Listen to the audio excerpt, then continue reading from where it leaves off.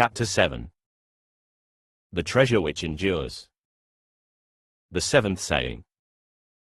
Jesus said, "The kingdom of the Father is like a man, a merchant, who possessed merchandise and found a pearl. The merchant was prudent. He sold the merchandise and bought the one pearl for himself. Do you also seek for the treasure which fails not, which endures, where no moth comes near to devour and where no worm destroys? If you look without, the world of the many exists. If you look within, then the world of one. If you go outside you may achieve much, but you will miss the one. And that one is the very center. If you miss it you have missed all. You may attain much but that much will not count much in the end, because unless one attains to oneself nothing is attained. If you are a stranger to yourself, even the whole world will not fulfill you. If you have not got into your own being, then all the riches will make you even poorer. This happens, the more riches you have, the more poverty you feel because now you can compare. Without riches, the inside in comparison looks poorer and poorer and poorer. Hence the paradox of the rich man: the richer he gets, the poorer he feels. The more he has, the more he feels that he is empty, because the inner emptiness cannot be filled by outer things. Outer things cannot enter into your being. The inner emptiness can be filled only when you achieve yourself, when you attain to your being. Make a clear distinction. The world outside is the world of the many, but the one is absent there, and that one is the goal. That one is within you, so if you are searching outside you will miss. Nothing will be of much help. Whatsoever you do, you will be a failure. The mind will go on saying, "Attain that." Then you will be fulfilled. When you attain it, the mind will again say, "Attain something else," then you will be fulfilled. The mind will say, "If you are not succeeding it means you are not making enough effort. If you are not reaching, you are not running fast enough." And if you listen to the logic of the mind, which looks logical but it is not, then you will go on running and running and running, and in the end there will be nothing except death. The many is the realm of death, the one is the realm of the deathless. The seeker has to be sought, not in outside objects but in your subjectivity. You have to turn within. A conversion is needed, a turning, an absolute about turn is needed, so the eyes which see outside start seeing within. But how will this happen? Unless you are totally frustrated with the world, this cannot happen. If even a slight hope remains, you will go on moving. Failure is great, and with the failure of the many a new journey starts. The sooner you fail in the outside world the better, the sooner you get totally frustrated the better, because failure in the outside becomes the first step towards the inner. Before we enter this sutra of Jesus, many more things have to be understood. Who is the wise man? The one who is ready to lose all for the one. And who is the fool? He who has lost himself and purchased ordinary things, who has sold the master and filled his house with useless things. I have heard, once it happened, a friend of Mullah Nasruddin became very, very rich. And when somebody becomes rich he wants to go back to his old friends, old neighbors, old village, to show what he has attained. So he came from the capital to his small village. Just at the station he met Mullah Nasruddin and he said, "Nasruddin, do you know, I have made it. I have become very, very rich, you cannot even conceive. I have a palace with 500 rooms, it is a castle." Mullah Nasruddin said, "I know a few people who have houses with 500 rooms." The friend said, "I have 2 18-hole golf courses, 3 swimming pools and acres of greenery." Nasruddin replied, "I know one man in the other town who has 2 golf courses and 3 swimming pools." The rich man said, "In the house." Nasruddin said, "Listen, you may have made much money, but I have also not done too bad. I've got donkeys, horses, pigs, buffaloes, cows, chickens." The other man started laughing and he said, "Nasruddin, lots of people have donkeys, horses, cows, chickens." Nasruddin stopped him in the middle and said, "In the house. But whatsoever you get, whether it is 18-hole golf courses, 3 swimming pools and 500 rooms, or donkeys, horses and cows, whatsoever you can get outside will not make you rich, because really the house remains empty, you remain empty. Nothing enters into the house, these things remain outside because they belong to the outside, there is no way to put them in. And poverty is within. Had it been outside, then there would have been no problem. If you had felt the emptiness outside, on the periphery, then it could have been filled by houses, cars, horses or anything. But the emptiness is felt within, you feel meaninglessness within. It is not that you don't have a big house that is creating the trouble, it is that inside you feel totally meaningless. Why do you exist? Why this whole trouble of being in existence? Why be alive? Where is it leading? Every day in the morning you wake up again to go, and nowhere to go. Every day in the morning you get dressed, but you know by the evening nothing is attained, no goal is achieved. Again you fall asleep, again in the morning the journey starts, the whole meaningless business of it. Inside you go on feeling empty, there is nothing. So with outside things you can at the most deceive others, not yourself. How can you deceive yourself? The more things accumulate, the more life is wasted because they have to be purchased at the cost of life. You are less alive, death has come near, things are growing more and more, the pile goes on becoming bigger and bigger, and inside you are shrinking. Then comes the fear. What am I achieving? Where am I reaching? What have I done with my whole life? And you cannot go back, the time that is wasted cannot be returned to you, there is no way. You cannot get it back, you cannot say, sorry, I will start again, that is not possible. Then by the time you become old you become more and more sad. That sadness is not because of physical age, that sadness is because now you realize what you have done to yourself. You have made a house, of course you have succeeded, you are rich, you have attained prestige in the eyes of others, but what about your own eyes? Now you feel the pain, the suffering of a wasted life, of time lost. Death is coming nearer and soon you will dissolve with your hands empty. This emptiness is inner. You cannot fill it with anything that you can get in the world, unless you get yourself. Hence the insistence of Jesus that, even a camel can pass through the eye of a needle, but a man who is rich cannot pass through the gate of heaven. Why? What is wrong with a rich man? Nothing is wrong with a rich man. The emphasis is that one who has wasted his life in accumulating things of the world, that is what is meant by a rich man, cannot enter into the kingdom of God, because there only one who has attained the inner enters. He cannot deceive at the gate of heaven. He cannot enter because he will be too wasted, rotten, a ruin. He cannot dance at the door, he cannot sing. He cannot enter with a certain significance that he has attained in his life. He is uprooted, he possessed much, but he never possessed himself, and that is the poverty. If you possess yourself you are rich, really rich. If you don't possess yourself, you may be an emperor but you are poor. The second thing to be understood is why we go on accumulating things. The truth is so clear, but still we go on. Nobody listens to Jesus or Buddha, and even if you listen, even if you feel that you understand, you never follow it. There must be some very deep reason. So Buddha and Jesus are neglected and you continue on your path. Sometimes a doubt arises, but that is all. Again you get settled and you follow your own path. There must be something very deep-rooted which even a Buddha or a Jesus cannot shake, cannot uproot. What is that deep-rootedness? We exist in the eyes of others. Our identity consists of the opinion of others. Others' eyes are the mirrors, we look at our faces in others' eyes. There is the rub, the problem, because others cannot see your inner being. Your inner being cannot be reflected in any mirror whatsoever. Only your outer can be reflected. Reflections are only of the outer, of the physical. Even if you stand before a mirror, the best mirror, only the physical part of you will be reflected. No eye can reflect your inner part. So others' eyes reflect your riches, your achievements in the world, your clothes. They cannot reflect you. And when you see that others think you are poor, that means you don't have good clothes, a good house, a good car. You start moving towards these things. You accumulate things just to see that you are rich in the eyes of others. Then others' eyes start reflecting that you are becoming richer and richer, you are gaining power and prestige. Your identity consists of your reflection, but others can only reflect things, they cannot reflect you. Hence, meditation is very, very necessary. Meditation means closing your eyes, not looking at the reflection, but looking at your own being. Otherwise, the whole day you are engaged with others. In the night also, when you sleep, either you are unconscious when there is deep sleep, or you are again engaged with others in your dreams.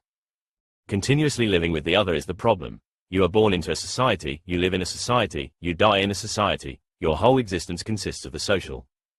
And society means eyes all around. Whatsoever those eyes reflect, they impress you. If everybody says you are a good man, you start feeling good. If everybody thinks you are a bad man, you start feeling bad. If everybody says that you are ill, you will start feeling ill. Your identity depends on others, it is a hypnosis through others. Move into loneliness, live with the others, but don't exhaust yourself with the others.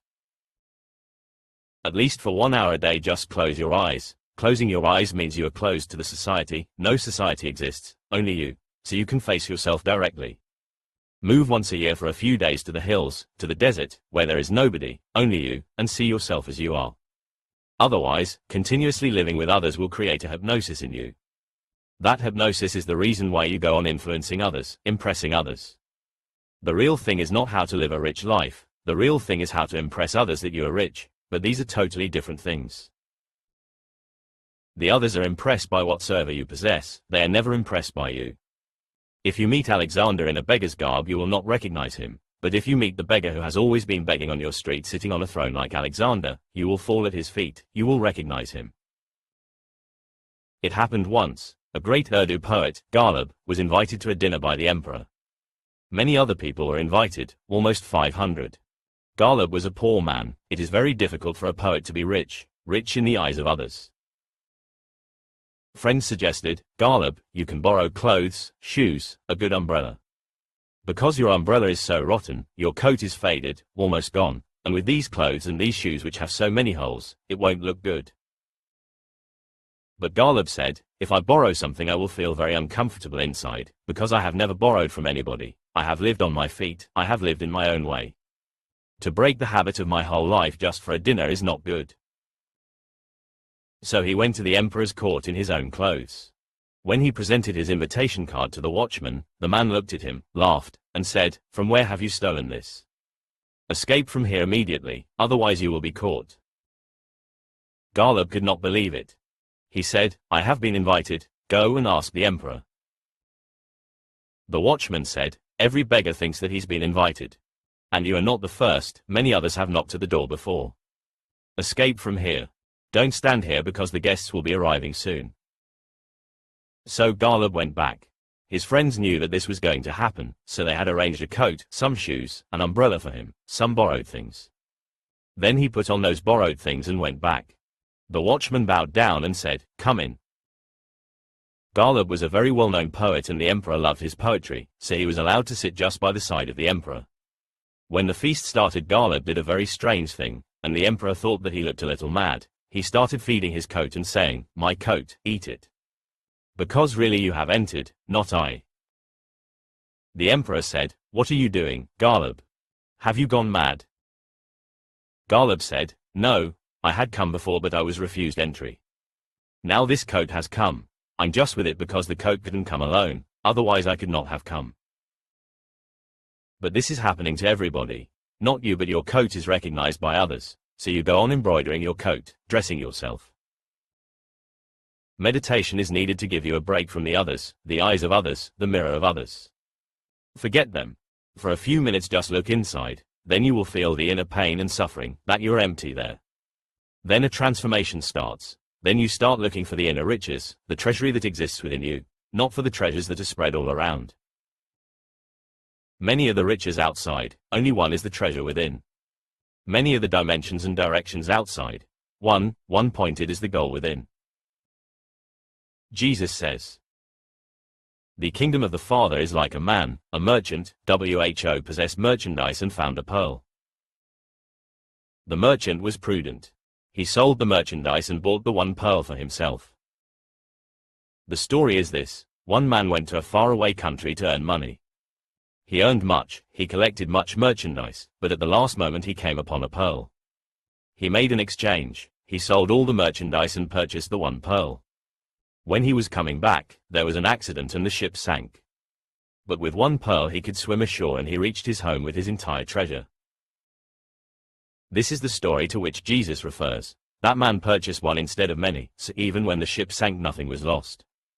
The one can be saved, not the many. When death comes and your ship sinks, if you have one pearl you will be able to carry it to the other shore, but if you have many things, you will not be able to carry them. A pearl can be carried, but how can you carry much merchandise?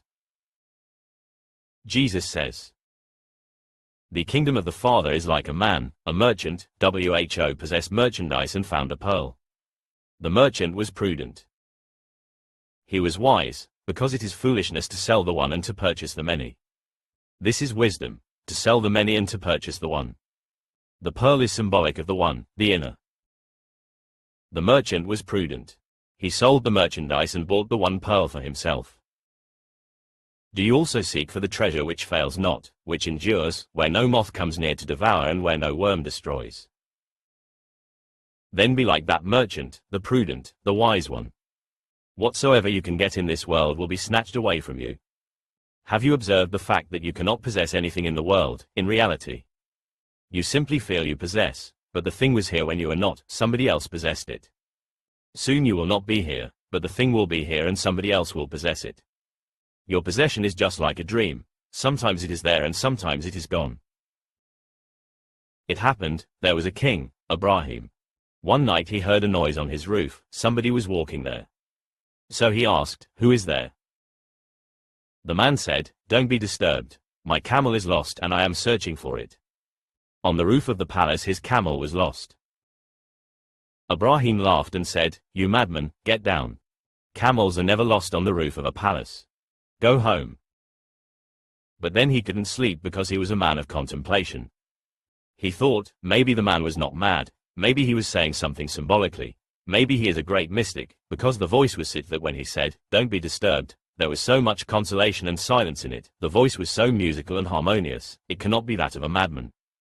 And when he said, "My camel is lost and I am searching for it," the voice was so penetrating, it seemed to indicate something. The man has to be found tomorrow morning. I must see who this man is, whether he is mad, or a madman of God, whether he was just on the roof in his madness, or whether he was sent for me particularly, to give me a message. The king couldn't sleep the whole night. In the morning he told his courtiers to go and find this man with this type of voice. But the whole capital was searched and the man could not be found, because how can you find a man just by the tone of his voice? Difficult.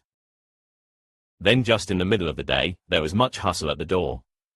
A fakir, a beggar, had appeared and he was saying to the watchman, "Allow me to enter, because I want to stay here for a few days in this sarai, in this inn." The watchman was saying, "This is not an inn, not a sarai, this is the king's own palace, his own residence." But the fakir said, "I know very well this is an inn, travelers come in, they stay and they go. Nobody is a resident here, so let me in. I will talk to the king, who seems to be a foolish man." This was overheard and the fakir was sent for. The king was very angry and he said, "What are you saying?" The man said, "Listen. I came once before but then somebody else was sitting on this throne. And he was also the same type of foolish man as you are, because he thought this was his residence. Now you are thinking this is your residence." The king said, "Don't be stupid. And don't behave in such an uncivilized way. He was my father, now he is dead." The fakir said, "And I tell you that I will come again and I will not find you here. Somebody else will be here. He will be your son and he will say, 'This is my residence.' What type of residence is this? People come and go. I call it a traveler's inn." The voice could be recognized. The king said, "Then you are the madman who was looking for the camel on the roof." The fakir said, "Yes, I am the madman and so are you. If you are looking for yourself in riches, you are looking for a camel on the roof." The king came down from his throne and said to the fakir, "You stay in this sarai, but I am leaving it, because I was staying only believing that this was a residence, this was a home. If this is not a home, then I must go and search for home before it is too late." Ibrahim became a mystic in his own right. And when he became known, when he became a realized man, he used to live outside the capital, his own capital. Once it was his possession, now it was just a sarai. He used to live outside it and people would come and ask, "Where is the Basti?" Basti means the city, but the word is very beautiful, it means where people reside. But Ibrahim would show them to the cemetery. He would say, "Go to the right and you will reach the Basti, where people reside." And then people would go. Later they would come back very angry and say, "What type of man are you? We asked about the Basti, the city, where people reside, and you sent us to the cemetery."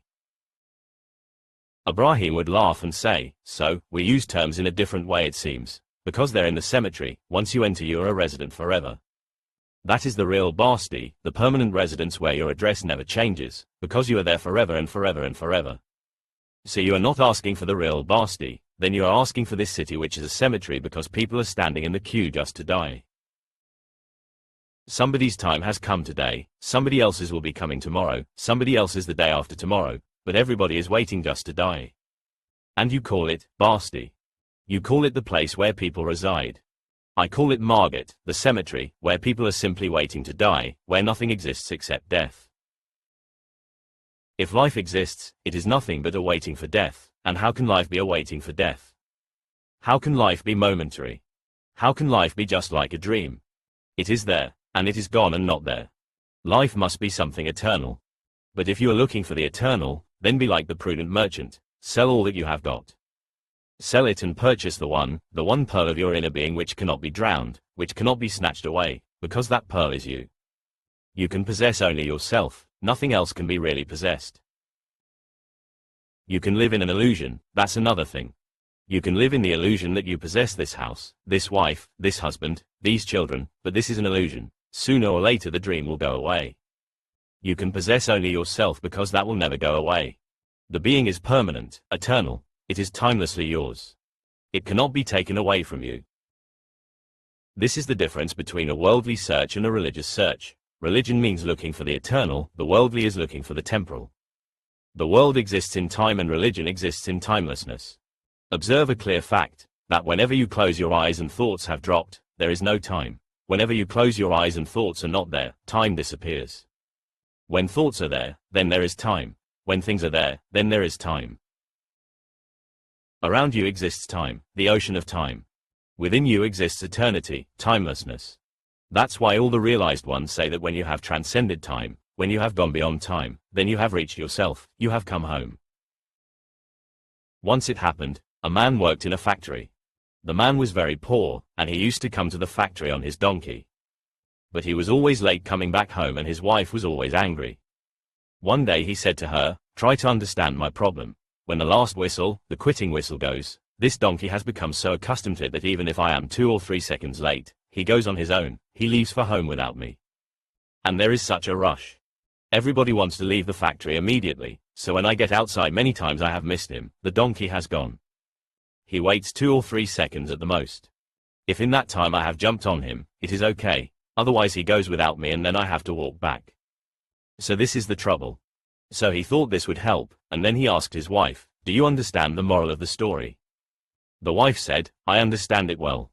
Even a jackass knows when it is time to go back home.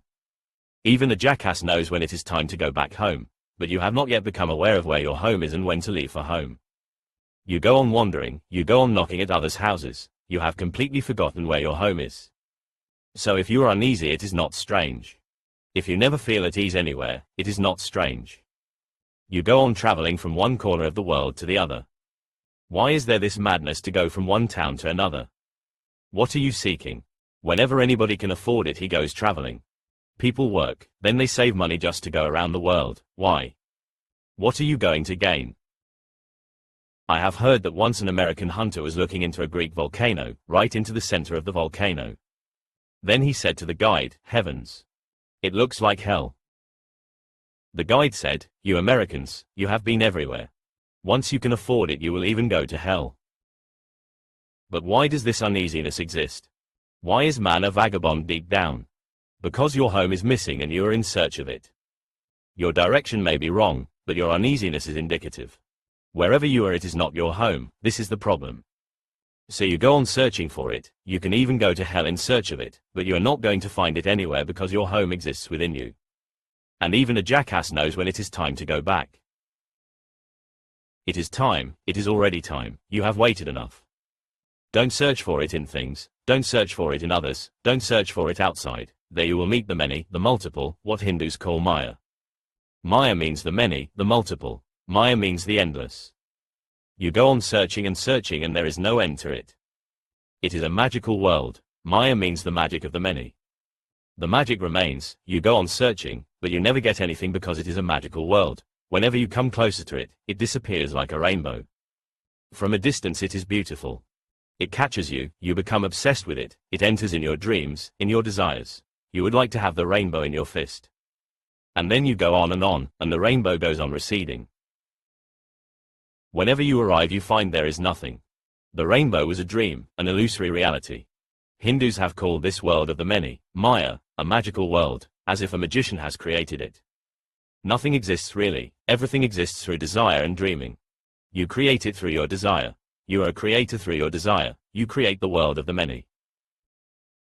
There is a car, a beautiful car. If there is no man on the earth, what will be the value of the car? Who will appreciate it? Who will bother about it? The birds won't look at it, the animals won't bother. Nobody will pay any attention to it. It will rot, it will become junk. But when man is there, it is valuable. Where does the value come from? It comes from your desire. If you desire it, it is valuable. If you don't desire it, the value disappears. The value is not in the thing, it is in your desire. The old law of economics was, wherever there is demand, supply follows. But now the law has completely changed. You supply and demand follows. Can you think of any person in Buddha's time dreaming about a car? There was no problem because the supply was not there, so how could you desire a car? Now the whole business world exists on creating new supplies. First they create supply, then they advertise, they create desire. Then the demand comes in, then you rush because then you see, now here is the goal I was missing my whole life. Now here is the goal, and once I achieve it, everything is achieved. But the businessman goes on inventing new things, advertisers go on creating new desires. Every year they create new cars, new houses, new goals. Constantly they supply you with ways of moving outwards. They don't give you a gap to think. Your car may be okay, but they say the new model has come. So now, moving with the old model hurts the ego. The new model may not be better, it may even be worse, but the new has to be purchased. You have to get it because the neighbors have got it, because everybody is talking about it. One woman came to a doctor and said, "Do any operation on me." The doctor said, "What? Have you gone mad? Why an operation? You are completely healthy and okay." The woman said, "But it is very difficult. Whenever I go to the club all the women are talking, somebody's appendix has been removed, somebody's tonsils have been removed, and only I feel somehow abnormal, nothing to talk about. Remove anything so that I can go to the club and talk about it." There is even competition in disease. You have to be ahead of each and everyone. Whatsoever the consequence, you have to be at the top. 3 commuters were talking in a train. One bragged about his wife saying, "I have a wife. We got married 10 years ago, and she still comes every night to meet me at the station when I come back home. Impossible." Another man said, "I can understand, because I have been married for 20 years and the same thing is happening. My wife still comes to meet me at the station." The third man said, "I can beat that. My wife has been coming to meet me for 30 years, and I am not even married to her.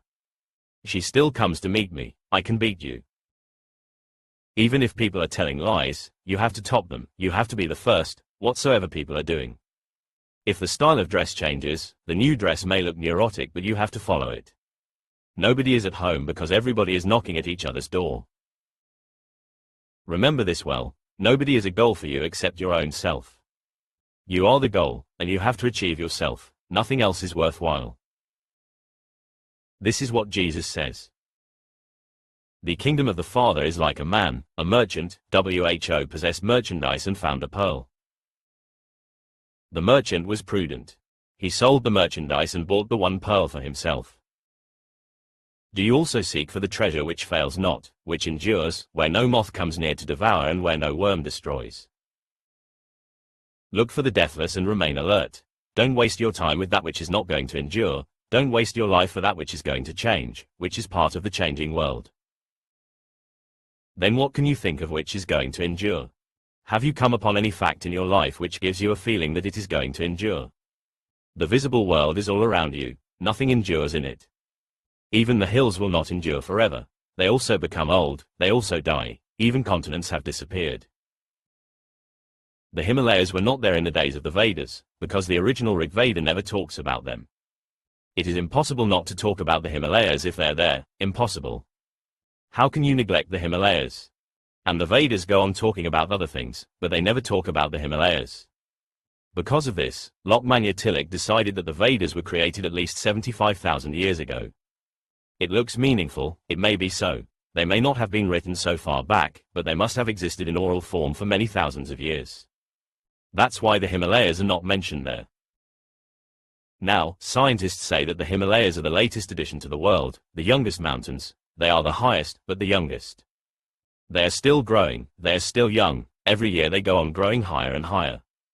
Vindhya is the oldest mountain on the earth. Maybe that's why it is bent like an old man dying. Hindus have a beautiful story about Vindhya. One seer, Agastya, went to the south, and it was very difficult to cross Vindhya in those days, for no means existed. The beautiful story is that when the seer came, Vindhya bent down just to touch his feet, and the seer said, "I will be coming soon. You remain in the same posture so I can cross you easily." So Vindhya has remained bent, and the seer never came back again. He died in the south. But the story is beautiful. Vindhya, the oldest part of the earth, is bent like an old man. Even hills are young, old. They die, they are born. Nothing is permanent in the outside world. Look at the trees, at the rivers, at the mountains. They give the feeling that everything is permanent, but look a little deeper and the feeling disappears. Then go within and look at your thoughts. They are even more temporary. They continuously go on moving, not a single thought stays. A moment ago you were angry and the mind was filled with angry thoughts. A moment later you are smiling and those thoughts have disappeared completely, as if they never existed. Just like clouds in the sky, they come and go. They are constantly changing their shape, just like the clouds. They are exactly alike. Meditate on the clouds and you will see their form is constantly changing. If you don't look, you may not become aware, otherwise you will see their form is continuously changing. Not for a single moment is the form of a cloud the same. The same happens in your mind. The form of a thought is just like a cloud, it goes on changing. That is the reason why people cannot concentrate, because concentration means the form of the thought should remain constantly the same. That is the problem, because thought goes on moving and changing. Whatsoever you do, it is changing. One thought changes into another, one form into another form. The world of thought is also not that which endures. Hills change, clouds change, only the sky remains the same, it endures. The same is within you. Things change around you in clouds, thoughts change within you, but the sky of the self, the witnessing self, remains the same. That is the pearl, the witnessing self. It is formless, so it cannot change. If there is form, change is going to happen. If there is no form, how can change happen? It is formless, Naraka. If you go to this formlessness within you, in the beginning it will look empty because you don't know formlessness, you only know emptiness. But don't be afraid, don't get scared, enter into it. When you become acquainted with it, when you have settled in it, then the emptiness is not emptiness, it becomes formlessness. When this formlessness is achieved, you have the pearl. Then you have purchased one at the cost of the many. Right now, at the cost of the one you have purchased the many. And the one is the pearl, the many are just false stones. They may look very valuable, but they are not, because they cannot endure. Endurance, nityata, eternity, is the criterion of truth. Remember this well. What is truth? That which endures, and endures infinitely. What is a dream? That which begins and comes to an end, that which cannot endure forever. So look to that pearl which nobody can snatch from you, not even death. In death the body will die, in death the thoughts will disappear, but you will go on and on and on. Death happens near you, but never to you. It happens in the neighborhood, but never at the center. It happens at the circumference. You have never died, you cannot die. Mountains disappear, clouds come and go, but the sky remains the same. And you are the sky. The nature of the self is just like space, empty, infinitely empty, formless. Everything happens within it, nothing happens to it. This is what Jesus means. Do you also seek for the treasure which fails not, which endures, where no moth comes near to devour and where no worm destroys? Chapter 8. Enough for today. Make the two one. The 28th of August 1974, I'm in Buddha Hall. The 8th saying. Jesus saw children who were being suckled. He said to his disciples, "These children who are being suckled are like those who enter the kingdom." They said to him, "Shall we then, being children, enter the kingdom?" Jesus said to them, "When you make the two one, and when you make the inner as the outer and the outer as the inner, and the above as the below, and when you make the male and the female into a single one, so that the male will not be male and the female not be female, then shall you enter the kingdom." This is one of the deepest sayings of Jesus, and one of the most basic to be understood by a seeker. It is also one of the most difficult to achieve, because if this is achieved, nothing more is left to achieve. First try to understand a few things and then we will enter into the saying. Man, if he lives with the mind, can never be innocent, and only in innocence does the divine descend, or do you ascend to the divine. Innocence is the door. Mind is cunning, calculating, it is clever, and because of this cleverness you miss the kingdom of God. You may attain to the kingdom of this world through the mind, because here cunningness is needed. You have to be cunning. The more cunning, the more successful. The more calculating, the more efficient in the ways of the world. But the door for the kingdom of God is exactly the opposite. There, no calculation is needed, no cleverness is needed. Mind is not needed at all, because mind is just a mechanism to calculate, a mechanism to be clever. If you don't need any cleverness, any calculation, mind is useless. Then the heart becomes the source of your being, and heart is innocence. Why do we go on being clever? Why does the mind go on thinking about how to deceive? Because that is the only way in this world to succeed. So those who want to succeed in this world will be failures in the kingdom of God. If you are ready to accept your failure in this world, then you are ready to enter the other world. The moment one is ready to recognize that, the success of this world is not for me, I am not for it, immediately a conversion happens, a turning. Then the consciousness doesn't move outward, it starts moving inward. Jesus emphasizes innocence very much. Hence, he goes on talking about the beauty of children, or the innocence of the flowers, of lilies, or the innocence of the birds. But that type of innocence won't help, you have already lost that. So don't imitate him verbally, don't try to understand literally, it is just symbolic. You cannot be a child again, how is it possible? Once you have tasted knowledge you cannot fall back. You can transcend it but you cannot go back, there is no way to go back. You can go ahead, you can go beyond it, but you cannot go behind it now, there is no way. You cannot be an ordinary child again. How? How can you lose that which you have known? But you can go beyond, you can transcend. Remember this, otherwise you may start imitating a child and that imitation will be a cunningness, it will again be a calculation. Because Jesus says, be like a child, so you start practicing how to be like a child. But a child never practices. A child is simply a child, he doesn't even know that he is a child, he is not aware of his innocence. His innocence is there, but he is not self-conscious about it. But if you practice then self-consciousness will be there. Then this childhood will be a false thing. You can act it but you cannot be a child again, in the literal sense. A saint, a sage, becomes like a child in a totally different sense. He has transcended, he has gone beyond mind, because he has understood the futility of it. He has understood the whole nonsense of being a successful man in this world, he has renounced that desire to succeed, the desire to impress others, the desire to be the greatest, the most important, the desire to fulfill the ego. He has come to understand the absolute futility of it. The very understanding transcends. The very understanding, and immediately you are transformed into a different dimension. Then there is again a childhood, that is called the second childhood. Hindus have called that stage, the twice-born, Dwai. Again you are born, but this is a different birth, not out of a father and a mother. This is out of your own self, not out of two bodies meeting, not out of duality. It is through yourself that you are born. This is the meaning of Jesus' birth, that he was born out of a virgin. But people take everything literally and then they miss. Out of the virgin means out of the one. There is no other, so who can corrupt it? Who can enter into it? The virginity remains absolutely pure because there is no other. When the other is there you have lost your virginity. If in the mind the other is there, you have lost innocence.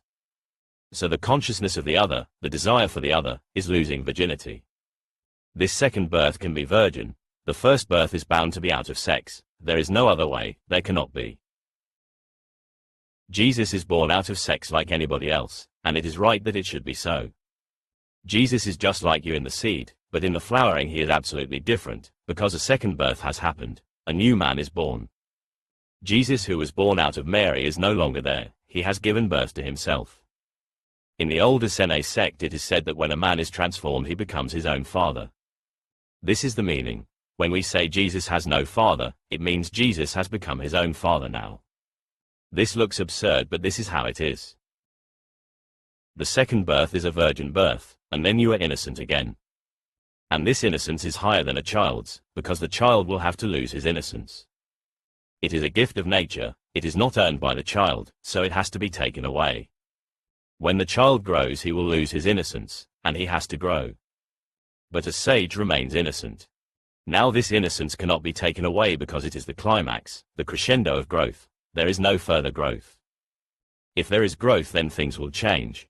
If you have reached the goal beyond which nothing exists, only then will things not change.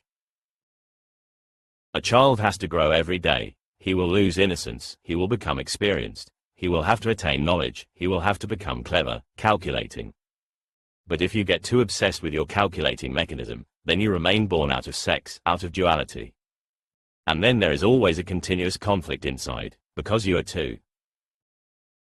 When you are born out of two, you are going to remain two, because both are there. A man is not only man, he is woman also. A woman is not only woman, she is man also, because both are born out of two.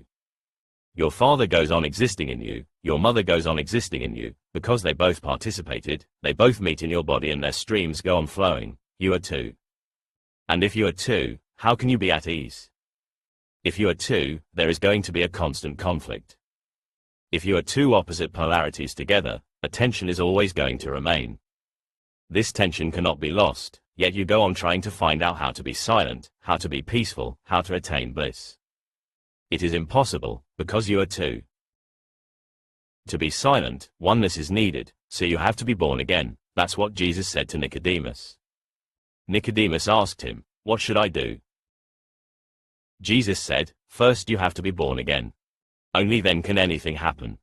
Right now, as you are, nothing can be done. And the same I say to you, right now, as you are, nothing can be done. Unless you are reborn, unless you become your own father, unless your duality disappears and you become one, nothing can be done. When the woman within you and the man within you meet, they become a circle. They are not fighting, they disappear, they negate each other, and then oneness is left. This oneness is virginity. That is what Jesus means when he says, be like children. Don't take it literally. But why, like children? Because when a child is conceived, for the first few weeks he is neither male nor female. Ask the biologists, they will tell you that he is neither. For a few weeks the child is neither male nor female, he is both or neither, the division is still not distinct. That's why medical science is now able to change the sex of the child. A few injections can change it, because both are there, the male and the female. The balance will soon be lost, either the male will predominate or the female will predominate. And whichever predominates will become the sex of the child. But in the beginning there is a balance, both are there. It will depend on hormones now. If we inject male hormones the child will be male, if we inject female hormones the child will be female. The sex can be changed because sex is an outer thing. It does not belong to the being, it belongs only to the circumference, to the body, it is a hormonal thing, physical. The being remains totally different from it. But soon the distinction arises, the child starts becoming either a male or a female. In the beginning the unity. Then the child is born, bodily now he is either a male or a female. But deep in the consciousness the distinction has still not penetrated, in consciousness he is still neither, the child does not know whether he is male or female. A few more months and then the distinction will enter into the mind. Then the child will have a different outlook, immediately he will become self-conscious. In the beginning the body was one, then the body separated. But even when the body separates the child is one. Then the child also separates, the human being disappears. You are identified with being male or female, and that continues your whole life. That means you never reach the source again, the circle remains incomplete. A sage reaches the source again, the circle becomes complete. And first the distinction disappears in the mind, just the reverse. In the child, first the distinction comes into the body, then into the mind. In the sage, first the distinction disappears from the consciousness, then from the body, and before he dies he is again one. This is the second childhood. Again he becomes innocent, but this innocence is very rich. The innocence of a child is poor because there is no experience. The innocence of childhood is just like an absence of something. But the innocence of a sage is a presence of something, not an absence. He has known all the ways of the world, he has moved, he has experienced all that was to be experienced. He moved to the very opposite end, He became a sinner, he delved deep, he indulged, he experienced all that this world can give, and now he has come out of it. His innocence is very, very rich because experience is there. You cannot destroy it now, because he has known all that can be known. How can you destroy it now? You cannot motivate him anymore, all motivation has gone.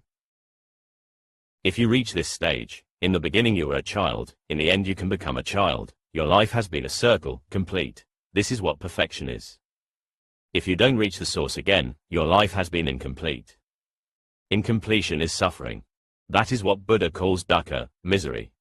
If you are incomplete, there is misery. If you are complete, you are fulfilled.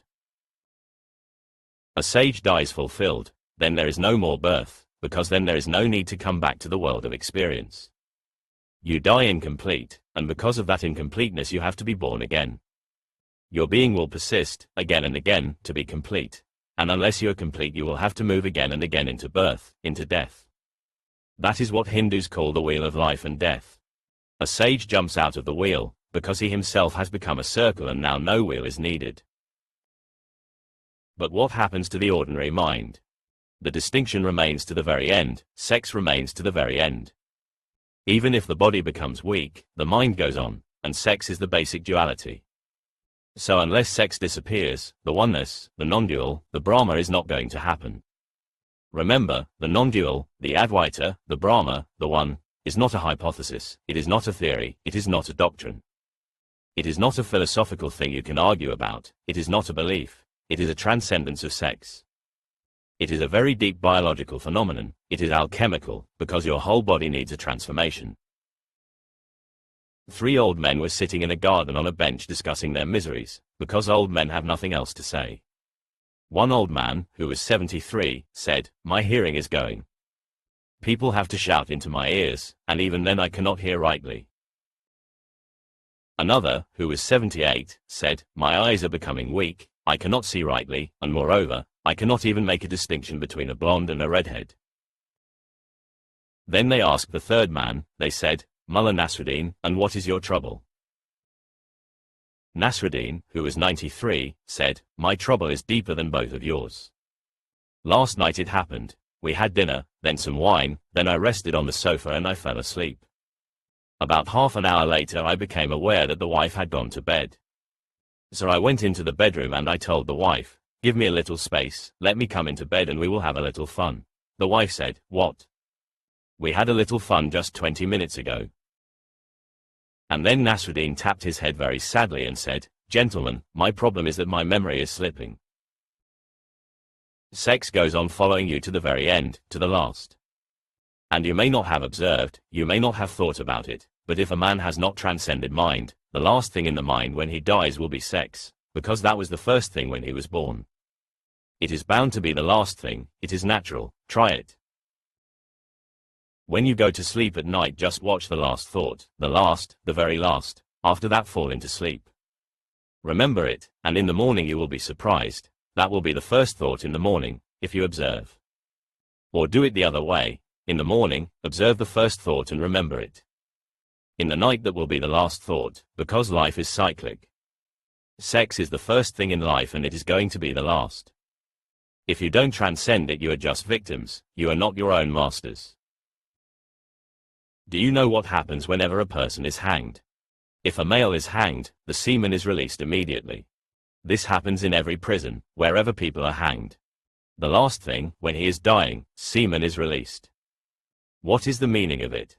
Why should it be so? Life is a cycle, it completes itself. That was the first thing through which he entered life. That is going to be the last thing, through which he will again enter into another life. A sage transcends sex, but a sage has not repressed sex, remember, because repression is not transcendence. If you repress, you are still in it. If you repress, you are still divided. A sage has not repressed anything. Rather, on the contrary, the male and the female energy within him have become a unity. Now he is neither male nor female.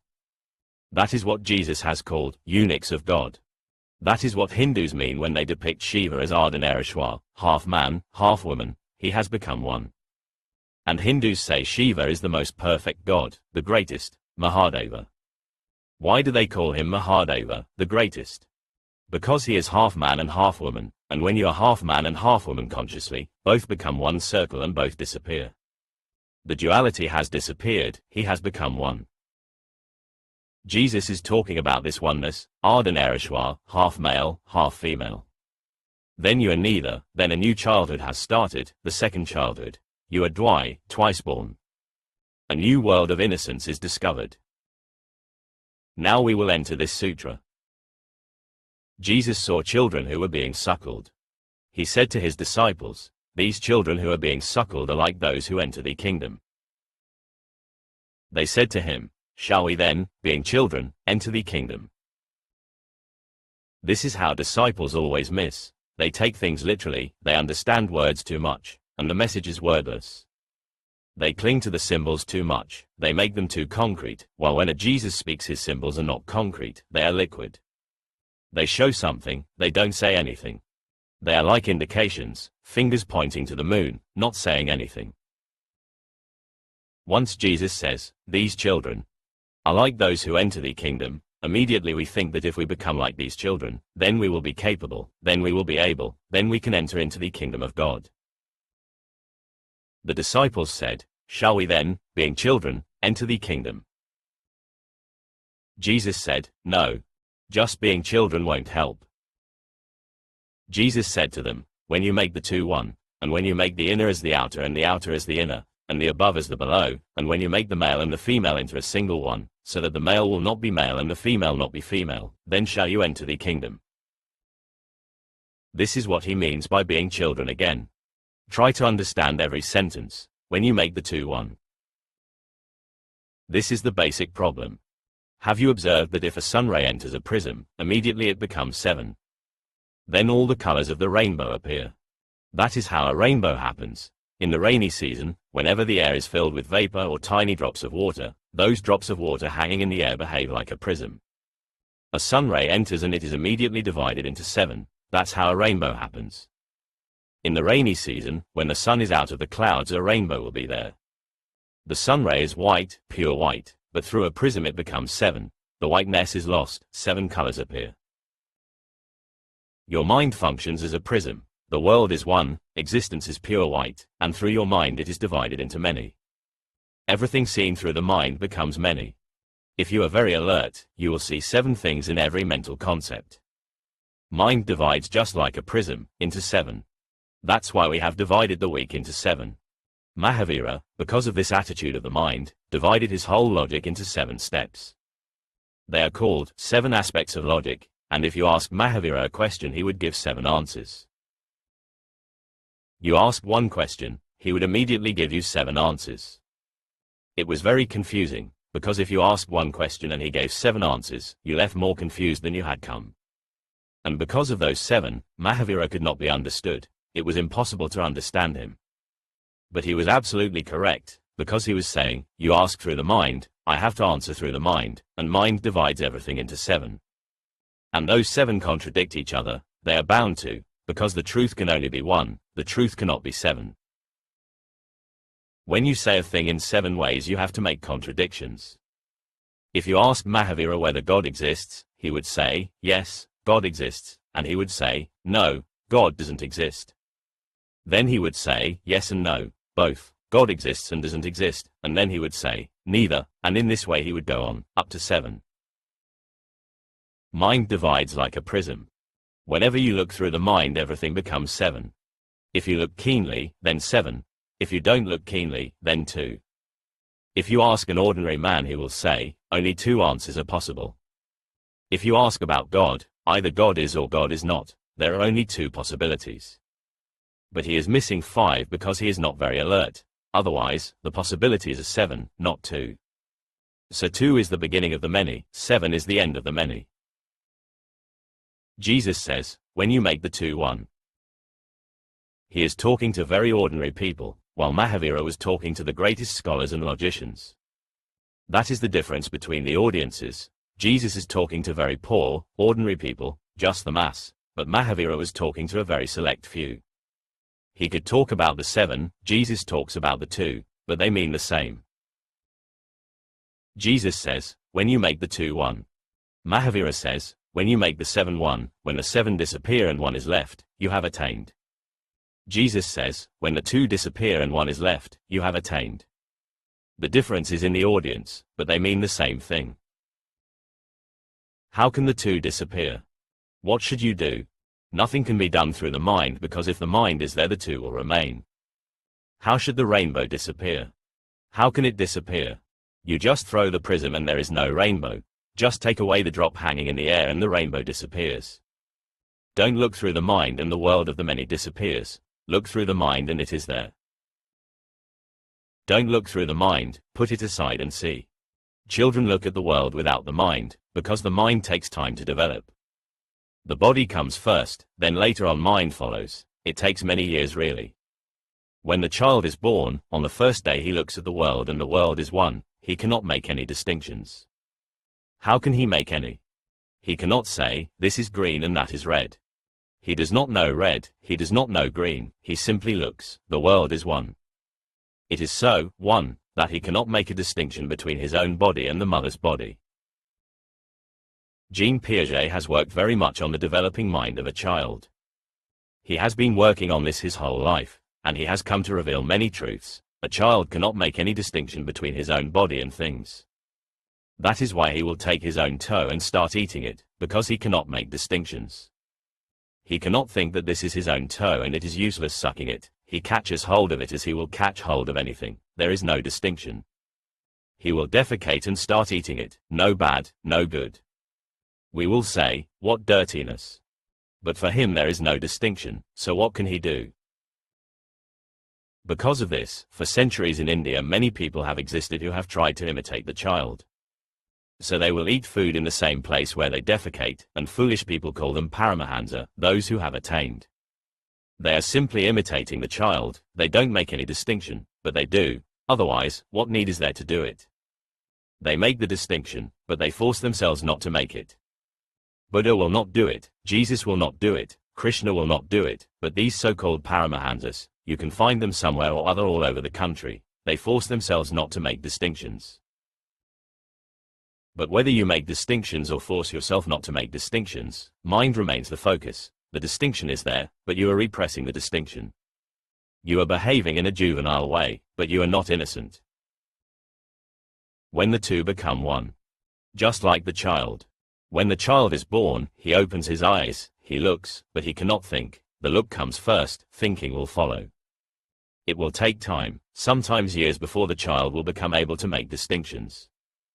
A child will immediately snatch a toy from another child's hand, and you will say, don't do that. That's not good, that toy is not yours. You are making a distinction of property because you believe in individual property. You think, this is mine, and that is not mine. For a child no distinction exists, a toy is just a toy. He cannot think how it is not his. If my hand can reach and snatch it, it is mine. Mine, and thine, are still not clear-cut. A child cannot make any distinction between a dream and a reality. So in the morning a child may be weeping and crying because he had a beautiful toy in his dream. Where has it gone? He wants it to be given back immediately. He cannot make a distinction between the dream and the real. He cannot make any distinctions. His innocence is because he is still unable to make distinctions. And a sage's innocence comes when he has dropped making distinctions. Not that he cannot see that green is green and red is red, not that he cannot make the distinction that this is bread and that is a stone, but he has dropped the mind. Now he lives through the look and not through thinking. That is why Hindus have called their philosophies darshanas. Darshan means to look, not to think, and philosophy is not a right translation, because philosophy means to think, it is just the opposite. Darshan means to look and philosophy means to think. They are just the opposite of each other, they cannot be joined together in any way. Darshan means a look like a child's, when distinctions have been dropped, when you make the 2 one, and when you make the inner as the outer. Because this, inner, and outer, is also a distinction. I myself have to say, leave the outer, come to the inner, move within, drop the without. But you can misunderstand the whole thing, because when you drop the without, the within will be dropped automatically. When the outer is no more, how can the inner exist? They are relative terms. The inner exists only as the opposite of the outer. When there is no more outer, there is no more inner. First you drop the outer, and then the inner drops automatically by itself. There is no in, no out. You have become one. If there is still inner and outer, then you are still two, not yet one, you are still divided. That's why Zen monks have said one of the most strange things ever asserted. They say this world is God. They say ordinary life is religion. They say everything as it is okay. Nothing is to be changed because the very concept of change creates the two. That which is has to be changed into something which ought to be. It has to be changed into be, the two comes in. They say this very world is divine. God is not somewhere else, because that somewhere else creates a duality. God is not the creator and you are not the creature, you are God. God is not the creator, this very creation is divine, the very creativity is God. Mind always tries to make distinctions, that is mind's speciality. The more distinctions you can make, the more clever a mind you have. And mind will always say that these mystics are a little foolish, because boundaries are not clear. That's why they call religion mysticism, and by mysticism they don't mean a very good thing. They mean something vague like mist, something cloudy, something that is not a clear reality, but like a dream. These mystics are fools to logicians because they don't make distinctions, and distinctions are everything you have to make. You have to know what is what. And logic thinks the more distinctions you can make, the nearer you come to the reality. That is why science, which follows logic, which is the application of logic and nothing else, has reached the atom. Making distinctions, by and by, separating everything, they have reached the atom. Religion, not separating but joining, dropping the boundaries not drawing the boundaries, has reached the ultimate, the one. Science has reached the atom, which means the many, the infinitely many, and religion has reached the one, the infinitely one. The approaches, science uses mind and mind makes boundaries, clear-cut distinctions. Religion doesn't use mind and then all the boundaries disappear, everything becomes everything else, things are meeting. The trees are meeting the sky is dropping into the trees, the earth is meeting heaven, heaven is reaching the earth. And if you look deep into life, you will find that these mystics are right. All boundaries are man-made, there are no boundaries in reality. They are useful, utilitarian, but not true. They help in certain ways, but they hinder also in certain other ways. Try to find distinctions. For the last week you have been unhappy. Can you exactly pinpoint the moment when you became unhappy? Can you draw a line? Can you say, exactly on this day, at 9:30 sharp in the morning, I became unhappy? No, you cannot draw a line. If you search, suddenly you will find everything is vague. You cannot say when you became unhappy. Then you become happy. Watch when you become happy again. You may have missed because you were not aware in the past, but now you are unhappy and sometime you will become happy, because mind cannot remain in one state forever. You cannot help it. Even if you want to remain unhappy permanently, you cannot. Then watch, at exactly which moment do you become happy again? You will become happy and you will again miss the moment because it will be vague. What does it mean? It means happiness and unhappiness are not two things. That's why you cannot make the distinction. They melt into each other, they mingle into each other, their boundaries merge into each other. There are no boundaries really, they are like a wave, they are like the hill and the valley. The valley follows the hill, the wave comes and the hollow follows the wave. Where does the hill start, and where does the valley end? Nowhere. They are one. It is your mind which says, this is the valley and this is the hill. Can you have a hill without the valley? Can you have a valley without the hill? Can you have happiness without unhappiness? If you are trying to, then you are trying for the impossible. Can you have unhappiness without happiness? Drop it. Because this happiness and unhappiness is more poetic. Health and illness are more physiological. Watch, exactly when did you become ill? Where can you draw the boundary? And when did you become healthy? Nobody can draw any line of demarcation. Illness becomes health, health becomes illness, love becomes hate, hate becomes love, anger becomes compassion, compassion becomes anger. It may be uncomfortable to conceive, but mystics are true. You were a child. When did you become young? When did youth enter in you?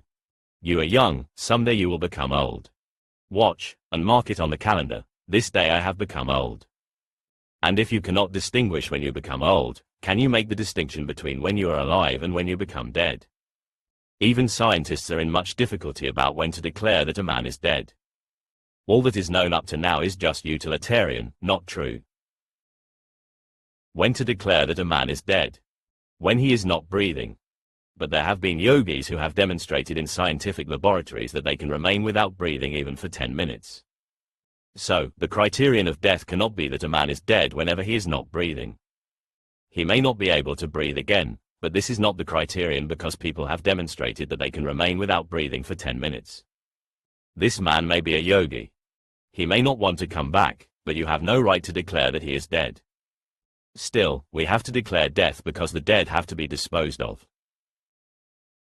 When is a man really dead? When his heart stops functioning. Or when his brain stops functioning. Now, in scientific laboratories there are brains without bodies, and they are functioning. Who knows what they are thinking? Maybe dreaming. They will not even be aware that they have lost the body. And scientists who have been observing brains which have no bodies say they also have the same rhythm. They sleep, they are awake. They sleep, they are wakeful. They show signs that they are dreaming, and they show signs that now they are not dreaming. They show signs that they are thinking, and they show signs that they are sometimes angry and agitated and tense, and sometimes relaxed. Inside, what will they be thinking? They must not be aware that the body is no longer there, but can you call those minds dead? They are functioning well. Which part can be the criterion? Which moment can be the criterion? In the Second World War they experimented in Russia, and at least 6 persons are still alive who were declared dead because of a sudden heart failure. They were declared dead but they were pumped blood, they were revived, and 6 of them are still alive. What happened? They have been reclaimed. Is there really a boundary where life ends and death begins? No. Just a wave phenomenon. Life follows death just like a wave is followed by a hollow. They are not separate, they are one, the rhythm of the one. Mystics say that for utilitarian purposes it is okay that you divide, but the reality is indivisible. What to do to know this indivisible reality? Just put aside the mechanism that divides. This is what meditation is. Put the mind aside and look without the mind. Be aware without the mind. See. And don't allow thoughts to stand as a screen between you and the universe. When the clouds, the thoughts, are not there and the sun shines with full awareness, the world is one. When you make the two one, and when you make the inner as the outer and the outer as the inner, and the above as the below, and when you make the male and the female into a single one, so that the male will not be male and the female will not be female, then shall you enter the kingdom. The greatest and the deepest distinction is between male and female. Have you observed that you never forget that somebody is male or female? You may forget the name, you may forget the religion, you may forget the face completely, but you never forget whether the person is a man or a woman. It is impossible, it seems, to forget. That means the deepest impact on your memory is left by the division. You met somebody 20 years ago. You cannot remember anything. The face has disappeared, the name has disappeared, but whether they were a man or a woman. That remains, that sticks. That made the deepest impact on you, as if the first thing you look for in the other is whether they are a man or a woman, the first thing that you look for and the last thing that remains with you. You may not be so consciously looking for it, but whenever you look at a person the first thing you note deep down is whether they are a man or a woman. If she is a woman you behave differently. If he is a man you behave differently. If she is a woman, then your man inside you is attracted whether you know it or not. You may be unconscious of it, but your behavior becomes more tender. Now the people who run markets know it well, so all salesmen are by and by replaced by saleswomen. It is bound to be so. If the purchasers are men then it is better to have a saleswoman, because then the purchaser cannot say no so easily as he can say to a man. When a woman puts a shoe on your foot, touches your feet, a beautiful woman, suddenly the shoe is not important, the shoe becomes secondary. It may be pinching you but you say, beautiful. It is good. And you have to purchase it. You are purchasing the woman, not the shoe. That's why with every advertisement, reasonably, unreasonably, related, unrelated, consistent, inconsistent, it makes no difference whether you have to sell a car or shoes or anything, you have to put a naked woman near it. The car is not purchased, the woman in the car is purchased. Sex is purchased and sold, everything else is superficial. Deep down you are looking for sex, everywhere. Jesus says you will not be innocent if this looking for sex remains. Then you will remain divided. If you are a man, then you are looking for a woman. If you are a woman, you are looking for a man. Then the looking will go on being concerned with the outer, it cannot become inner. You cannot move within, you cannot be meditative. The woman will disturb you, she will follow you. If you resist, if you fight, if you close your eyes, she will become more and more beautiful, she will tempt you. What to do? How to transcend this duality? Many methods have been used. Most of them are just deceptions. People say, think of every woman as your mother, but it will not make much difference, it is a deception. Think of every woman as your sister, it makes no difference, because she remains a woman. Sister, mother. It makes no difference, she remains a woman and you remain a man. A deep search goes on, and that search is so biological that it goes on behind your consciousness, it is a substream. Watch, you are sitting in your room and a woman enters. Watch yourself, watch what happens. Suddenly you are a different person. And if she is beautiful, then you are transformed even more. What happens? Immediately you are no more, just the man exists. You are no more, just the sex hormones. They start functioning, they put you aside, your consciousness is lost, you are almost unconscious, you behave as if you are drunk. As yet, we have not been able to discover a greater alcohol than sex, a greater drug than sex. It immediately changes everything. If you take LSD, things become colorful. Sex is an inbuilt LSD. Whenever you are sexual, things become colorful. Everything has a different look, a different shine. You are more alive, you don't walk, you run. You don't say anything, you sing. Your life has become a dance, you are living in a different dimension. Whenever sex is not there, suddenly you are back into the flat world, the world of things, uncolored, no shine in them. You cannot sing, you cannot run, everything has become lazy. Again, a woman or a man enters into your life and everything takes on color, it becomes a romance to be, it becomes poetry to exist. What is happening? And if this goes on happening, then you will be again in a duality, the deepest, and this duality will not allow you to see the real. And the real is blissful, it is neither happy nor unhappy. The real is beyond happiness and unhappiness. It is neither tense nor relaxed, it is neither dark nor light, it is beyond. When all duality has ceased, then you are blissful. Hindus have called that Ananda, it means, beyond the two. You cannot say a sage is happy. He is not happy because happiness has to be followed by unhappiness. You cannot say a sage is unhappy. A sage is blissful, he has passed the duality. Now there are no hills and no valleys, he moves on the ground, he moves on one level. There are no ups and downs because up and down exist as a duality. So Jesus says, when there is nothing above and nothing below, no up and no down, when there are not two, then you cannot choose, you simply exist. And that existence is on one level. There are no waves, the ocean is absolutely silent and without any waves, not even a ripple, because nothing goes above and nothing goes down. The ocean has become a mirror-like thing, no ripples, all agitation has ceased. The whole agitation exists through duality, and sex is the base of all duality.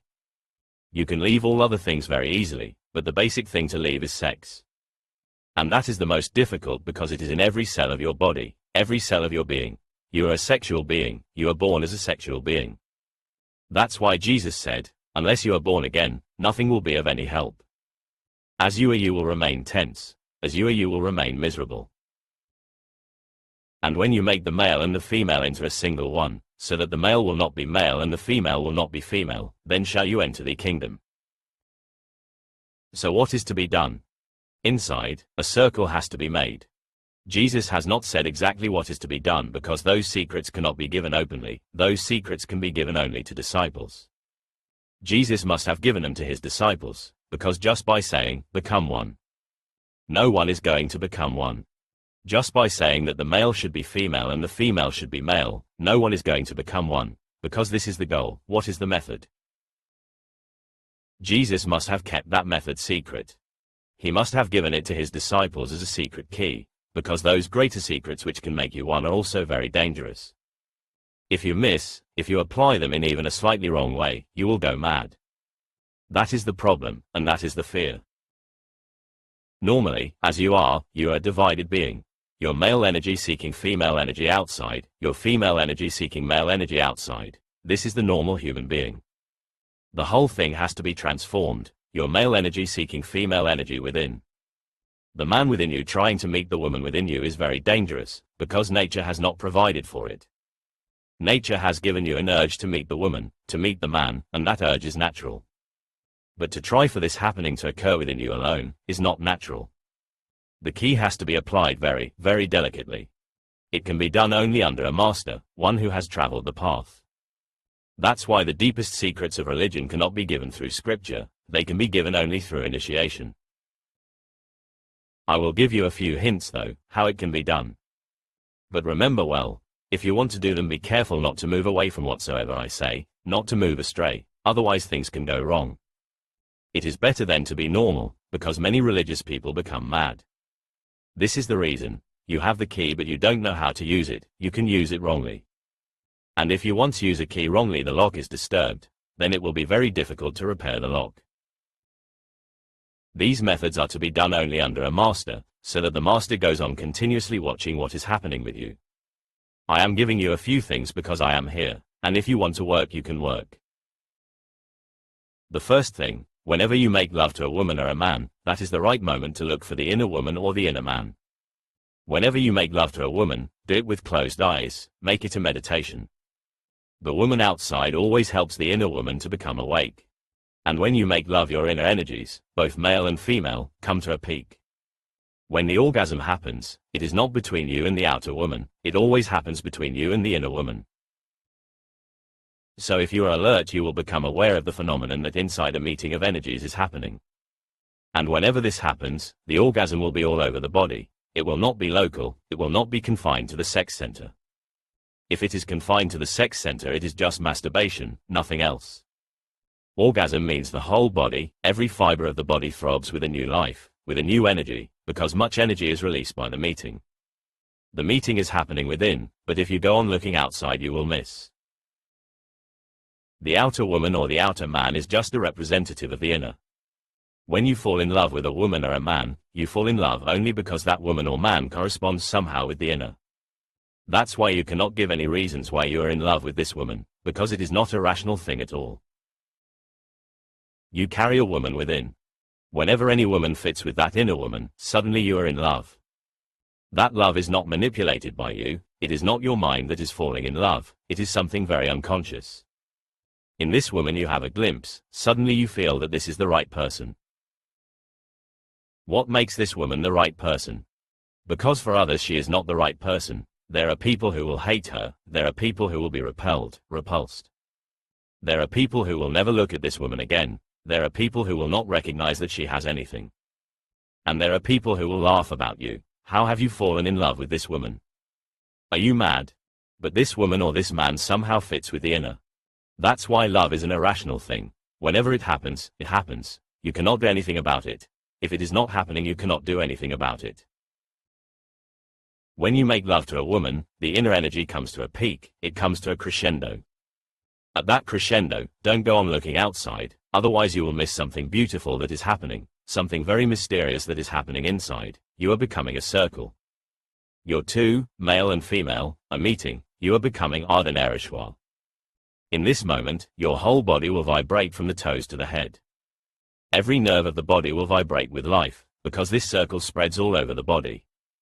It is not sexual, it is more than sex. Watch it. Watch the reaching of the peak, the meeting of the inner energies. Then watch when the tide has gone and the abyss starts. Watch, by and by, the separation of the energies again. If you do it a few times, you will immediately become aware that the outer woman or man is not needed. This can be done without the outer, because this is happening without the outer. The outer is just a trigger point. That trigger point can be created inside. And once you know how, you can do it inside. But this has to be experienced, only then do you know. I cannot say how. You have to observe, watch, and then you will know how the energies come, how orgasm happens, how they separate again, and again the two arise. For a single moment the one happens in you. That's why there is so much attraction in sex, that's why so much pleasure is derived out of orgasm, because for a single moment you become one, the two disappears. And in the moment of orgasm there is no mind. If mind is there, orgasm cannot happen. In the moment of orgasm, not a single thought. The whole prism is put aside. You are, but without thoughts. You exist, but with no mind. This happens only for such a single moment that you can miss it easily. You have been missing it for many lives. It is such a small gap that if you are interested outside, you have missed it.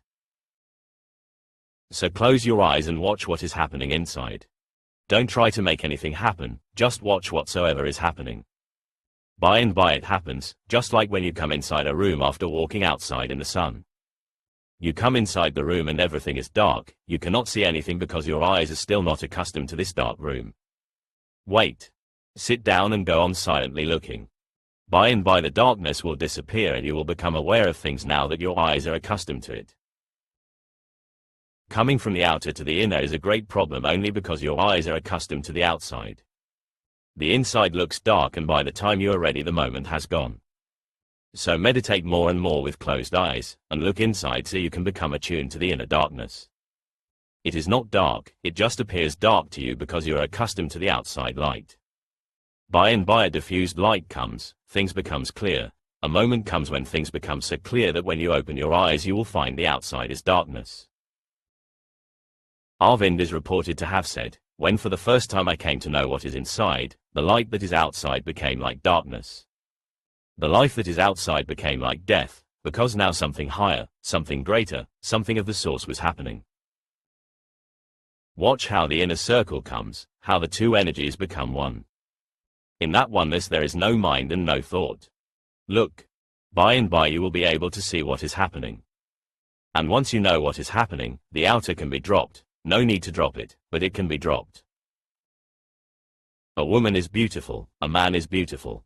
Love is good, nothing is wrong, it is healthy and whole. There is no need to drop it, but it can be dropped, and then you are no longer dependent on it. Then you can allow the phenomenon to happen inside, and a moment comes when this inner circle remains forever. With the help of the outer it cannot remain forever because the outer has to separate, the separation is a must. But with the inner there is no need to separate. If the inner marriage happens there is no divorce, there is no possibility because it is always there, both are there. Once they have met there is no question of any divorce. With the outer, divorce happens continuously. One moment you are together, the next moment you have to be separate. When this circle remains continuously within you, this is the state of Ardhanarishwar, and this is what Jesus means.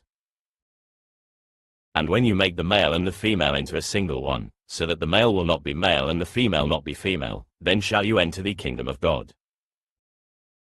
Then you have entered, you have become perfect, you are not divided, you have become indivisible. Now you have a self, now you have freedom and independence, now you lack nothing, you are complete in yourself. Unless this circle happens you will lack something and you will depend on others to fulfill it. That is why sex looks like a bondage, it is. It looks like a dependence, and whenever you feel there is dependence you resent it. Hence the continuous fight with the lover. You feel resentment, you cannot go away from the other because you are dependent. And nobody wants to depend on anybody, because every dependence is a limitation. The other tries to dominate, the other tries to possess. And if you are dependent you have to allow the other a certain domination because you are afraid.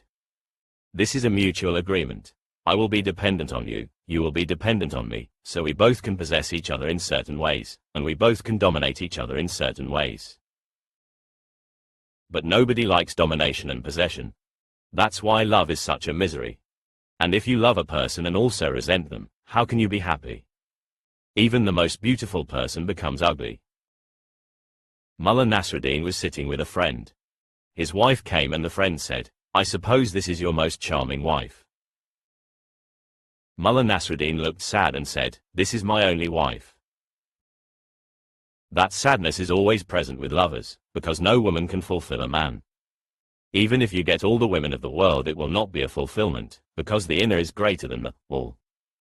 All the men in the world will not be able to fulfill a woman, no. It is not possible. Something or other will always be lacking, because no man can be exactly like the inner man. And this problem of time. Only for a single moment can the meeting happen, and then separation, because no man can be exactly like the inner. Unless you attain to the inner unity you will move from one misery to another, from one woman to another, from one man to another, from one life of misery to another life of misery. The change may give you the hope, but it is hopeless, the whole affair is hopeless. When this circle happens, you again become one, innocent like a child, more than the child, more than any child can ever be. You have become a sage. Meditate on these words of Jesus, and try what I have said. But if you want to try, let me know. If you start working for the inner circle, then let me know continuously what is happening, because if something goes wrong and two energies meet in a wrong way, you will go mad. That's the fear of becoming a sage. If you fall to the very bottom, you become mad. If you reach to the very top, you become a sage. It is always so. If someone wants to walk on the heights, he has to have courage, because if you fall to the depths. Near the heights, the abyss is always there. So remember that a very balanced effort is needed, and many other things. If you want to work on it, I will tell you, but that can only be done personally. That's why Jesus talks about the goal, but never talks about the method. The method is to be given personally. It is an initiation. Chapter 9. Enough for today. What's wrong with my wife? The 29th of August 1974. I'm in Buddha Hall. The 9th saying. Jesus said, "The mote that is in thy brother's eye thou seest, but the beam that is in thine eye thou seest not. When thou seest the beam out of thine eye, then thou wilt see clearly to cast the mote out of thy brother's eye." Self-knowledge is the most difficult thing, not because it is difficult, but because you are scared to know about yourself. A deep fear exists. Everybody is trying to escape from himself. This fear has to be understood. And if this fear exists, whatsoever you do will not be of much help. You may think that you want to know yourself, but if this unconscious fear is there, you will continuously avoid, you will continuously try to hide, deceive. On the one hand, you will try to know yourself, and on the other hand, you will create all sorts of hindrances so that you cannot know.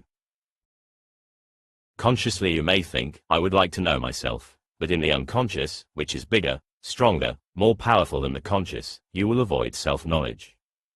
So the fear has to be understood. Why are you afraid? One thing, if you really penetrate within yourself, your image that you have created in the world will prove to be false. Your whole past will come to mean nothing, because it has been like a dream. You have invested so much in it, you have lived for it, and now to know that it has been a false phenomenon you feel hurt, then your whole life has been wasted.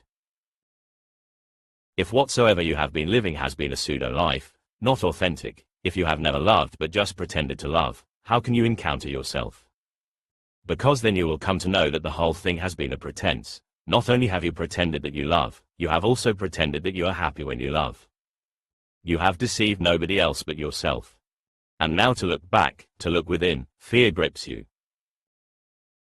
You have been thinking that you are something unique. Everybody does. That is the most ordinary thing in the world, to think oneself extraordinary, something special, the chosen.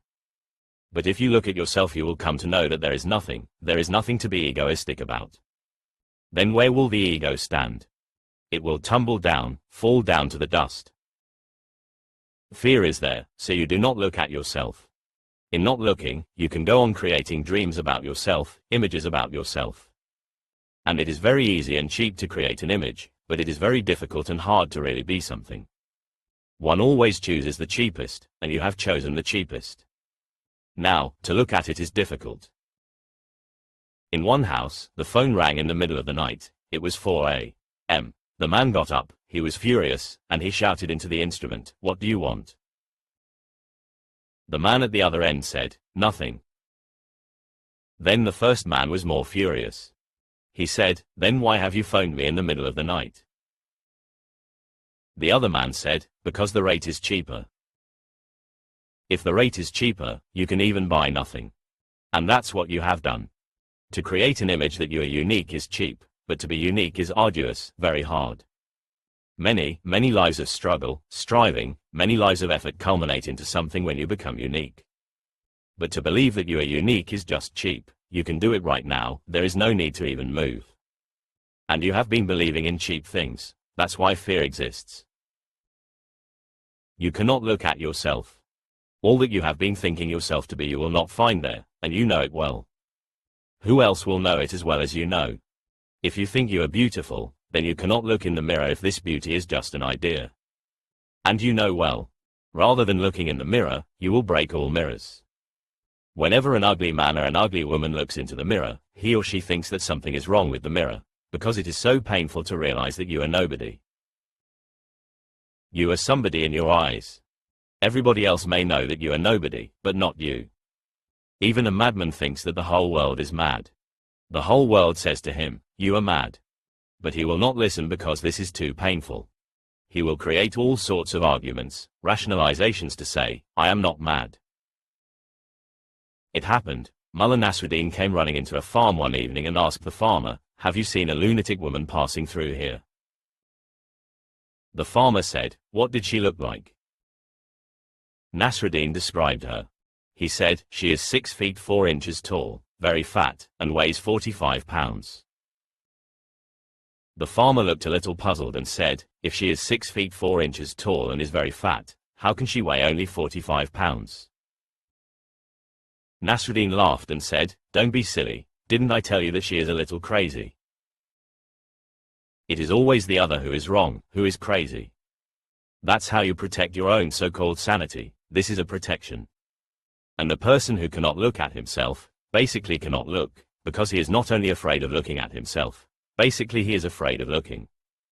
Because when you look at the other can become the mirror. When you look into the other can indicate something about you. In the other's eyes you are reflected, so you cannot look at the other. You create a fiction about yourself and then you create a fiction about others. Then you live in a dream world. That is how everybody is living. And then you ask how to be blissful. Your nightmare is natural. Whatsoever you have done, only a nightmare can come to flower from it. And you ask how to be at ease. No one can be at ease with fiction, only with fact.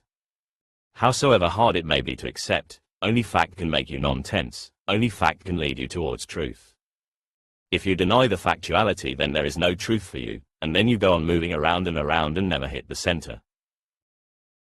I have heard, once it happened, a doctor came to see a patient, a very ill woman. He entered the room and after 5 minutes he was out. He asked the husband who was waiting there, "Give me a corkscrew." The husband was a little worried why a corkscrew should be needed. But then the doctor came again after 5 minutes, perspiring, and he said, "Now give me a screwdriver." The husband got very excited, but still kept silent, because the doctor knows what to do. After 5 minutes the doctor was back again and he asked for a chisel and hammer. Then it was too much, the distraught husband couldn't stand it any longer and he said, "What is wrong with my wife?" The doctor said, "I don't know yet, because I have not been able to open my bag. And I tell you, you are still struggling with the bag. And not only that you are not able to open it, but you don't even want to open it. All these corkscrews and screwdrivers and chisels and hammers that you carry with you are just phony. You don't even want to open the bag, because once you open the bag then what are you going to do? Then the patient, which is you, then the patient has to be diagnosed, then you have to look into yourself. So everybody is occupied with the bag. That's what your business is, your profession, your occupation. You may be a poet or a painter or a musician, but all your occupations are just ways to remain engaged outside. That's why nobody is ready to be alone, even for a single moment. It is so fearful, because when you are alone you may come across yourself. When you are alone, what will you do? When you are alone you are with you, and the reality may erupt. So everybody tries for continuous occupation, to be occupied 24 hours a day. When you are occupied you look a little happy, when you are not occupied you become unhappy. Psychologists say that if a man is left unoccupied for a long period he will go insane. But why? Why, if you are sane, should you go insane if you are left unoccupied for a long period? If you are sane, then in a long fallow period, a long period where nothing is done, you will become more sane, you will grow. But why should you become insane if you are left alone for a long period? Because you are insane. Your occupation simply hides the fact. Look around, because it is difficult to look at yourself, but look around, look at people. A man is constantly occupied with money. What is he really doing? Focusing his mind on money so he can avoid himself. He goes on thinking about money, morning, evening and night. Even on his bed he thinks about money and the bank balance. What is he doing with the money? That's why when he gets the money he is at a loss. What to do now? So the moment he gets the money he was thinking about, he starts thinking about more money, because money is not the thing he was asking for. Otherwise, when he gets it he should feel fulfilled, but not even a Rockefeller or a Ford is fulfilled. When you get money you immediately demand more, because the basic motivation is not the money, the basic motivation is how to remain occupied. Whenever occupation is not there you are uncomfortable, a deep unease arises in you. What to do? If there is nothing to do, you will read the same newspaper again and again and again, the same newspaper you have already read completely. If there is no occupation, you may do anything which is not needed at all, but you cannot remain at ease. Hence the insistence of all the masters, that if you can sit for a few hours without doing anything, soon you will become enlightened. An unoccupied state of mind is meditation. An occupied state of mind is the world, the sansara. It doesn't matter what type of occupation, whether you are interested in money or politics, or social service or revolution, it makes no difference, your sanity is the same. Even if you leave Lenin alone he will go mad. He needs the society and the revolution. If there is nothing to do it will be impossible for him to exist, his sanity will be lost. He is sane through you. Because of so much work, the energy is lost in the work, you are exhausted, you can go to sleep. Old men look almost crazy and eccentric, and the reason is that they have nothing to do. Old age is not the reason. They are now unoccupied, they are not needed, retired. Retired people always become a little eccentric. Something has gone wrong with them. The man was okay, he may have been a president or a prime minister of a country, but retire him and see what happens. Immediately he deteriorates. His body and mind both deteriorate and he starts becoming a little eccentric, crazy, mad, because now there is no occupation, nobody looks at him, nobody is interested in him. He has no work to do, nowhere to focus his mind. The whole turmoil goes in and in, he becomes a turmoil. Psychologists say that retired persons die 10 years earlier than they would have died if they had still been occupied. What happens? Why is it so difficult to be with yourself? And you always think that others should feel happy with you. Your wife should feel happy with you, your husband should feel happy with you. You yourself never feel happy with yourself, so how can anybody else feel happy with you? If you are such a boring personality that you yourself get bored with yourself, how is it possible that others can tolerate you? They tolerate you for other reasons, not because you are such a loving person, no. They tolerate you because you give them an occupation. A husband is enough occupation for a wife is enough occupation for her husband. This is a mutual deception. They have agreed to deceive each other and help each other to remain occupied. You cannot look at yourself, you cannot come to self-realization, because that is a very far away goal. You cannot turn and see the facticity about yourself, and the reason is a false image, a false identity, a false idea that you are somebody very important, significant. The whole world will stop if you die. What will happen to the world when you are not there? When you were not there, what was happening? The world was a little more at peace, that's all. When you are not there, there will be a little less trouble in the world, that's all, because one uneasy person will have disappeared, and he was creating uneasiness in others. But to support the ego all these fictions are needed. Napoleon became a prisoner in his last days. He was kept prisoner on a small island, St. Helena. He was nothing anymore, nobody ever is, but now even to continue in the fiction was very difficult. He was an emperor, one of the greatest conquerors. What to do now? How to allow this fact that I am nothing anymore, just a prisoner, an ordinary prisoner? But he would not look at the fact, he continued in the old fiction. He didn't change his clothes for 6 years, because the prison wouldn't give him clothes that suit an emperor. His clothes were completely rotten, the color faded, they became dirty, but he would not change them. The doctor of the prison asked him, "Why don't you change this coat? It has become so dirty. We can give you better clothes, cleaner." Napoleon looked at him and said, "This is an emperor's coat. It may be dirty but I cannot change it for an ordinary coat." He walked as if he was still the emperor, he talked as if he was still the emperor, he ordered, there was no one to listen to his orders, but he continued ordering. He would write letters and orders, and he had brought his letter pad with him. In his mind he was still the emperor. What was happening to this poor man? And unoccupied, he began to be permanently ill. The doctor who was with him kept a diary, and in the diary he writes, "I feel that he is not really ill, now illness is just an occupation." Sometimes he says, my stomach, sometimes my head, sometimes my legs, and the doctor thought that nothing was wrong, the body was absolutely okay. But now he had nothing to remain engaged with, now the only other was the body. The whole world of others had disappeared, he was alone. Now the body was the other, so he remained occupied with the body. Many people are ill as an occupation. In the world, 50% of illness exists as an occupation. You remain occupied, then you need not face yourself. Otherwise, what would have happened to Napoleon? If he had faced himself, then he would have seen that he was a beggar, and that would have been too much. He died an emperor. Before his death he ordered how he should be given the last send-off, every detail. Nobody was there to follow those details because nobody was interested. But he gave the orders, and he must have died at ease thinking that he was going to be given the last send-off like an emperor. With Napoleon the thing is so clear because he had been an emperor. That too was a fiction, supported by the society. But nothing had changed, Napoleon was the same, only the support had disappeared. This is difficult to understand. There are fictions when the society supports you, there are fictions when nobody supports you. That is the difference between a sane and an insane person. A sane person is one whose fiction is supported by the society. He has manipulated the society to support his fiction. An insane man is one whose fiction is supported by nobody. He is alone, so you have to put him in the madhouse.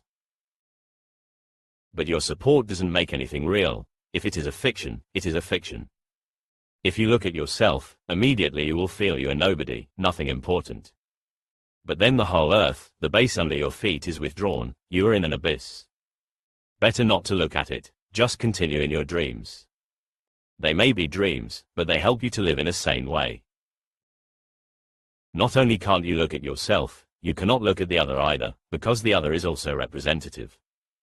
So you also create fictions about the other. Through hate you create a fiction that the other is a devil. Through love you create a fiction that the other is an angel, or a god. You also create fictions about the other.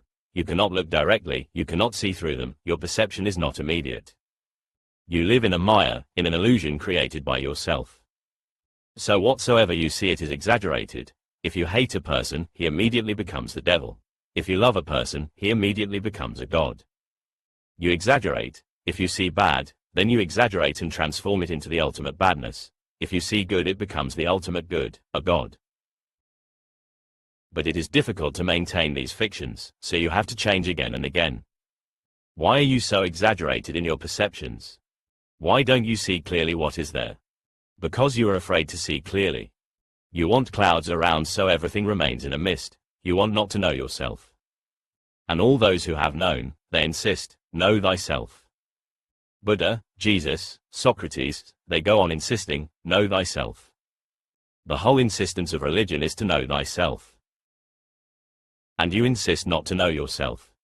Sometimes you even play the game of knowing yourself. I come across many people who are playing the game of knowing themselves, and they don't want to know. This is a game. Now they again want to create a new fiction, a religious fiction, and they come to me so that I can support them. They say, I have realized this, I have realized that, and they look at me and their eyes are begging. If I say, yes, you have experienced this, they are supported, they go away happy. And if I say, no, they become unhappy, they never come back to me again. They simply disappear because they have to find somebody else, some other authority. But why are you in search of an authority? Why do you need a witness? If you have realized something, you have realized it. No need for any authority, because the experience in itself is self-evident. If you realize your soul, you will not need anybody's recognition, a certificate. Even if the whole world says you have not realized, it makes no difference. A vote is not needed, you know it has happened. If a blind man has started seeing, he doesn't require anybody as a witness to say that now he can see, that's enough. But if the blind man is dreaming that he can see, then he will need some authority to seal the fact that this is true, that he can see. People play games, even spiritual games exist. And unless you stop playing and become sober about the fact that fictions have to be dropped and the hard truth has to be faced as it is, nothing is possible, because this is the door. And if nobody supports you, then you yourself support yourself. Then you stop talking with people, because they cannot understand you. A man came to me a few months ago and he said, you can understand, nobody else can understand me, because I have been receiving messages from God every night. And he had a big file with him, absolute nonsense. But he thinks he is receiving messages from God. And he thinks that this is the latest Quran, that since Muhammad nobody has received such messages, now the Quran is out of date.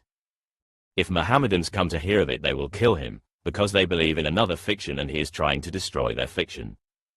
And this man who receives messages from God, he was so nervous and trembling, looking at me to see what I would say, because whomsoever he meets, they laugh and think, you have gone crazy. But he said, I know that you are a realized man, now he is bribing me.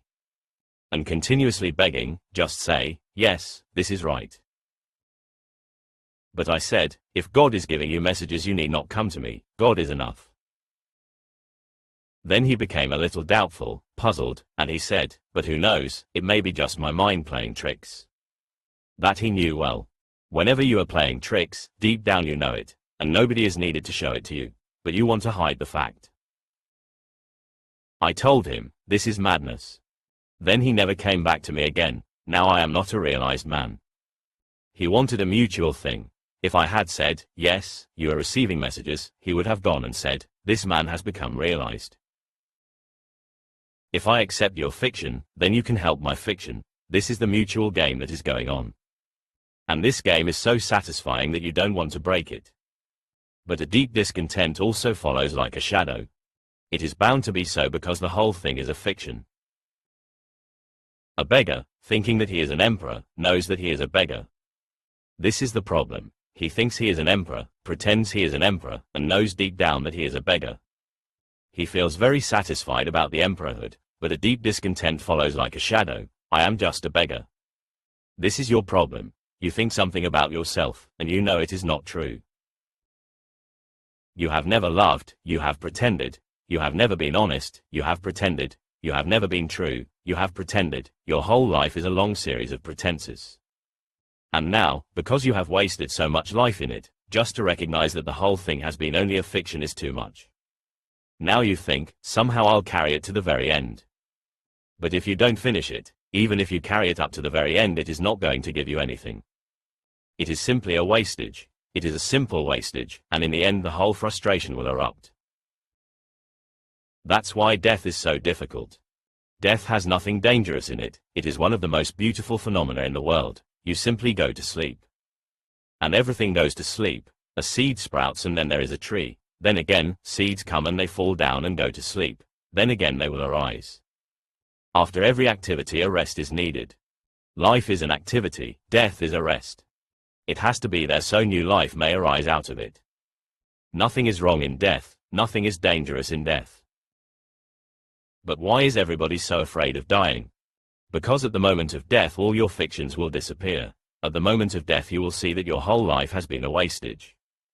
Why do people say that at the moment of death a person comes to see his whole life? It happens, it is true. At the moment of death a person has to face his whole life, because now there is no future and he cannot create any more fictions. For fictions the future is needed, because fictions exist in hope, fictions are for tomorrow. Death brings home the fact that now there is no tomorrow. Tomorrows are finished, now there is no future. Where can you dream? Where can you project your fictions now? Nowhere to go. Suddenly you are stuck. And your whole life you have been creating fictions in the future.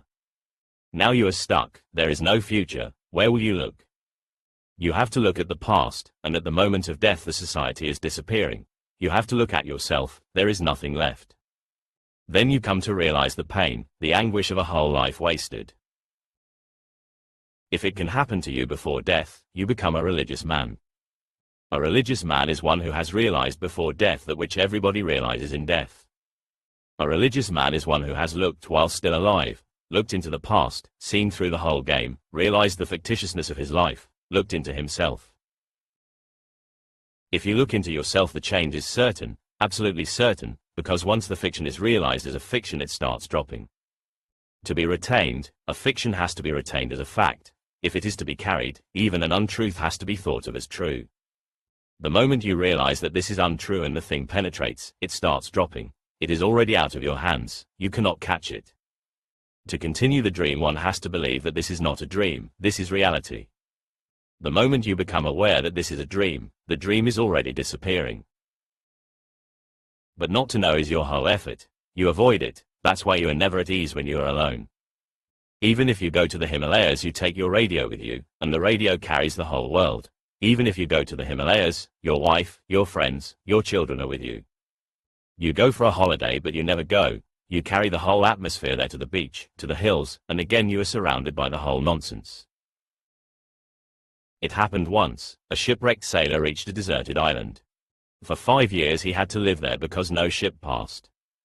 He built a small hut, he lived there, but he continuously thought of the world. Everything was so peaceful, as it had never been. He had never known, not even imagined that such peace was possible. The island was completely deserted, there was nobody, that was the only problem, otherwise everything was perfect. The streams were beautiful, the trees were filled with fruit, he could eat, he could rest, there was no worry, nobody to worry about, nobody to create trouble. And he had always thought that someday he would like to go to a peaceful place, and suddenly he was there. But it was unbearable. Silence is unbearable, one has to be capable of bearing it, it can kill you. It was so difficult for this man, but he was an architect, so he started building small things, just small models, just to remain occupied. He made a small street and he named the street. He made not only one church, he made 2 churches, one near his house, another at the other end of the town. He made small shops where one could go shopping. He created a whole town. After 5 years, when a ship came and anchored in the bay, he was very happy. A man came in a small boat to the shore. He ran from his hut and reached the shore very excited that now he would be going back into the world again. But he became very puzzled. The man came out of the boat with a big bundle of newspapers. So he said, "What are these newspapers for? Why have you carried them here?" And the captain of the ship said, "First go through these, see what is happening in the world, and then tell us whether you still want to be rescued." The man threw those newspapers in the sea and said, "What nonsense. But before I come into the boat I would like to show you my town." So he showed him the town, but the captain was puzzled when he showed him the second church. He said, "I can understand that you have made one church to pray in, but why this other one?" So he said, "This is the church I go to, and that is the church I don't go to. You need 2 churches, at least 2 religions, because the mind is a duality. This is the church I say yes to, and that is the church I say no to. That is the wrong church. Wrong people go there, those who don't belong to me." He was alone, but he had created the whole world. And he was eager to go back to the world, he was not ready to look at the newspapers. And he did well, because once you look at the newspapers you would not like to be rescued. Look at your newspapers. What is happening in the world? Is it worth living in it? But you read, you don't look. Your reading is not looking, you just read sleepily. You don't realize what is happening in the world, what man has done to man, what man is continuously doing to man. Such violence, such foolishness, such a poisoning of every type of significance, of everything that is beautiful and true and good, everything poisoned. Would you like to live in it? If you look, then it will be very difficult to decide to live in it. That's why it's better not to look, just move as if you are in a hypnosis. In order not to look at oneself, another technique has been used that Jesus talks about in this sutra, and that technique is, look in the other for all that is wrong so you can infer that you are good. There are 2 ways to be good. Being good, that is difficult. Then there is another way to be good and that is relatively, prove that the other is wrong. You need not be good, just prove that the other is wrong. That gives you a feeling that you are good. Hence we all go on proving that the other is the thief, the other is the murderer, the other is the evil one. And then, when you have proved that everyone is wrong, suddenly you have a feeling that you are good. This is a relative phenomenon. No need to change yourself, just prove that the other is wrong. And this is very easy. Nothing is as easy as this. You can magnify the badness in the other, you can magnify and nobody can prevent you from doing it.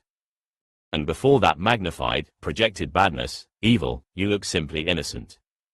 That's why if somebody says about someone, he is a bad man, you never argue against it, never, you simply accept it.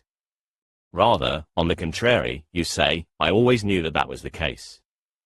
But if somebody says something good about someone you argue, you require proofs.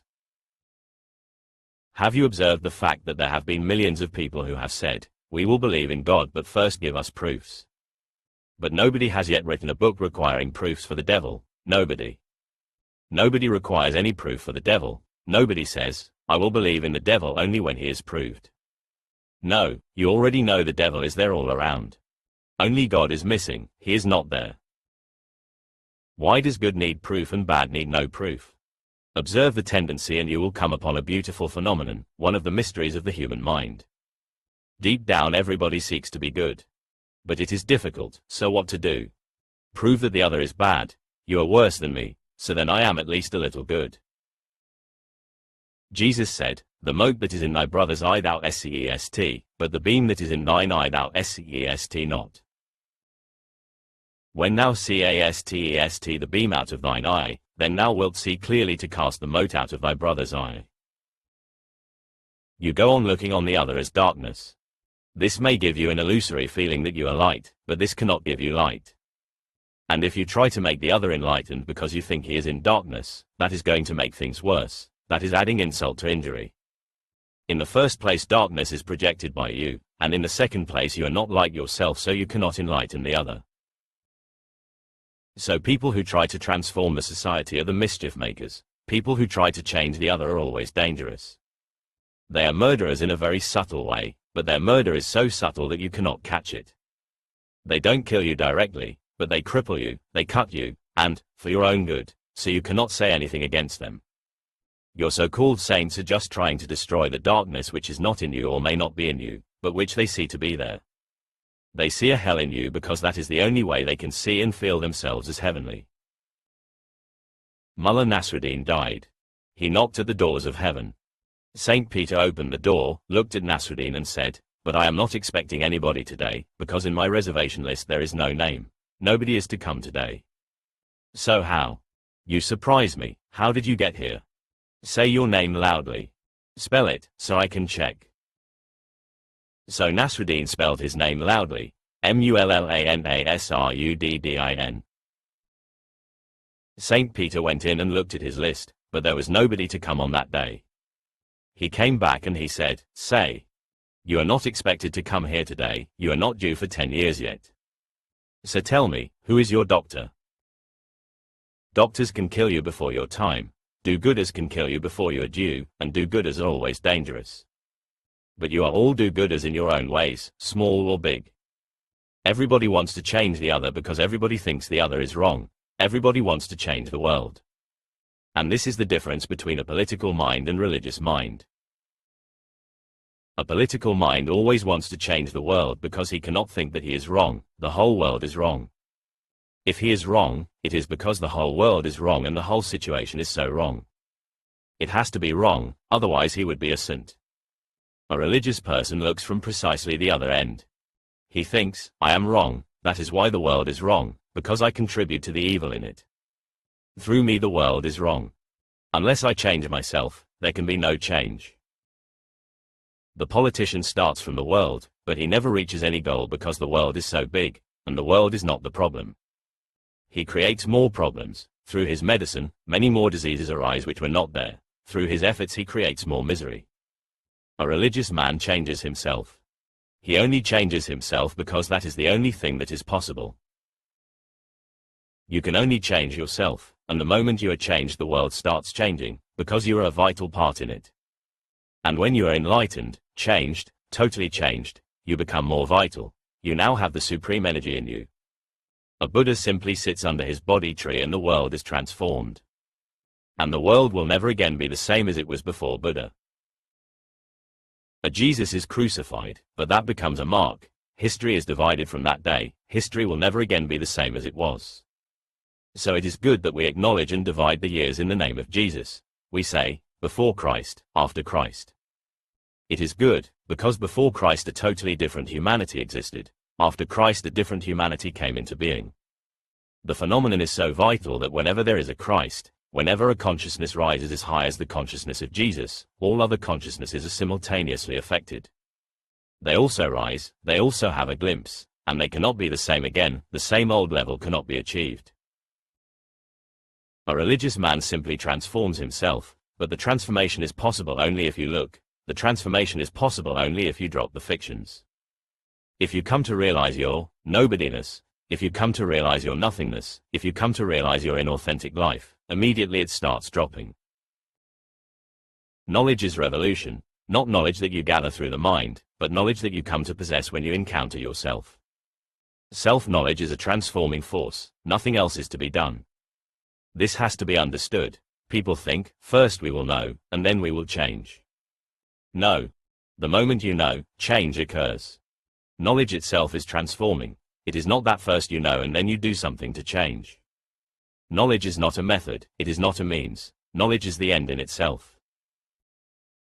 But when I use the word knowledge, I mean self-knowledge. All other knowledge is a means. First you have to know the know-how and then you have to do something.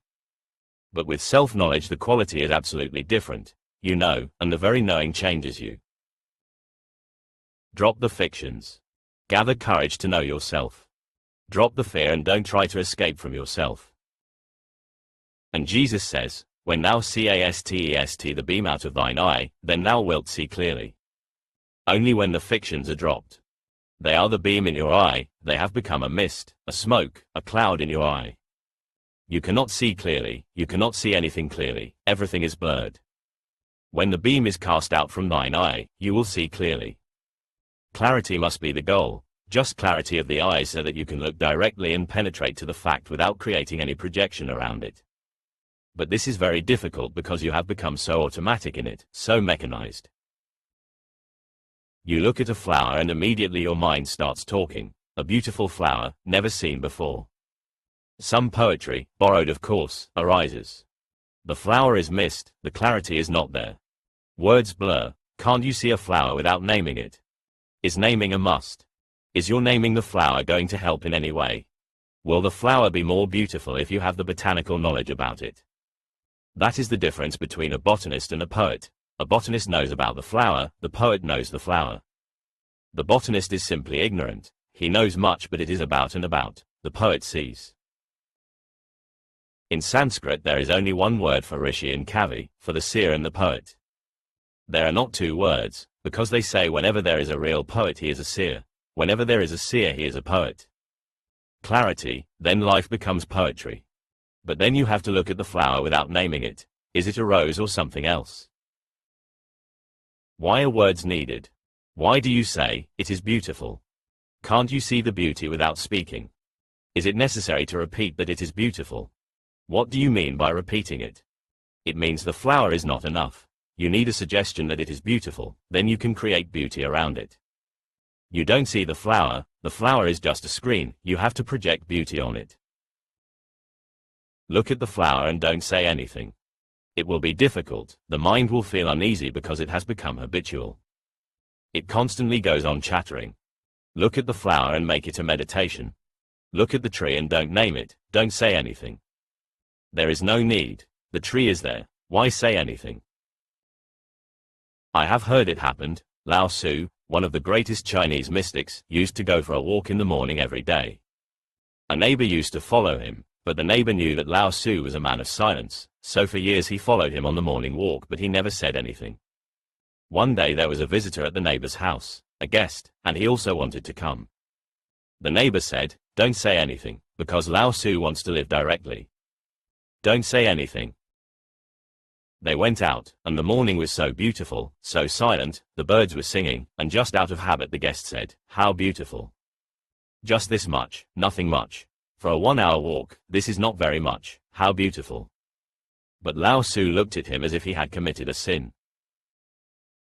Back home, going in his door, Lao Tzu said to the neighbor, never come again. And never bring anybody else, this man seems to be so talkative. And he had only said, how beautiful. Too talkative.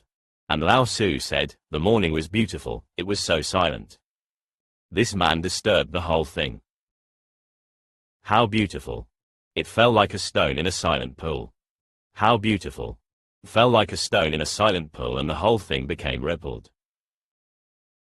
Meditate near a tree, meditate with the stars, with the river, with the ocean, meditate in the market with people passing. Don't say anything, don't judge, don't use words, just look. If you can clear your perception, if you can attain a clarity of looking, everything is achieved. And once this clarity is achieved, you will be able to see yourself. Self-knowledge happens to a clear mind, not to a mind filled with knowledge, not to a mind filled with judgments of good and bad, not to a mind filled with beauty, ugliness, but to a mind that is without words. Self-knowledge happens to a wordless mind. It is always there, you only need a clarity of mind to perceive it so that it can be reflected. You need a mirror-like mind so that the reflection becomes possible. Once this happens, then you can help your neighbor, never before. So don't advise anybody. All your advice is dangerous because you don't know what you are doing. Don't try to change anybody, not even your son, not even your brother. Nobody is in need of your change because you are dangerous.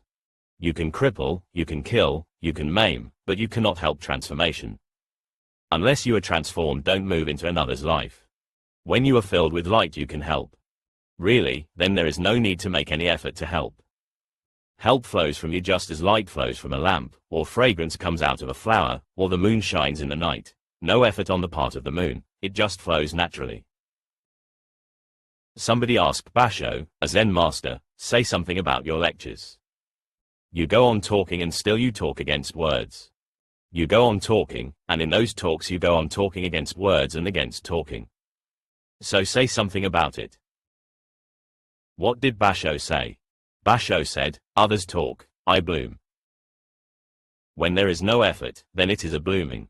Then it is just like a flower blooming, there is no effort to bloom. A Basho speaks, a Buddha speaks, no effort, it just happens. It is a natural phenomenon when Buddha is speaking. When you are speaking, it is not a natural phenomenon, other things are involved. You want to impress the other, you want to change the other, you want to control, manipulate the other, you want to dominate the other, you want to give the impression that you are a man of knowledge, you want to feed your ego. Many other things are involved. You are not blooming. It is a great political game when you talk, there is a strategy in it, tactics. But when a Basho talks, he blooms. If somebody is there, then he will be benefited, but to benefit the other is not the goal, the benefit can happen effortlessly. The flower does not bloom for you. If you pass by the path, the fragrance will reach you. You can enjoy it, you can feel ecstatic, you can be grateful, but the flower never flowered for you, the flower simply flowered. A Buddha blooms, a Jesus blooms, and the whole world is benefited. But you go on trying to benefit others and nobody is benefited, rather you do harm. The world would be better if there were less mischievous people around changing and transforming it. All the revolutions have simply done harm, and every reform has led into a deeper mess.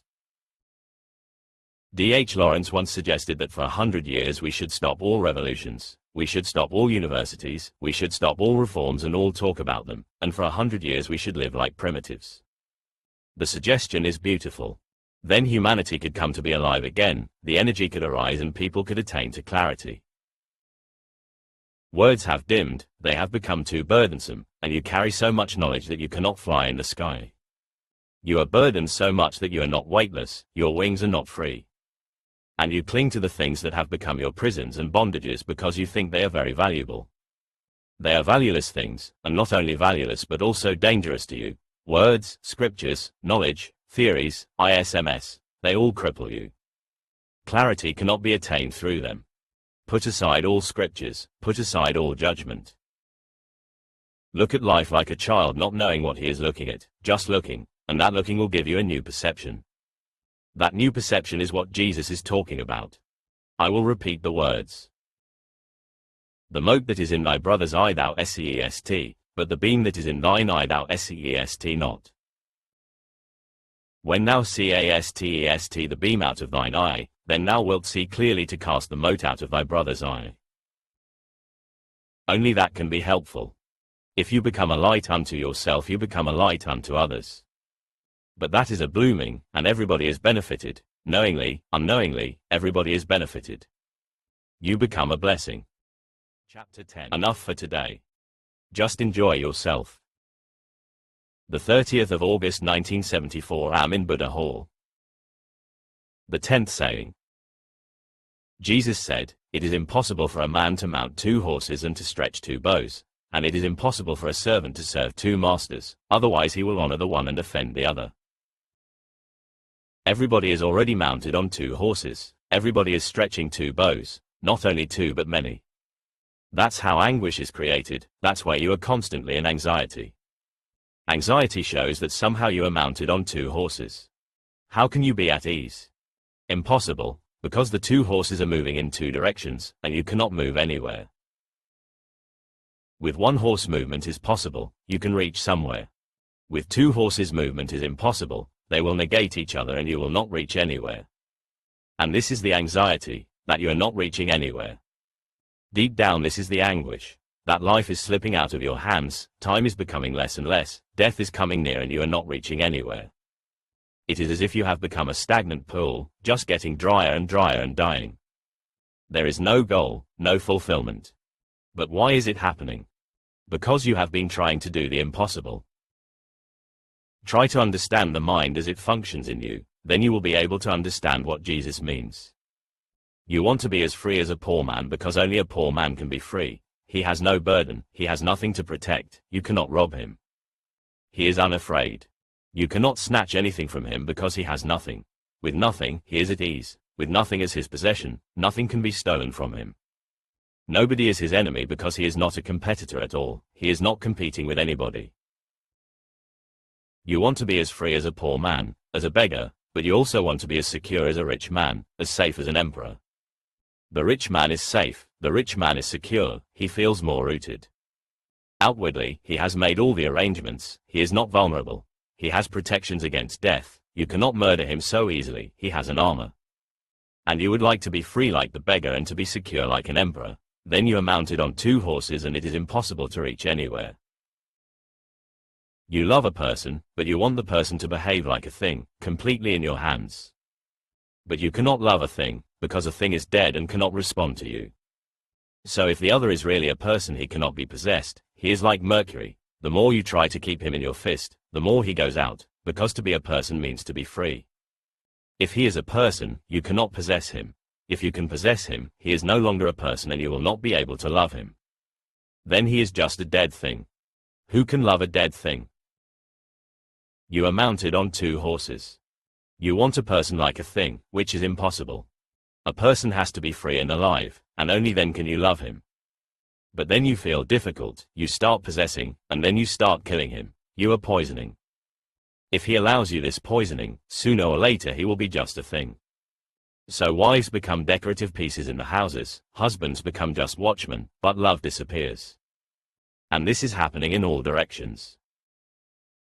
There is doubt in you because doubt has its benefits. It gives you more calculating power, it gives you more protection, nobody can deceive you easily. So you doubt, but then doubt creates anxiety because deep down you're uneasy. Doubt is just like illness. Unless you have trust you cannot be at ease, because doubt means wavering and wavering is uneasy. Doubt means, what to do, this or that. Doubt means, to be or not to be. And it is impossible to decide. Not even on a single point is decision possible through doubt. At the most, you can decide with the part of the mind which becomes the majority. But the minority is there, and it is not a small minority. And because you have chosen against the minority will always be looking for the situation when it can say you have chosen wrongly. The minority is there to rebel, it is a constant turmoil within you. With doubt there is uneasiness. It is an illness, it is just like any illness. It is a mental illness. So a man who doubts becomes more and more ill. But you cannot deceive him easily because he is more cunning, he is more clever in the ways of the world. You cannot deceive him, but he is ill. So there is a benefit, he cannot be deceived, but there is a loss, a great loss. The benefit is at a very great cost. He remains wavering, uneasy, he cannot decide. Even if he decides, that decision is just the major portion deciding against the minor. He is divided, there is always conflict. Trust you also want. You also want to be in faith, because faith gives you health. There is no indecisiveness, you are completely certain. Certainty gives you a happiness. There is no wavering, you are unwavering. You are whole, not divided, and wholeness is health. Trust gives you health, but then you become vulnerable, anybody can deceive you. If you trust you are in danger, because there are people all around who would like to exploit you. And they can exploit you only when you trust. If you doubt, they cannot exploit. So you are mounted on two horses, doubt and faith, but you are doing the impossible. You will remain constantly in anxiety and anguish. You will deteriorate. In this conflict of the two horses you will die. Someday or other there is going to be an accident. That accident will be your death. You will be finished before you have reached anywhere. You will be finished before the flowers come. You will be finished before you come to know what life is, what it means to be. The being will have disappeared. Jesus said, "It is impossible for a man to mount two horses." But every man is trying to do the impossible. That is why every man is in trouble. And I say to you, this is in every direction. So there are not only two horses, there are millions of horses altogether, and every moment you are living a contradiction. Why does it happen? The mechanism has to be understood, only then can you drop it. Why does it happen? The way every child is brought up is the cause. The way every child enters into this world of mad people all around is the cause. They create contradictions, they teach you contradictory things. For example, you have been taught, love the whole of humanity, be brotherly to each and everyone, love thy neighbor as thyself. And simultaneously you have been educated, brought up, conditioned, to compete with everyone. When you compete, the other is the enemy, not the friend. He has to be defeated, he has to be conquered, really, he has to be destroyed. And you have to be ruthless, otherwise the other will destroy you. If you are a competitor, then the whole society is the enemy, nobody is a neighbor, nobody is a brother. And you cannot love, you have to hate, you have to be jealous, you have to be angry. You have to be continuously ready to fight and win, and it is a hard struggle. If you are tender-hearted, you are lost. So be strong and violent and aggressive. Before the other attacks, you attack him. Before it is too late, you attack and win. Otherwise you will be lost because millions are competing for the same thing. You are not alone. And how can a mind which is in competition be in love with its neighbor? It is impossible. But both teachings have been given to you. You have been taught that honesty is the best policy, and also that business is business. Both things together, both horses have been given to you together. And the child, unaware of the ways of the world, cannot see and feel the contradiction. To feel the contradiction, a very mature intelligence is needed. A Jesus, a Buddha is needed to feel the contradiction. A child is unaware of the ways of the world, and the teachers, the father, the mother, the family, are persons he loves. He loves them. How can he think that they are creating contradictions in him? He cannot even imagine it because they are his benefactors. They are kind to him, they are bringing him up. They are his source of energy, life, everything. So why should they create contradictions? A father loves, a mother loves, but the problem is that they were also brought up in the same wrong way and they don't know what to do except to repeat. Whatsoever their parents taught them, they are teaching their children. They are simply transferring a disease. From one generation to another the disease is being transferred. You may call it the treasure, the tradition, but it is a disease. It is a disease because no one becomes healthy through it. The whole society goes more and more neurotic. And the child is so simple, so innocent, that he can be conditioned into contradictory ways. By the time he realizes the contradiction, it is too late. And it happens that almost your whole life is lost, and you never realize that you are mounted on two horses. Think about this contradiction and find it, try to find it in your life. You will find millions of contradictions there. You are a confusion, a mess, a chaos. When people come to me and they ask for silence, I look at them and I feel very much, because it is almost impossible. Silence can exist only when all the contradictions have been dropped. It needs arduous effort, very penetrating intelligence, understanding, maturity. Nothing is there, and you think that just by repeating a mantra you will become silent. If it was so easy, then everybody would have become silent. You think just by repeating Ram, Ram, you will become silent. Riding on millions of horses, repeating the mantra, you will become silent. That mantra will be still one more horse, that's all, more confusion will come out of it. If one more horse is added, you will be more confused through it. Look at the so-called religious man, he is more confused than the worldly because new horses have been added. The man who lives in the market, the world of the market, is less confused because he may have many horses, but at least they all belong to this world. At least one thing is the same, similar, they all belong to this world. And this religious man, he has so many horses, those which belong to this world and some new horses he has added which don't belong to this world. He has created a greater rift, the other world, God, the kingdom of God, and he continues to move in this world. He becomes more confused, more conflict arises in his being. He is rent apart, he is not together. Every fragment is falling apart, all his togetherness is gone. This is what neurosis is. The way you are brought up is wrong, but nothing can be done now because you have already been brought up, you cannot move back. So you have to understand it and drop it through understanding. If you drop it because I say so, then you will add more horses. If you drop it through understanding, because you understand the whole thing and hence it is dropped, then no more horses will be added. On the contrary, old horses will be released to their freedom, so they can move and reach their goals. And you can move and reach your own goal. For not only are you in difficulty, your horses are also in very great difficulty because of you. They cannot reach anywhere either. Have pity on yourself and on your horses, both. But this should be done through understanding, your understanding, not my teaching or Jesus's or Buddha's.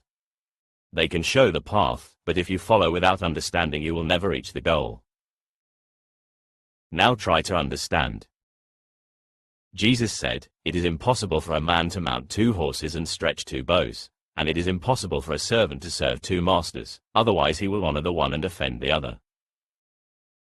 Why is it impossible, and what is impossibility? An impossibility is not something which is very difficult, no. Howsoever difficult a thing may be, it is not impossible, you can achieve it. By impossibility is meant something which cannot be achieved whatsoever you do. There is no way, no possibility to do it.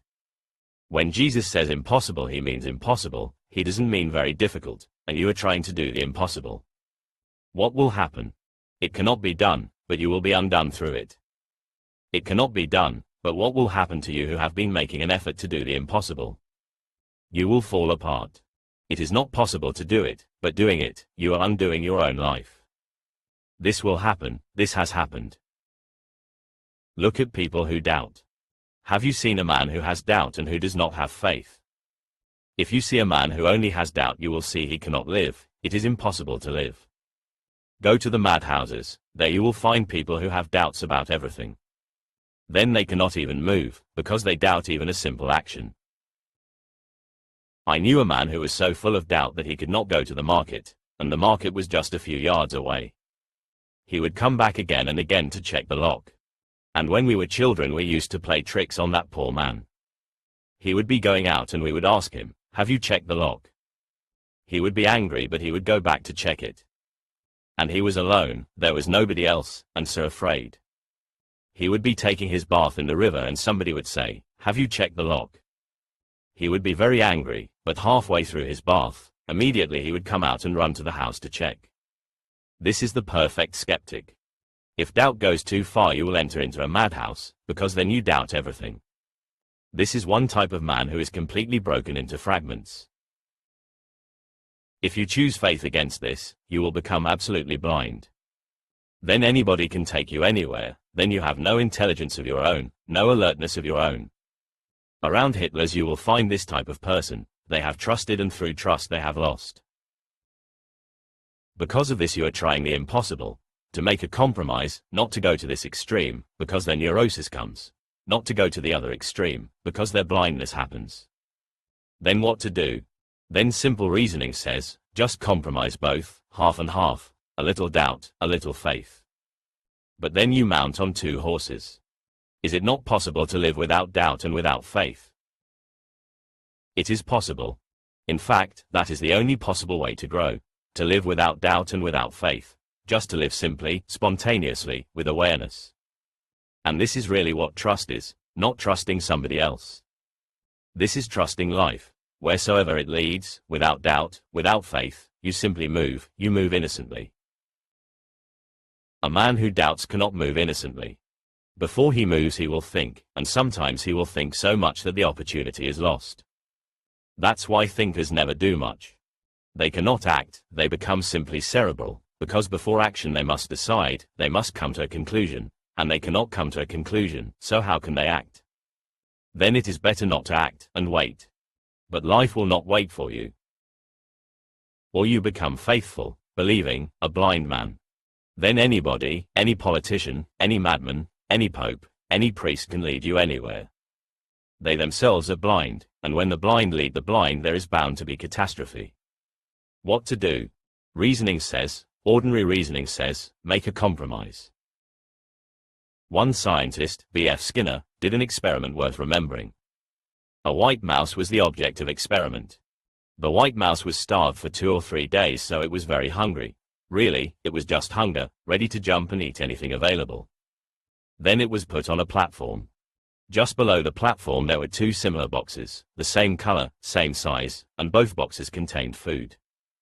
The white mouse could jump in either the right box or the left. The mouse immediately jumped, not even a single moment of thought. But whenever he jumped into the right box, he would get an electric shock. And there was a trapdoor, so he would fall inside another box through the trapdoor and would not be able to reach the food. Whenever he jumped into the left box, there was no shock and there was no trapdoor, so he would reach the food. Within 2 or 3 days he learned the trick. He would jump in the left box and avoid the right.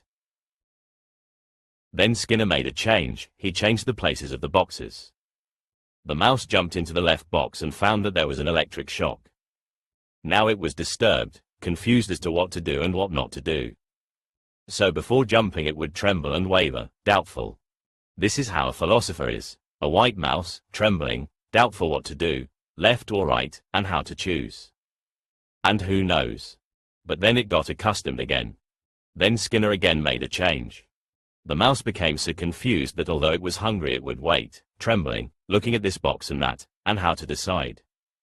Then he decided the thing you have decided. He jumped between the 2 boxes, but there was no food. This was not going to help. And after a few weeks of experiment, the white mouse became mad, neurotic. This is what is happening to you.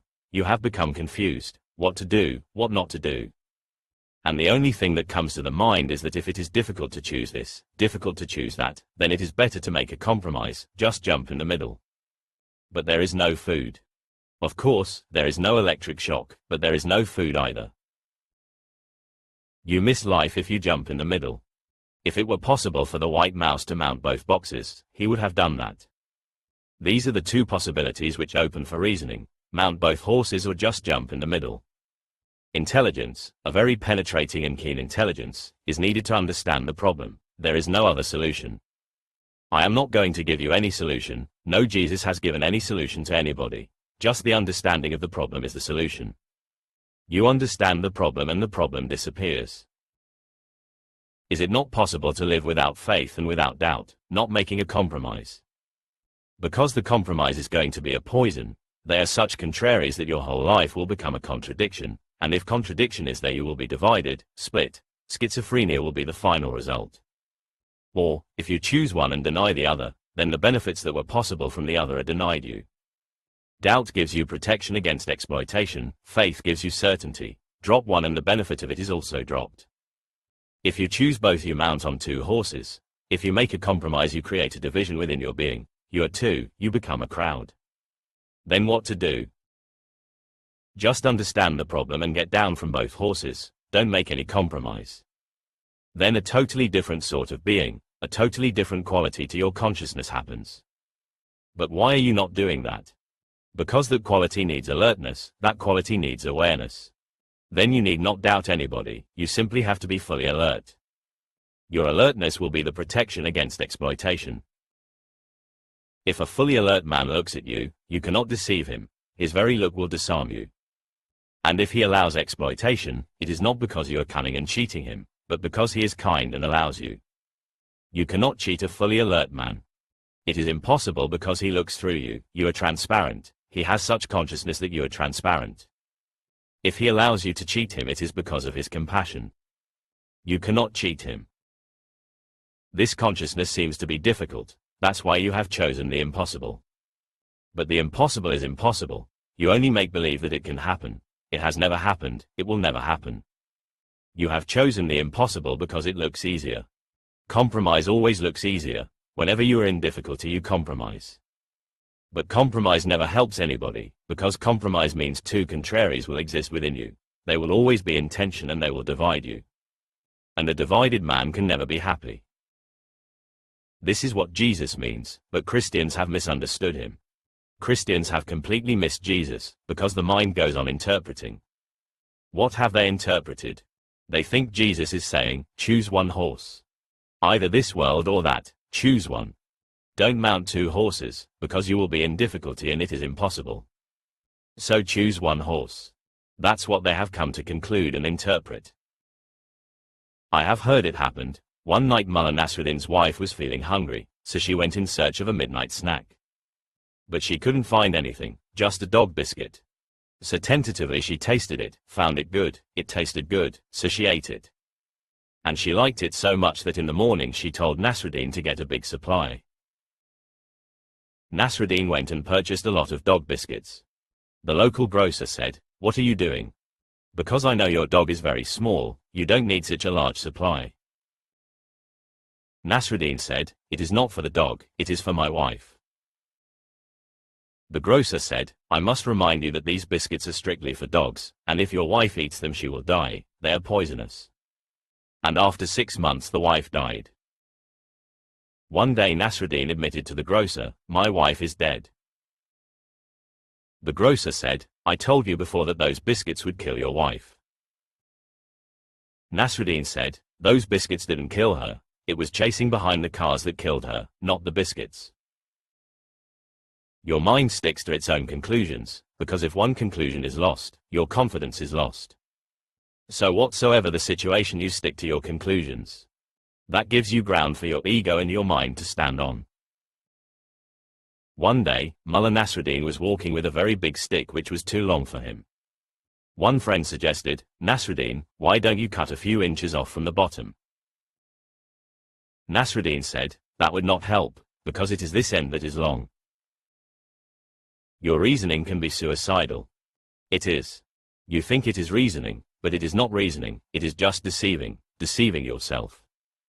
But you don't want to lose ground, you want to be confident, and all confidence that comes through mind is false, because mind cannot give you confidence. It can only give you false things, it can only supply you with false things. It has not got the real thing with it, it is just a shadow. Mind is just thoughts, shadows, nothing substantial in it. But it can go on playing rationalizations, and you will feel good.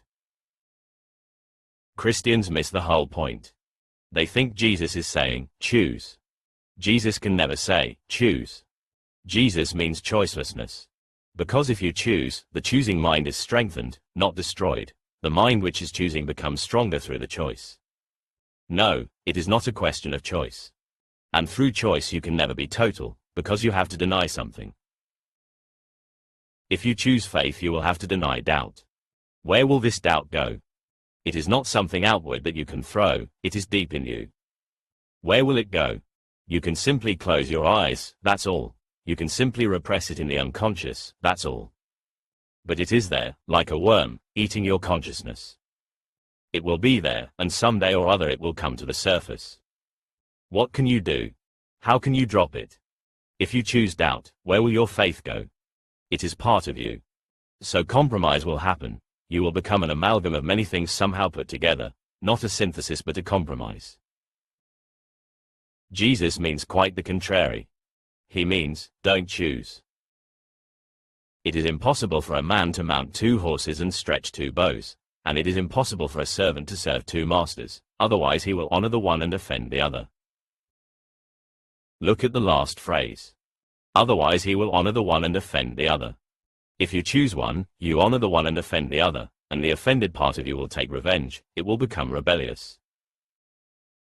It happens, science depends on doubt, totally on doubt, no trust is allowed. So have you known, have you observed scientists? Out of their lab they are very faithful. You cannot find more trusting people than scientists, more easily cheated than anybody else, because their doubt part functions in the lab and their trust part functions outside.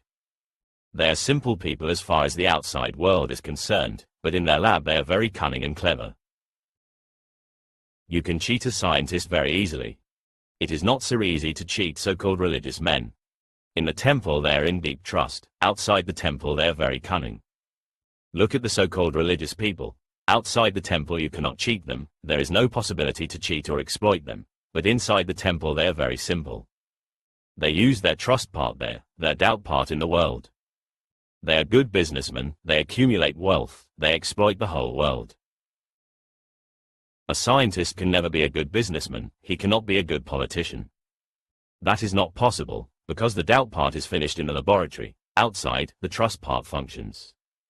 A scientist at home is totally different from a scientist in his scientific research work. You may have heard many stories about their absent-mindedness.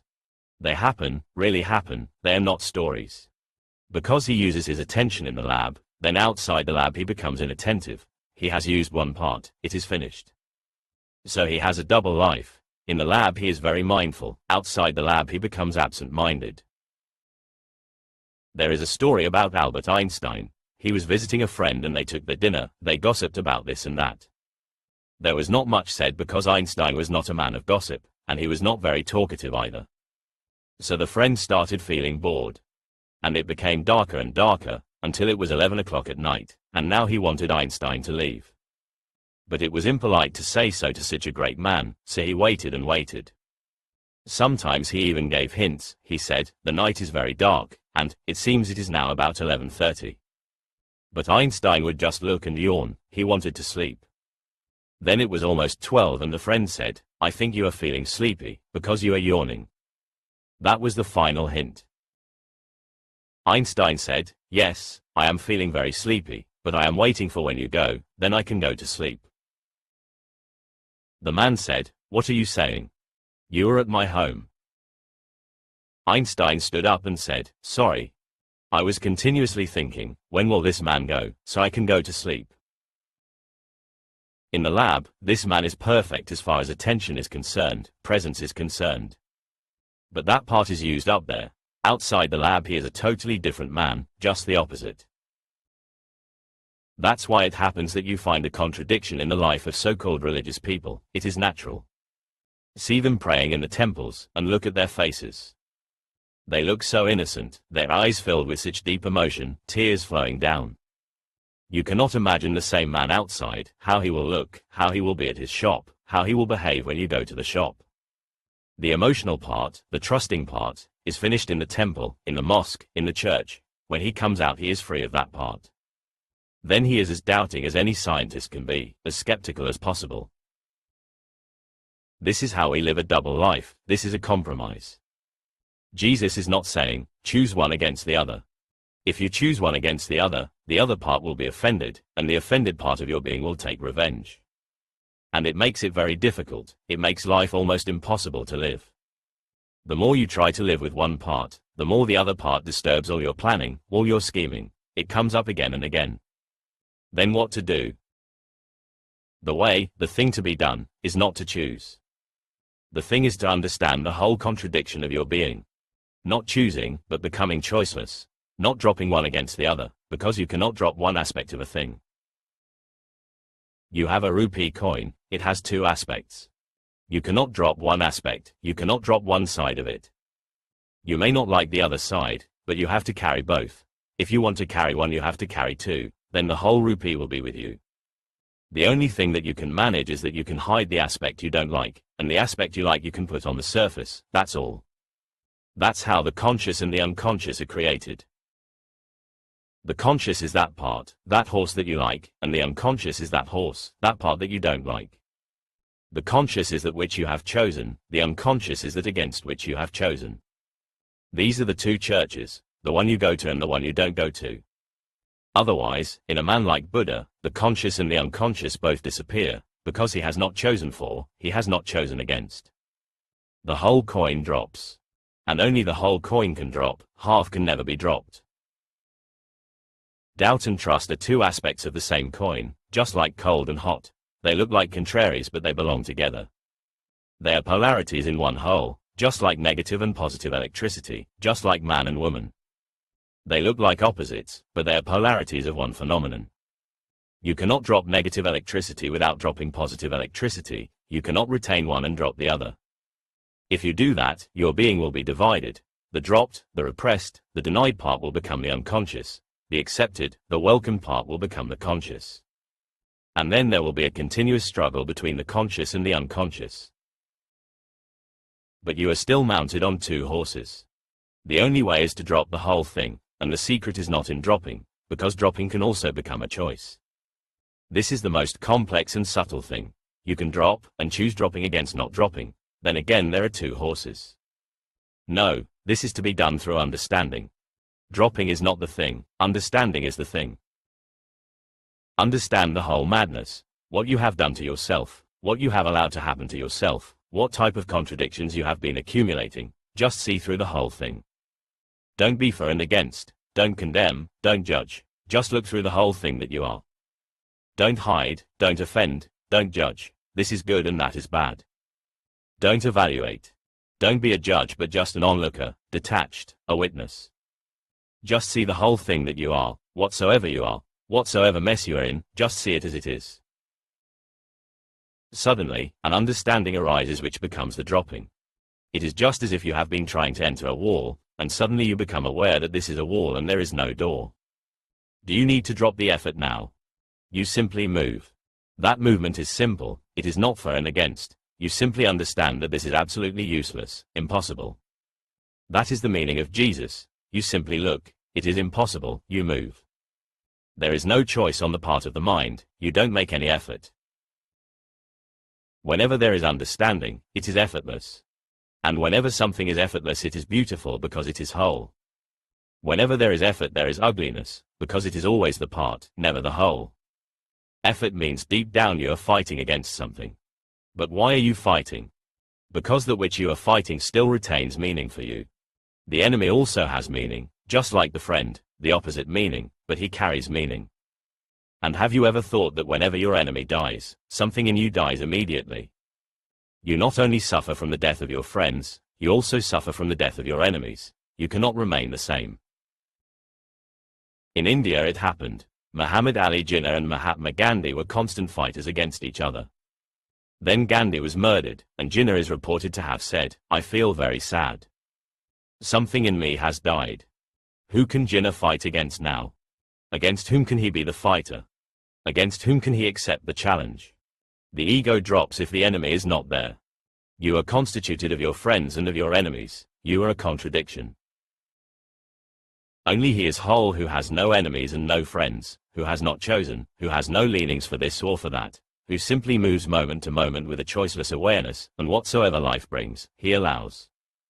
He floats, he is not swimming. He is not a fighter, he is in a let go. If you can understand this, then you will be able to understand the meaning of Jesus. It is impossible for a man to mount 2 horses and to stretch 2 bows, and it is impossible for a servant to serve 2 masters, otherwise he will honor the one and offend the other. The ordinary meaning will be, choose one master, don't choose 2. But through choice you will never be whole, so it is not a question of choosing one master against another, because you will still remain a slave, you cannot be free. Only choicelessness can give you freedom. Then you don't choose, you simply drop the whole effort, it drops by itself when you understand. Then you are the master. In India, we have been calling sannyasins Swami. Swami means master of oneself, it means one who has dropped choosing, it means now he accepts no master. And this is not an egoistic understanding, this is a deep understanding that if you choose between contraries you are a victim, if you choose between the contraries you will remain divided in the contraries. A sannyasin is not against this world, and for that one, a sannyasin is simply neither for nor against, he simply moves without friends and without enemies. There is a beautiful Zen story. One sannyasin was standing on a hilltop alone in the morning. Just like the hill he was alone, standing unmoving, and 3 persons passed by who had come for a morning walk. They looked at this man and they had different opinions as to what he was doing. One man said, "I know that monk. Sometimes his cow is lost, so he must be standing there and looking around the hill for the cow." The second said, "But by the way he is standing, he is not looking at all. He is not moving at all, his eyes seem to be almost fixed. That is not the way that a man looks for something. I think he must have come for a morning walk with some friend and the friend has got left behind. He is waiting for the friend to come." The third said, "That doesn't seem to be the reason, because whenever somebody waits, sometimes he looks behind to see whether the friend has arrived or not. But he never moves, he never looks behind. He is not waiting, that is not the posture of a waiting man. I think he is in prayer or meditating." They were so divided and they became so excited about the explanations as to what he was doing, that they thought it was better to go and ask the man himself. It was hard to go up the hill, but they went. They reached the man and the first asked, "Are you looking for your cow? Because I know sometimes it is lost and you have to look for it." The man opened his eyes and said, "I don't possess anything, so nothing can be lost. I am not looking for any cow or anything." Then he closed his eyes.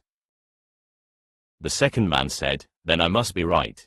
You are waiting for a friend who is left behind." The man opened his eyes and said, "I have no enemies and no friends, so how can I wait for anybody? I am alone. I have not left anybody behind, because there is nobody. I am alone, totally alone." Then the third said, "Then I must be absolutely right because there is no other possibility. I hope you are praying, meditating." The man laughed and he said, "You are the most foolish because I don't know anybody to whom I can pray and I don't have any object to achieve, so how can I meditate?" Then all three simultaneously asked, "Then what are you doing?" The man said, "I am just standing, I am not doing anything at all." But this is what meditation is, and this is what sannyas is, just being. Then you have a freedom, freedom from friends, enemies, freedom from possession, non-possession, freedom from this world and that, freedom from matter and mind, freedom from all choices and divisions. Then the impossible is dropped and you become natural, you become Tao, then you float. When the impossible effort is gone, anxiety disappears, then you are no longer in anguish. And when you are no longer in anguish, bliss arises. Bliss is not something to be achieved. You only have to create the capacity. When you are not in anguish, bliss happens. You have created the capacity, you have opened the door and the sun rays enter and fill you. As you are, anxiety-ridden, divided, mounted on two horses, trying to stretch two bows together, you are schizophrenic, you are ill, you are wavering. Or, at the most, you have made a compromise and you have become normally neurotic. A normal being somehow carries on his work. The neurosis does not come in the way, that's all. An adjusted citizen, that's all. But it is not worthwhile. Even if you are an adjusted citizen, a good citizen, a normal human being, no ecstasy will happen to you. You will remain sad, and whatsoever you achieve in this world will give you more sadness. Look at the people who have succeeded, who are ahead of you, who have reached the top, and you will see they are more sad than people who are not so successful, because their hope is lost. One morning, Mullah Nasruddin was walking towards the market very sad. And a friend asked, "What has happened?" Nasruddin said, "Don't ask me. I am so sad and so depressed that I could cry." But the friend insisted, "But what is the matter? We have never seen you so sad. You have been in so many difficulties, financial and otherwise, but we have never seen you so sad and depressed. What is the matter? What has happened?" Mullah Nasruddin said, 2 weeks ago, one of my uncles died and he left 100,000 rupees for me." The friend said, "Nasruddin, have you gone mad? If your uncle has left 100,000 rupees for you, you should be happy not sad." Nasruddin said, "Yes, that's sir. But last week, my other uncle died and he has left 200,000 rupees for me." The man said, "Then you are completely out of your mind. You should dance and rejoice and celebrate, because there is no reason to be unhappy. You are the happiest man in this town." Nasruddin said, "That I know, but I have no more uncles. That makes me sad. That's what happens when a man succeeds. When you have no more uncles, then suddenly, no hope. A man who is a failure still hopes, can hope. There are still uncles, the possibility exists. The more success, the more anxiety, because the success will bring your neurosis up, the success will reveal to you your schizophrenia. That's why in America there is more schizophrenia, more madness than in any other country, because America has succeeded in many ways. In a poor country there is not so much madness. People can still hope. And when you can hope, nothing comes up, you go on running and running. When the goal is achieved, then you stand still and you have to look at yourself and at what a mess you have created in your being, what chaos. You suddenly go out of your mind. You have always been out of your mind, but it is revealed when you succeed, because when there is no more to dream about, you have to encounter yourself. As you are, bliss is not possible, happiness is impossible. You can only hope for it and tolerate the pain, the suffering that you have brought upon yourself. But bliss is possible. It has happened to a Jesus, to a Buddha, it can happen to you. But then you have to leave the impossible aside. Think of the natural, the possible, the easy. Don't think of the impossible, the difficult, the challenging. The ego always likes to do the impossible, but it is a failure, it has to be a failure. But the ego likes to take the challenge of the impossible, because then you feel you are something. Against an impossible goal you become a great fighter. And religion is simple, easy, natural. It is not riding on a horse at all. It is just a morning walk, not going anywhere. Just walking is the end, not doing anything in particular, just enjoying the morning breeze, the sun, the birds, just enjoying yourself.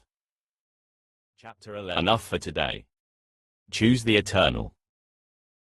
The 31st of August 1974. I'm in Buddha Hall. The 11th saying. Jesus said, a city being built on a high mountain and fortified, cannot fall nor can it ever be hidden.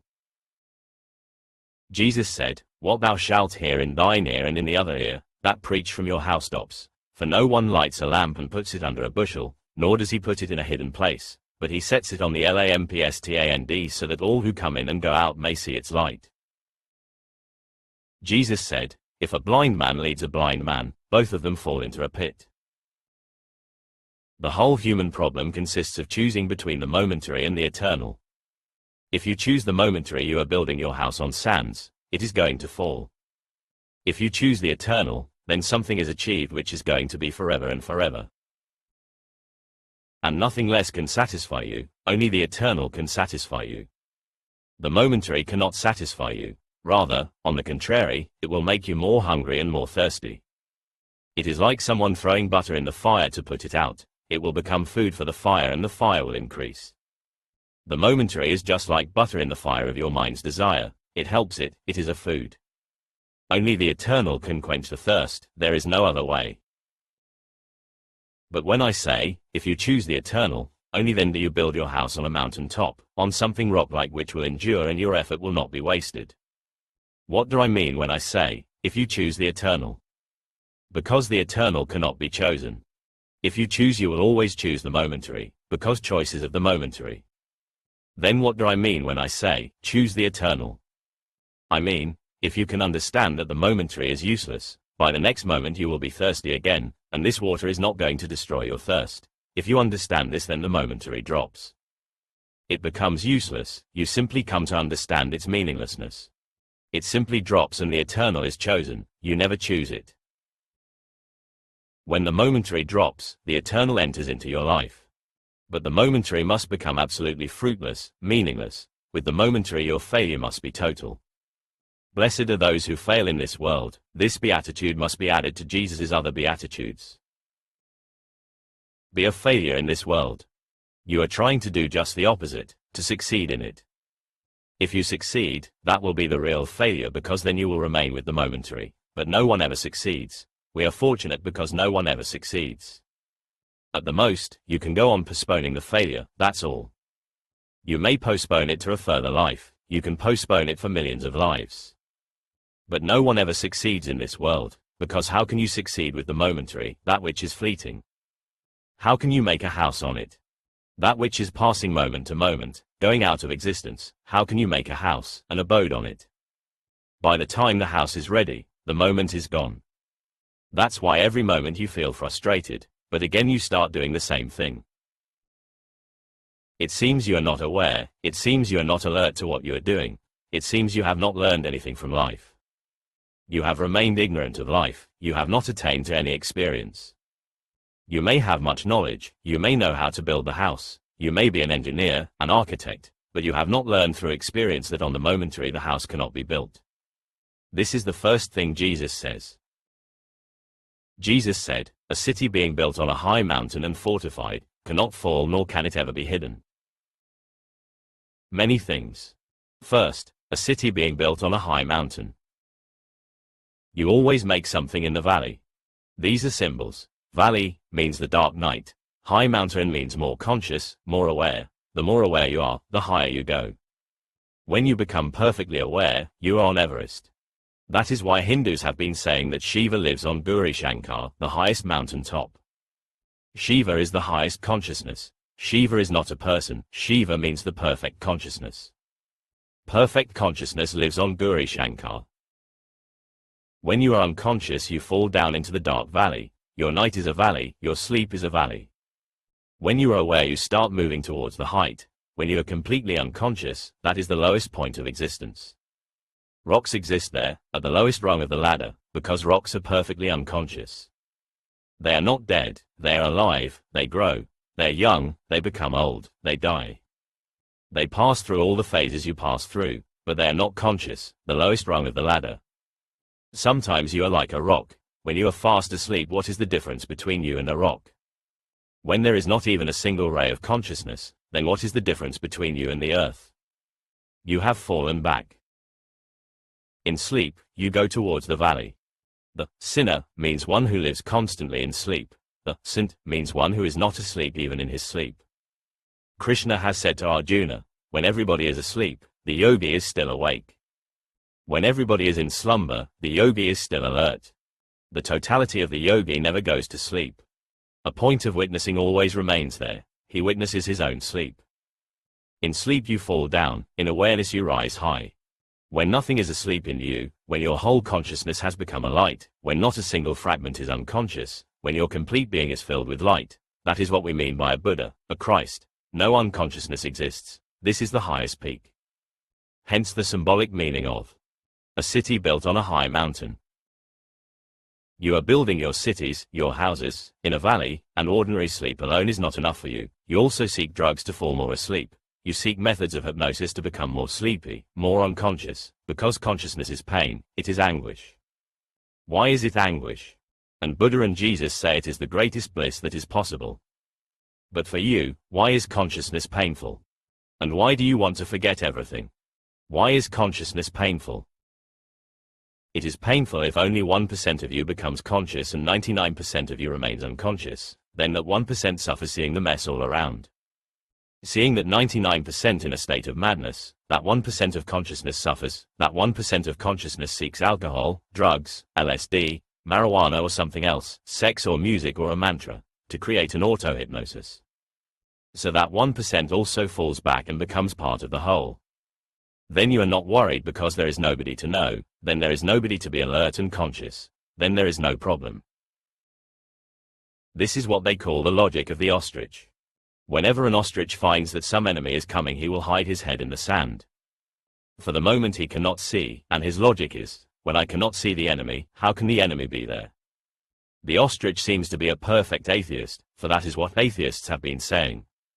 They say, if we cannot see God, how can he be there? Something exists only when we see it, as if existence depends on your seeing, and if you don't see then the thing disappears. The ostrich hides his head, closes his eyes, and immediately he is unafraid because the enemy is no more. But the enemy does not believe in your logic. On the contrary, you are playing into his hands when your eyes are closed. You are playing into the hands of the enemy. On your own part you are becoming a victim. You could have escaped, but now there is no escape because you think there is no enemy. You may feel a momentary happiness because the enemy is not there. Not that the enemy is not there, but because you feel as if he is not. That's how you feel a momentary happiness when you become unconscious through drugs. No problems exist, all the enemies disappear, there is no anxiety, because for anxiety you need to be alert, aware. When 100% of your being becomes conscious, then there is bliss, because the conflict disappears. Buddha is right. You are also right because your experience says that the more you become alert, the more you feel problems around you. So it is better to remain in a long slumber, in a lifelong sleep. That's why we build our cities in the valleys, not on mountain tops. Then there is another reason. A city being built on a high mountain and fortified, cannot fall nor can it ever be hidden. We build our cities in such a way, on such a fleeting existence, on the momentary, the temporal, that by the time they are ready they are falling. By the time they are ready they have already become ruins. Why? Because we can see only the momentary, we don't have a total vision. We can see only that which is nearest, just very close. Only the moment is close. You see one moment, then it passes, then another moment, then it passes. You see these passing moments, you cannot have a total vision. For the total vision a perfect consciousness is needed. In a total vision, you can see the whole of life. Not only the whole of life, you can see the whole world. That's what Jainas mean when they say that when Mahavira became enlightened he could see past, present and future, the whole of time. What do they mean? They mean that the wholeness of existence becomes clear to you, and when the wholeness is clear, only then can you make a fortified city. Otherwise, how can you make one? You don't know what is going to happen the next moment. Whatsoever you do, the next moment may undo it. And whatsoever you do depends on the momentary, not on the whole. The whole may reject it, it may become absolutely meaningless in the whole. It happened once that a Chinese master had an American disciple. When the disciple was going back, the master gave him a present, a small carved wooden box, and he said, one condition always has to be followed. If you give this box to somebody else, then the condition has to be fulfilled. Promise. Because I have been fulfilling this promise, and this is not a new thing, it's a very ancient thing, and for many, many generations the condition has been fulfilled. The disciple said, I will fulfill it. It was such a beautiful thing, so valuable, so ancient, he said, whatsoever the condition. The master said, the condition is simple, you have to keep it in your house facing east. And this has always been done, so be respectful to the tradition. The disciple said, this is very simple, I will do it. But when he put the box facing east, then he came to understand that it was very difficult, because his whole arrangement in the drawing room became absurd. That box facing east would not adjust. So he had to change the whole arrangement of the drawing room to be harmonious with the box. But then the whole house became absurd, so then he had to change the whole house. Then the garden became absurd. Then he felt exhausted. He wrote to the master, this box is dangerous. I will have to change the whole world, because if I also change my garden, then next it will be the neighborhood. And he was a man of sensitivity, that's why he felt like this. If you build your life on the momentary, you are going to be in difficulty with the whole because it will never adjust. It will never be harmonious, something or other will always be wrong. The whole has to be looked to before you make your city, before you make your abode, the whole has to be consulted and referred to. With the vision of the whole you should create your life and the pattern of your life, you should live with the vision of the whole. Only then will your life be a harmony, a melody, otherwise, you will always be somehow outlandish, eccentric. Every man is eccentric. This word is beautiful. Eccentric means out of the center, somehow missing the center, not exactly as it should be. Why is every man eccentric, out of the center, out of focus, out of step with life? Because everybody is trying to make life according to the moment, and the moment is not the whole. The moment is a fragment, such a small, trivial fragment of eternity. How can you adjust to eternity if you make your life according to the moment? That's why Jesus says, make your life, create your life according to the whole, the eternal, not the momentary. A city being built on a high mountain and fortified, cannot fall nor can it ever be hidden. Your city will always be falling, your city will always be in ruins. It is so. You need not ask Jesus, you can just look at your life, it is a ruin. Before you have built it, it is already a ruin. You are a ruined city. Why is it happening? Because of the momentary. Have a vision of the eternal, of the timeless. How will this vision come? The higher your consciousness, the greater your vision. The lower your consciousness, the smaller your vision. Go and stand on the street under a tree and look. You have a vision, you can see to the nearest corner of this road, then there is a turning and the vision stops. Climb the tree and have a look from the tree, then you have a greater vision. Go in an airplane, then you have a bird's eye view of the whole city. Go higher, and greater becomes the vision. Go lower, and smaller is the vision. There are rungs in the ladder of consciousness. If you are at the peak of your consciousness, look from there, eternity is revealed. Have you observed a very small thing? You are standing under a tree, you look to the east, you don't see anything. Somebody is sitting on top of the tree and he says, I can see a bullock cart coming. You say, there is no bullock cart. I can't see it, and when I can't see it, how can it be? The bullock cart is in the future for you, but for the man who is sitting on top of the tree the bullock cart is in the present. So don't think that the present means the same to everyone. Your present is confined to you, it may not be present for me. My present is confined to me, it may not be present for you. It depends on the ladder of consciousness. For Buddha, everything is present because there is no future, his vision is complete. For Jesus, everything is present. There is no past because he can see, there is no future because he can see. From the highest peak of consciousness, the whole is visible, so nothing is past, nothing is future, everything is here and now. The future exists because of your confined vision, not because the future is a necessity in the world, in existence. It simply shows that you have a narrow vision. Something that goes out of your field of vision becomes the past, that which has not yet come into it becomes the future. But things in themselves are in eternity. Time is your invention because you live in the valley. Hence, all the traditions of the world have been emphasizing that when you move into samadhi, ecstasy, deep meditation, time disappears. What do they mean? They mean that the division of past, present, future, disappears. Existence is, but without divisions, timeless. Build your city on the timeless, don't build it on the momentary. Otherwise it will always be a ruin, because the present is fleeting and becoming the past. What do I mean when I say it will be a ruin before you have even built it? Because the moment you build, that moment is past, it is already gone, it is no more in your hands. The earth below your feet is moving continuously. A city being built on a high mountain and fortified. And why does he use the word fortified? As you are, in the valley, you are always in fear, insecurity, always in danger. The valley is filled with ghosts, shadows, enemies, hatred all around. I have heard about a housefly who was passing by a supermarket. In one window, insecticides were on display. She read the sign. In big red letters it was written, "New spray guaranteed to kill flies immediately." She read the sign and as she flew away, muttered to herself, "There is too much hatred in the world." You live in the world of the valley. There, everything is guaranteed to kill immediately. You live in the valley of death. Nothing else is guaranteed there, only death is guaranteed. Have you ever observed the fact that in life, everything is uncertain except death?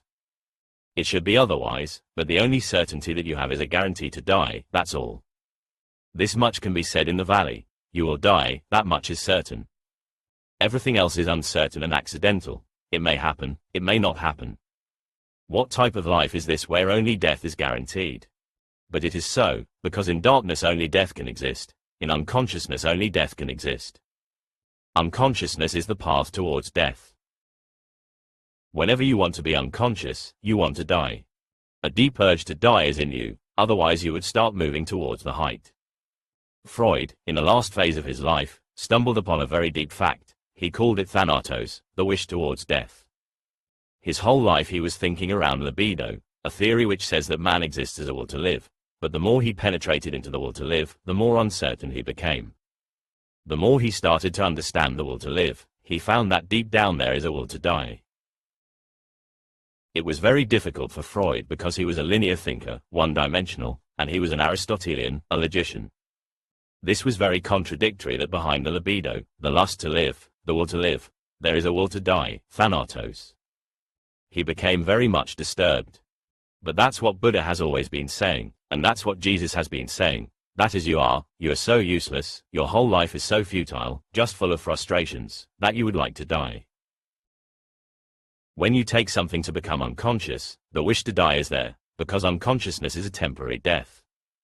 You cannot live without sleep even for a few days, because sleep is a sort of temporary death. You need it very deeply. If you cannot die every day for 8 hours, you will not be able to live the next day, because your whole life is such a mess, and to be is not bliss. Rather, not to be seems to be blissful. So wherever you can lose yourself, you feel blissful. If you can lose yourself in a political movement, if you can become a Nazi and you can lose yourself in a crowd, you feel good because this is a death. You are no longer there, only the crowd exists. That's why dictators succeed, because of your wish to die. Dictators succeed even in the 20th century, because they give you a chance to die so easily. That's why wars have always existed, and they will continue to exist because you are not changing in any way. Man is not transforming himself. Wars will exist because they are a deep will to die. You want to kill and you want to be killed. Life is such a burden that suicide seems to be the only solution. If you have not committed suicide up to now, don't think that you are truly a life lover. No. You are simply afraid. You are not a lover of life, because a lover of life will always move towards the heights. The higher the peak, the more life. Hence Jesus can promise, "Come to me, and I will give you life in abundance." Hence Jesus says, "I am life, great life. Come to me." But to come to Jesus is very difficult because you have so much investment in the valley, in the dark ways of life, and you are so afraid of being alive. You make many arrangements in order not to be too alive. You exist with the minimum of life. You exist like an automaton. You turn everything into a mechanical thing so that you need not bother about it. You need not live in it. Wars will continue, violence will continue, and men will go on killing each other. The whole effort has been to create a device which can become a global suicide, and now we have discovered it, the H-bomb. Why are scientists continuously working, devoting their whole lives to creating destructive things? Because that is the deepest desire in man, to die, somehow to die. It is not very conscious, because if it becomes conscious you will start transforming yourself. Many times you assert, "It would have been better if I had not been born." One Greek philosopher, Philo, is reported to have said, "The first blessing is not to have been born, the second blessing is to die as soon as possible." And he says these two are the only blessings. First, not to have been born, but no one is that fortunate because everybody is already born. So only the second is available, to die as soon as possible. Philo himself lived to be 97. Somebody asked him, "But you have not committed suicide." So he said, "I have just been tolerating life to give the message to others, the message that to die is the only solution." Suicide is a deep-rooted instinct. Immediately you feel anything going wrong, you feel you want to commit suicide, to destroy yourself. A religious man is one who becomes alert that a deep death wish is hidden inside. Why is it there? You have to bring more light into yourself so that you can become aware of the corner where death is hidden and continuously eating you. It is not that suddenly one day you die slowly for 70 years. Death is not a phenomenon that comes in the end, it starts with birth. Then every breath and every moment is simply nothing but a continuity of dying and dying and dying. It completes itself in 70 years because it is a very slow process. But you have been dying, and you are waiting deep down to be finished, the sooner the better. You have not committed suicide because you are very afraid, scared, what will happen.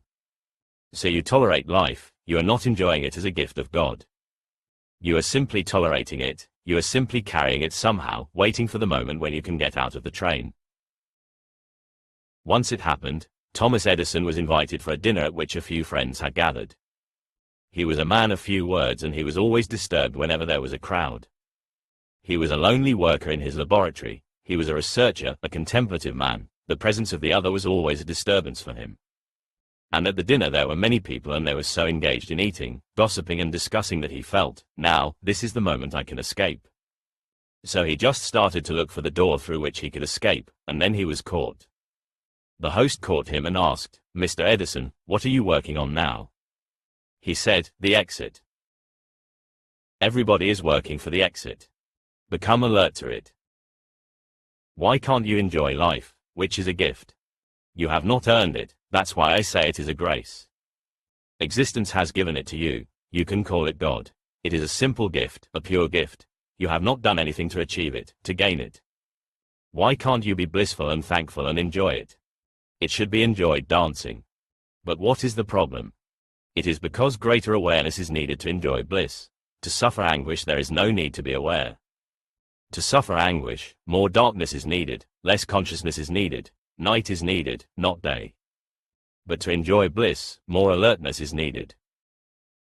So if you see a saint who is sad, know well that he is not a saint, because awareness will give a blissfulness, awareness will give a deep laughter to his whole being, awareness will give him something so that he will become childlike. He can run after a butterfly, he can enjoy simple food, and he can enjoy the ordinary things of life so much that everything becomes a gift. Everything becomes a grace from God and he can be thankful moment to moment, even for his breathing. He can even enjoy his breathing, simple breathing, it is so blissful. If you find a saint who is sad, know well something has gone wrong. He still lives in the valley, he has not moved to the peak. Otherwise, he has a radiance, a lightness, a childlike enjoyment, unworried, unafraid, he is fortified in his consciousness. Why does consciousness fortify you? Because the more conscious you become, the more you know you cannot die, there is no death. Death exists only in the dark valley. And if you are fortified against death, you are fortified. The more conscious you are, the more you know you are the eternal, the divine. Right now you don't know who you are. This is the valley of ignorance, and there only death happens, nothing else, and you live trembling, shaking with fear. If you look within you will find only fear and nothing else, because around you there is only death, nothing else. So this is natural. With death all around, fear inside is a natural counterpart. If you move to the heights, love will be within and eternity all around. There will be no fear, there cannot be, because you cannot be destroyed, you are indestructible. There is no possibility of your death, you are deathless. This is the fortification Jesus talks about. A city being built on a high mountain and fortified, but remember the high altitude is the fortification, cannot fall nor can it ever be hidden. This is very paradoxical. In the valley you constantly fall, on the top never. This is paradoxical because we see people falling from the top. In the valley, why should one fall? One is walking on level ground, people fall from heights, that is a myth. In the inner world nobody falls from the heights. Once the inner height is achieved, one never falls from it. Nothing can be taken from you if you have achieved it in the within. But without, your myth is true. People fall whenever they are on the heights, but those heights belong to the valley, they are not real heights. If you have fame, you can be certain that sooner or later you will be defamed. If you are on the throne, sooner or later you will be dethroned. Whatsoever you achieve in this world will be taken away. But in the inner world, whatsoever you achieve forever, it cannot be taken away. Knowing cannot go back. Once achieved, it becomes part of you. It is not something you possess, it becomes your being and you cannot unknow it. Once you have known that you are deathless, how can you unknow it? There is no way to unlearn it, you have learned. And only that which cannot be unlearned is real knowledge. That which can be unlearned is just memory, not knowledge. That which you can forget is just memory, not knowledge. Knowledge is that which you cannot forget, there is no way to forget it. It has become your being, it is part of you, your very existence. You need not remember it, you need remember only those things which are not part of you. Fortified, a city being built on a high mountain cannot fall nor can it ever be hidden. And you cannot hide it. A city built on the top will be known, for eternities it will be known, there is no way to hide it. How can you hide a Buddha? It is impossible. How can you hide a Jesus? It is impossible. The phenomenon is so tremendous, their existence is so penetrating, that the impact will last. You can crucify a Jesus, but you cannot neglect him. And those who crucify him still suffer for that crucifixion. Just a single man was killed, an ordinary son of a carpenter, nothing important. The Jews must have thought that way because nobody was bothered. If you kill a carpenter's son and you kill according to the law, there is no problem. But Jews have suffered for 2,000 years because of that crucifixion, generation after generation. They have been continuously crucified, just for this one man. It looks very illogical, and Jews go on saying, we have not done anything. They are right in a way, because those who did it, they died long ago. But a person like Jesus moves with the timeless. As far as Jesus is concerned, the crucifixion is going to remain forever and forever. It is not past, because a person like Jesus is never past. It is a fact right now, he is crucified. Jews may think, we did it in the past, but those who did it are no more. We never did it, we may belong to those who did it, but we never did it. But Jesus' crucifixion is now going to be an eternal fact. Now it cannot be moved into the past, it is going to be a live wound. The wound is going to remain there in the heart.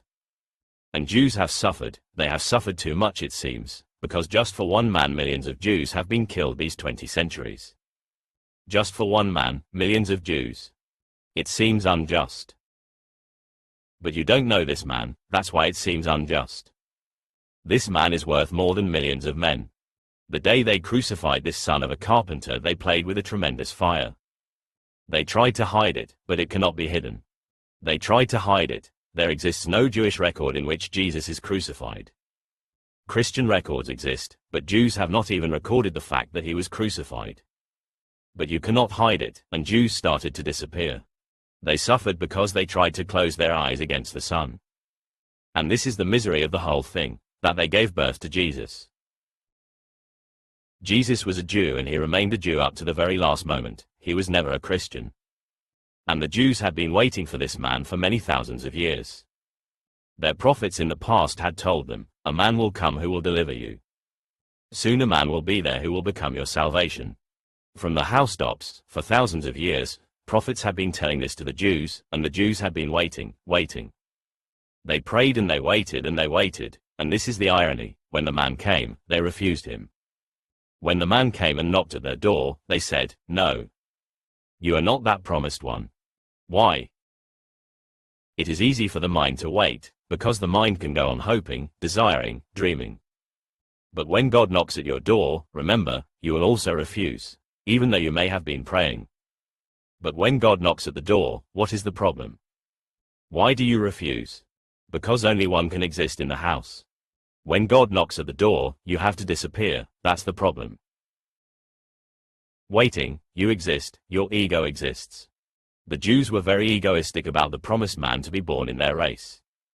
They were the chosen few. God had chosen them and the Son of God was going to be born in a Jewish family. The ego felt very good about it. But when this chosen man came and knocked at the door and said, I have come to fulfill the promise, they said, no, you are not the chosen man, and if you try to say that you are, we will kill you. What was the problem? The problem is human. The problem is that if Jesus exists, then you have to disappear, you have to dissolve in him, you have to surrender. It was good for the ego to think that the promised man will come to us, the chosen race of the world, but it was very difficult to accept the man when he came. They killed Jesus, but they have not even recorded it. They wanted to forget this whole thing so that they could hope again, and they are hoping still. The Jews are still hoping for the promised man. And I tell you, if he comes again, he will not come, because he must have learned by experience, if he comes again, they will crucify him again. And they have suffered a lot, just because they tried to ignore the city built on the mountain top. They tried to hide a city built on the mountain top, they tried to hide the sun, they tried to hide the truth. They crucified the truth. But truth cannot be crucified, you cannot kill it, it is eternal, it is deathless. And still they have not become aware why they have suffered so much. The guilt. They still feel guilty deep down. A Jew is never without guilt, the guilt follows like a shadow. The guilt is that they refused the promised one when he came. And Jews know deep down that they have committed the greatest sin that is possible, to refuse God when he knocks at your door. And he is not going to fulfill your expectations. Whenever he comes he will be a stranger. Because if he fulfills your expectations, then he is no longer God. God is always a stranger, always the unknown, knocking at the door of the known. He cannot come in the form of the known, it is not possible. He remains always the unknown, the mysterious. You would like him to come according to the formula. No. He follows no formula, he is not dead, only dead matter follows a formula. Life lives as a mystery. A city being built on a high mountain and fortified, cannot fall nor can it ever be hidden. Jesus said, what thou shalt hear in thine ear and in the other ear, that preach from your housetops. For no one lights a lamp and puts it under a bushel, nor does he put it in a hidden place, but he sets it on the lampstand so that all who come in and go out may see its light.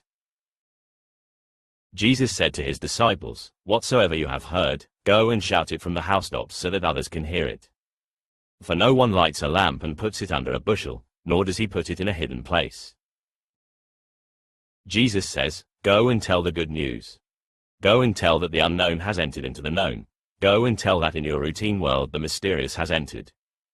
Go and tell it from the housetops so that people can hear, and people can come and know and be benefited. Don't be shy about it. There is a deep problem about this.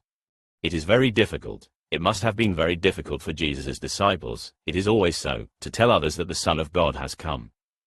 Very difficult, because people will laugh, they will say you have gone crazy. They will not believe that Jesus is the Christ, they will believe you are crazy. If you say, Jesus is God, they will think you have gone completely mad, you need some psychoanalysis, go and visit a doctor, take some medicine, rest and relax. If you think this, something is wrong with you, something has gone wrong in you. It is very difficult to tell people that someone has become realized. Why? Because whenever someone becomes realized, it becomes a deep wound in you, it becomes a deep hurt. You could have become the same, but you have missed. A comparison enters, your ego feels hurt. Jesus is the Son of God. Why am I not? The case should have been otherwise. How has Jesus become the Son of God? And it is easier to deny this than to change yourself and become the Son of God.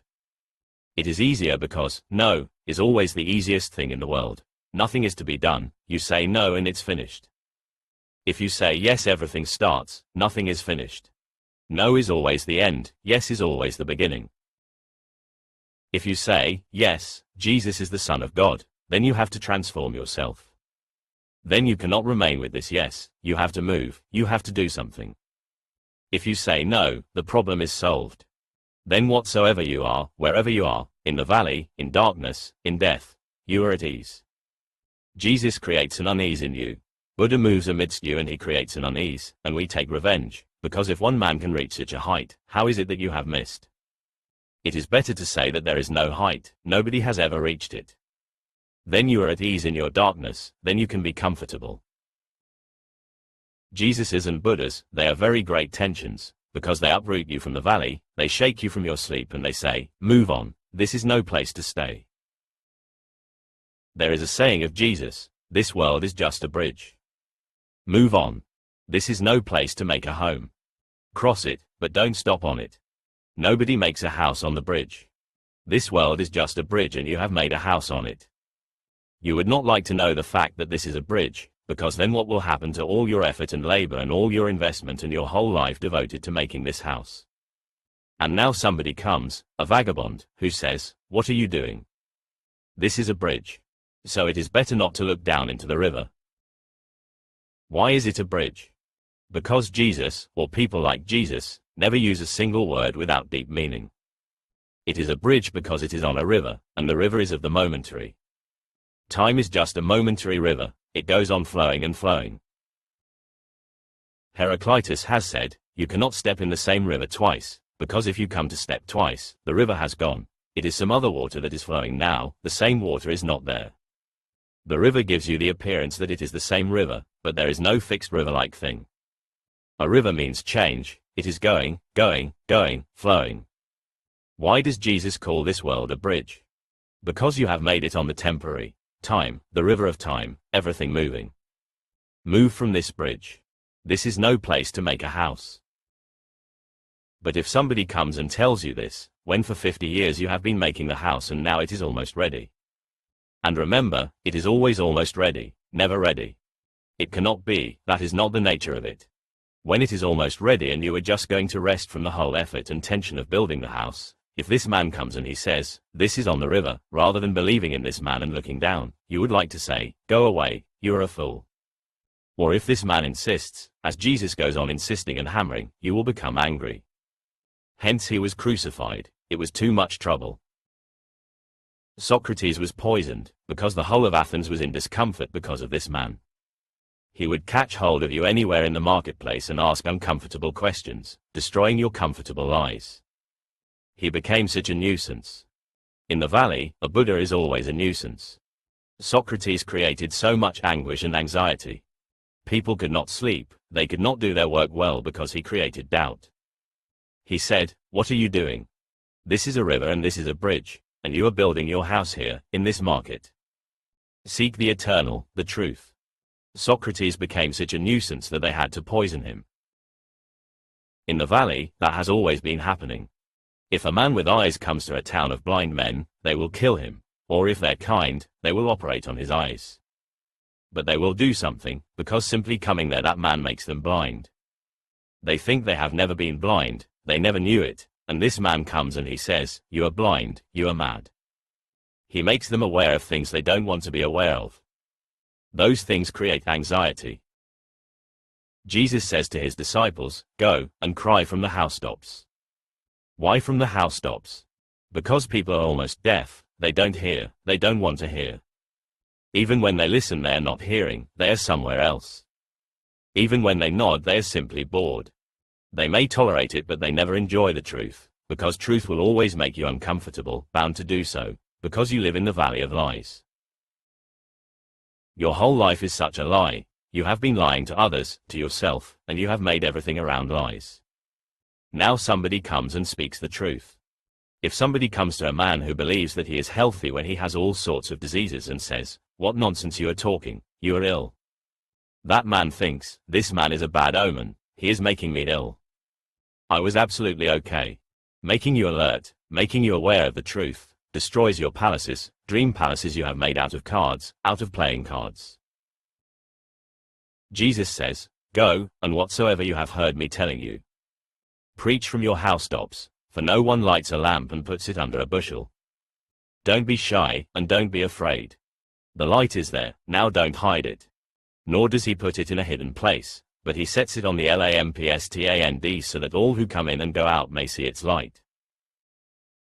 This has always been a problem. Buddha, Mahavira, Lao Tzu, Jesus, Muhammad, Zarathustra, they always have to insist continuously that the disciples go and tell others. The opportunity will not be forever. Jesus will not be there in his physical body forever, and if you cannot recognize him when he is in his physical body, how will you be able to recognize him when he is not? If his physical presence cannot become a revelation to you, how can it become a revelation to you when he has disappeared into the universal? Only rarely does someone become enlightened, only rarely does someone's darkness disappear. It is such a rare phenomenon and it is not going to last forever, hence Jesus is always in a hurry. He knows well. And Jesus had the most limited time on earth. He died when he was 33. He started preaching when he was 30, he died when he was 33, only 3 years. He was in a great hurry. He knew this crucifixion was going to happen, so he said, "Go and make as many people aware and alert as possible. The door is open, now they can enter into the divine." But the disciples always remained wavering. Only when Jesus died did they start preaching. That too always happens, because when Jesus disappeared, only then they realized what had happened to their lives. When Jesus is there you become accustomed to the light that Jesus is. When he disappears, then darkness, and then you feel what light you have missed, and then you go on preaching from the housetops. When Jesus was there something was possible, but now nothing is possible. You go on for centuries, the church is doing that. All over the world they go on preaching that Jesus is the light. But now it cannot be very helpful because the door has disappeared, now Jesus has become invisible. He can help, but if you cannot see the light when it is visible, how can you see it when Jesus becomes invisible? If you cannot enter the door when it opens just in front of you, how will it be possible for you to enter a door which is not visible at all? Difficult. But disciples themselves become alert when the light disappears. Then they start crying and weeping, and then they know. Because only through contrast do you come to know, you only become aware that you are alive when you are dying. When you come to the moment of death, then you become aware what life was and how you have missed it. It is said that only when people die do they come to know that they were alive, otherwise they miss. Jesus said, "If a blind man leads a blind man, both of them fall into a pit." So don't be shy. Go and tell others that there is a man who has eyes. Otherwise people will be led astray, because people have a need to be led. If you cannot find a Buddha or a Jesus, you will still follow someone because there is a great need to follow. There is a great need because you don't know where to go. Somebody says, "I know." So what to do? Jesuses are not available every day, Buddhas are not born every day. But the need is there. If you cannot get the right food you will eat the wrong food, because the hunger is there every day. And it is very easy to find a blind man because you are blind, you understand the language.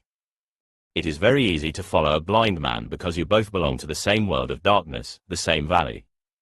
It is much easier to be convinced by a blind man that he is the master, than to be convinced by a man who is not blind, because he uses a different language, he talks about a different world. He is so strange, you cannot understand him. It is always easy to follow a wrong master, because you are wrong. Something is similar between you and the master. But, if a blind man leads a blind man, both of them fall into a pit. It happened, Mullah Nasruddin died and his 2 disciples committed suicide, because without the master, what could they do? Mullah leading, the disciples following, they all 3 knocked at the door of the other world, a beautiful gate. Nasruddin said, "Look, this is what I promised, and I always deliver whatsoever I promise." We have reached heaven. They entered. The guide took them to a beautiful palace and he said, now you are going to live here for eternity, and whatsoever you need, you just tell me and I will fulfill it immediately. Mullah said, look. This is what I promised and I have delivered it. For 7 days they lived in rapture, because whatsoever they needed, immediately the demand was fulfilled, whatsoever it was.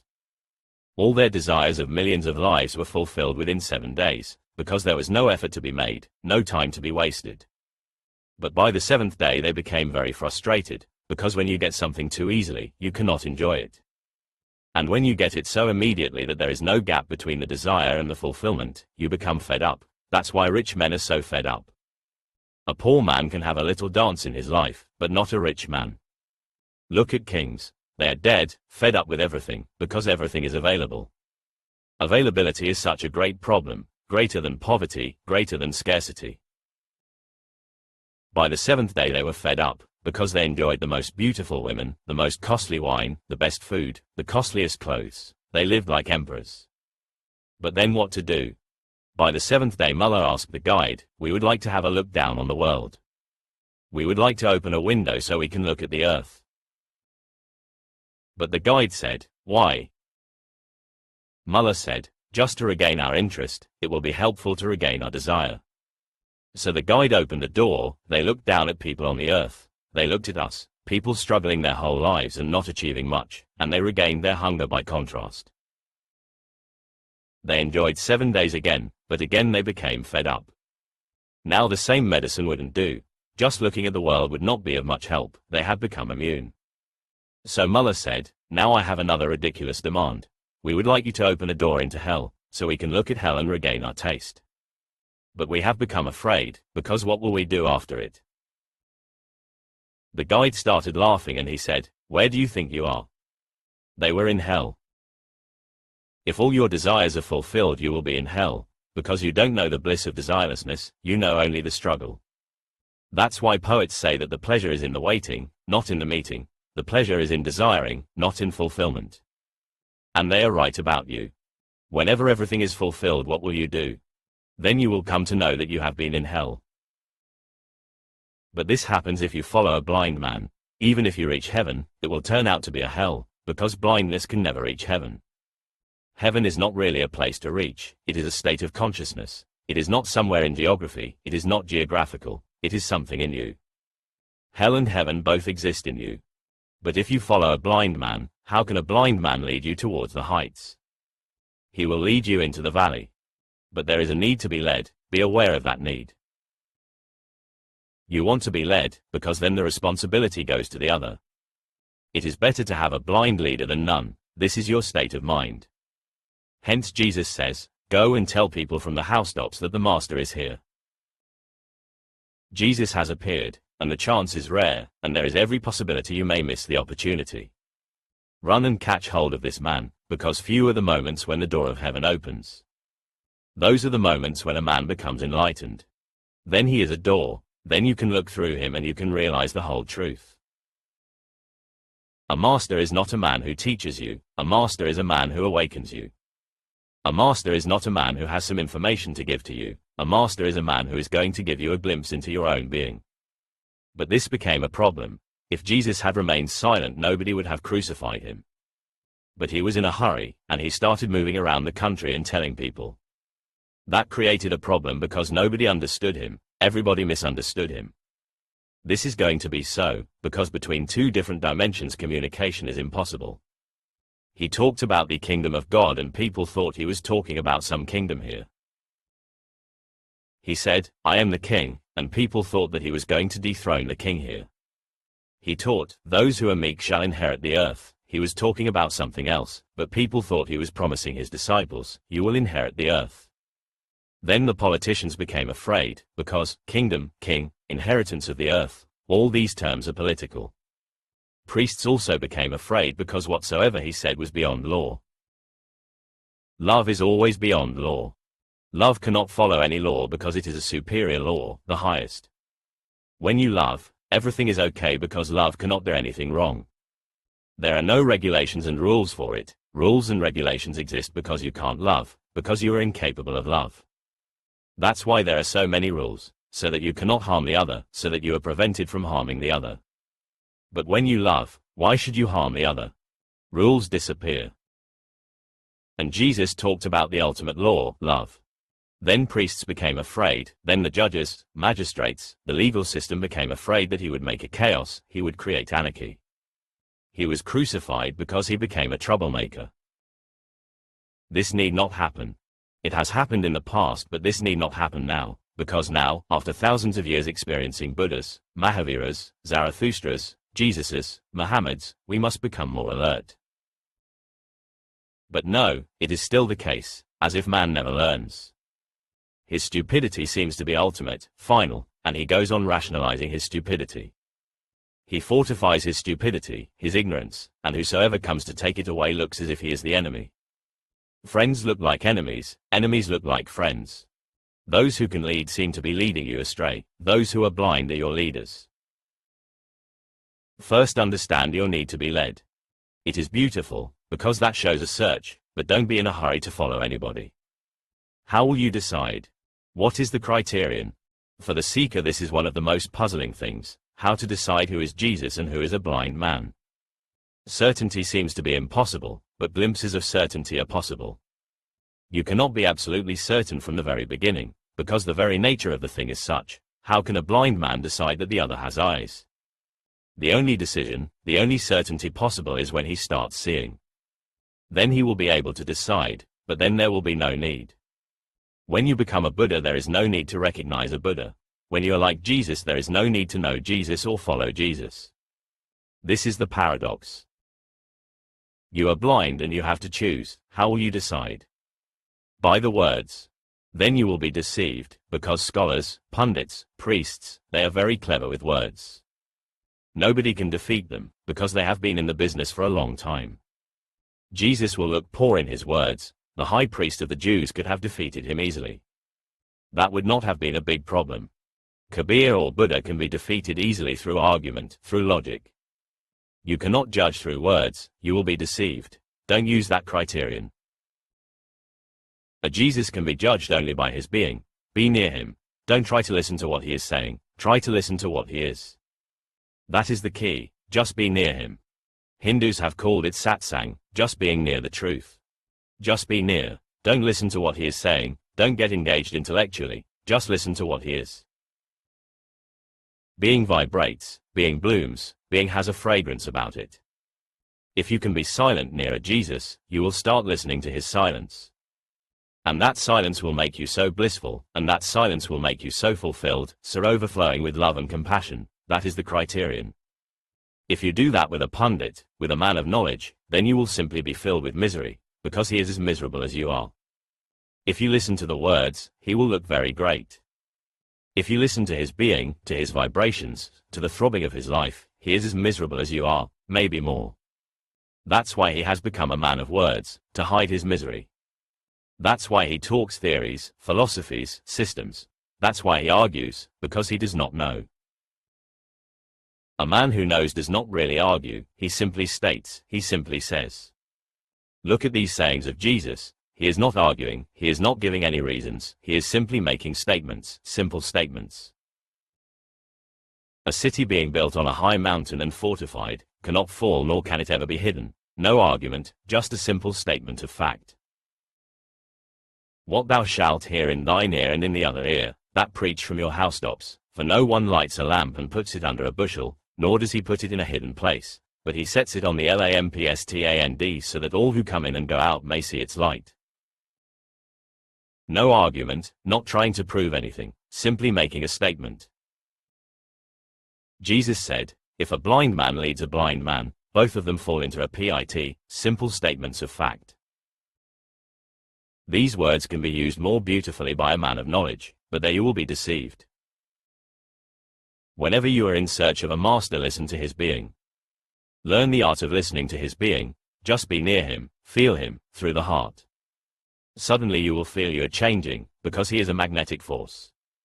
Suddenly you will feel something is going, a deep change within you. You are no longer the same, your room is filled with an unknown light, as if your burden has dropped for a moment, as if through him you have got wings, you can fly. And this is an experience. Only this experience will give you a right person, a man with eyes who can lead you. Where is he going to lead you? He is going to lead you to yourself.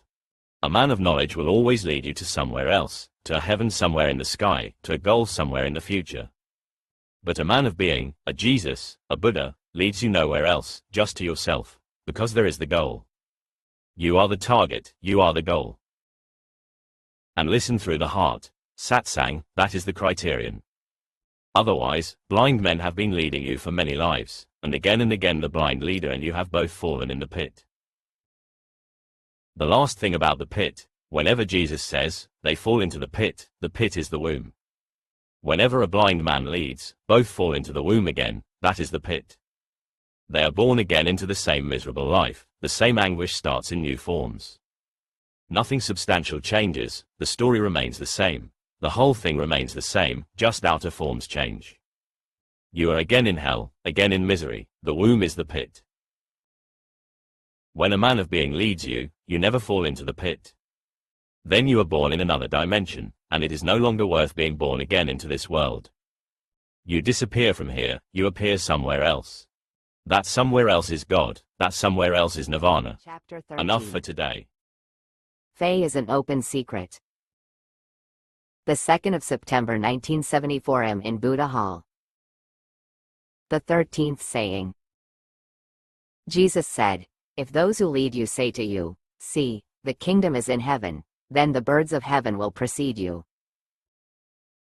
If they say to you, it is in the sea, then the fish will precede you. But the kingdom is within you and it is without you.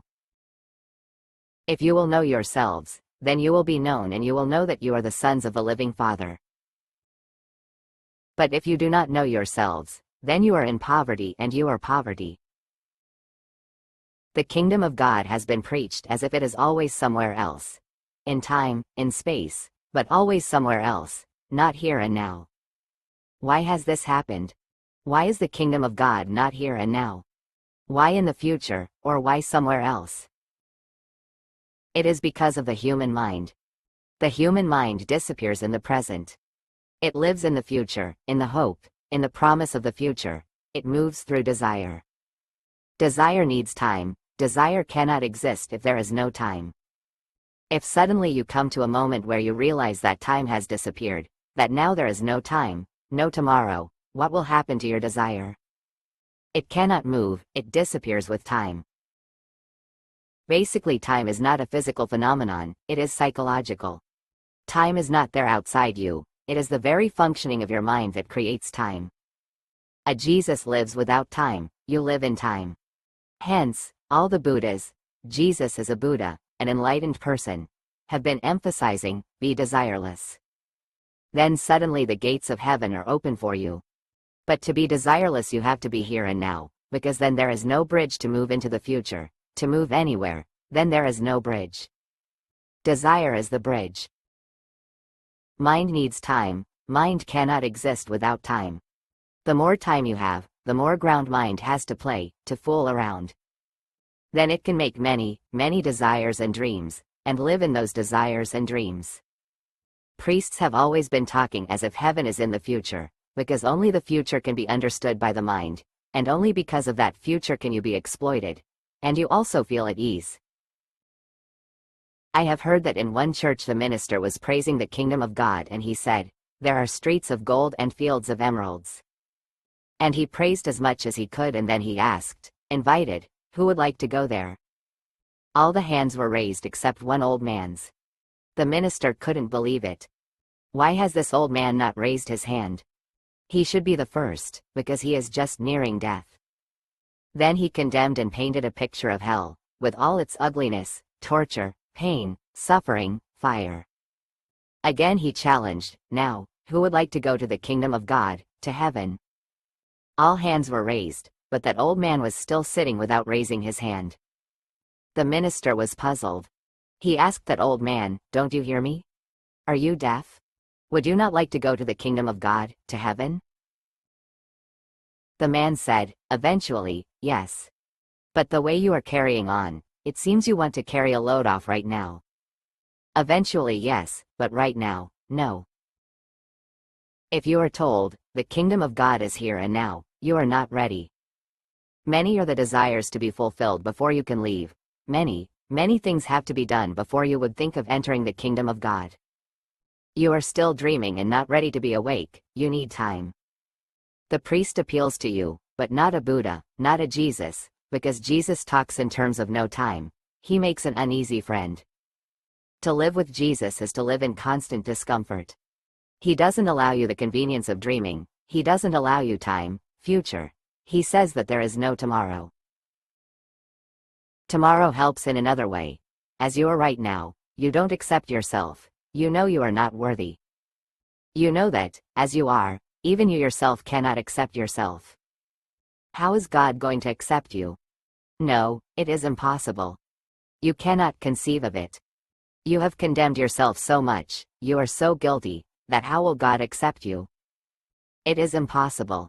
Right now, if the kingdom opens, if the door invites you, you will not be able to have that much courage to enter.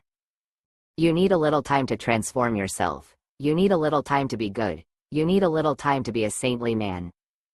You need a little time to do many things so that your being becomes acceptable, so that even God can love you. There are many desires, they need time. And many shoulds are waiting, they need time. The whole morality of the world, forms differ, but the essential base is the same, has been condemning you. You are wrong. Something has to be done. You have to be put right. You have to be polished. You have to be made worthy. So if somebody says, the door is open right now, you feel uncomfortable. Then you cannot enter. But if he says, it is in the future, then there is time enough. You are at ease, you can work it out, you will polish yourself. You can create an image, an ideal, and you will follow that ideal, so someday or other you will become a saint. And this is the trick of the mind. If you can postpone, the mind remains the same. To remain the same, the mind wants to postpone. Not to change, ideals are needed. Not to take the jump, time is needed so that you can postpone. Postponing is the base of your continuity as you are. If this house is on fire, you will not postpone, you will simply jump out. You will not even ask, where is the door? Where are the steps? From where to go? You will not seek a teacher, a guide, you will simply jump out. Anywhere will be the door. Wherever you are, from there the journey starts out. And you will not say, am I really worthy to be saved? Am I worthwhile? No, all these questions will not arise. Philosophy is for luxurious moments when you can ask questions and get answers and go on postponing. But when there is danger, you put aside all philosophy. Have you observed, whenever you are in danger, you put aside your mind? You don't think at all, there is not enough time to think. The house is on fire, you jump. And when you are out, then you can sit under a tree and think again about what has happened. But in the moment when danger is there, when death is there, time is no more. You simply have to act, there is no gap to think, you have to act, only action can save you. Time is postponement, and you would like to postpone for millions of reasons. One is, many things are yet unfulfilled, you have not tasted this world. You have been in this world millions of times, you have tasted it in millions of ways, but still the hunger remains, the thirst is there. Not because there was not enough time. For the whole past you have been here, and the whole past means eternity, it is beginningless. Since eternity you have been here, acting in millions of ways, fulfilling millions of desires, and yet you are still hungry and thirsty.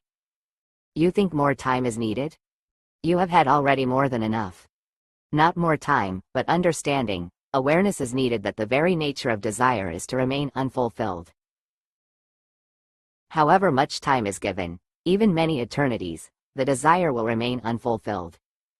It is the very nature of desire that it remains unfulfilled. It will arise again and again, and the more you try to fulfill it, the more it will arise. You are simply feeding the desire when you think you are fulfilling it. You move into sex, you think you are fulfilling it. You are simply feeding the desire. Tomorrow it will come back even more greedy, even more full of lust, with even more expectations. You feed it again, tomorrow it will knock at your door again with more madness, with more hope, and every day it will grow. And as you experience it, you feel more and more hungry. You are feeding it, the fulfillment is not there.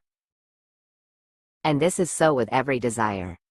Look at ordinary desires, very ordinary ones. You take food, the hunger disappears, but it disappears only to come back again. Can hunger disappear forever through food? Is there any possibility that, just by taking food, hunger will disappear forever? You are thirsty, you drink water. Do you think the thirst is going to disappear forever? No, that is not the nature of desire. And these are ordinary desires that you can understand. They are repetitive, and the more you repeat, the more you are hypnotized, because repetition is hypnosis. You did it yesterday. You are doing it today. You are hoping to do it tomorrow. You are repeating the desire. And the more you repeat it, the more you get into it. You have desired in many ways for millions of lives, and you are born in that particular way that you desire. And you fulfill it.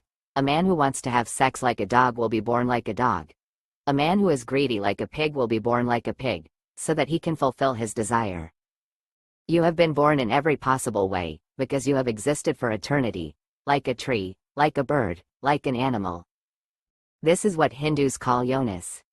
They say you have been born through millions of wombs, your desire has taken many forms, and you have tried through every possible dimension. Nothing has happened up to now, nothing is ever going to happen, because the very nature of desire is to remain unfulfilled.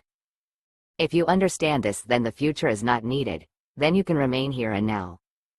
And when the future drops, desire drops. Try to understand from another direction. You have tried in every way to transform yourself. You don't remember your past lives, but you know this life. You have done everything to transform yourself. Are you even a little bit transformed? Even a little bit, I say? Are you even a little bit transformed?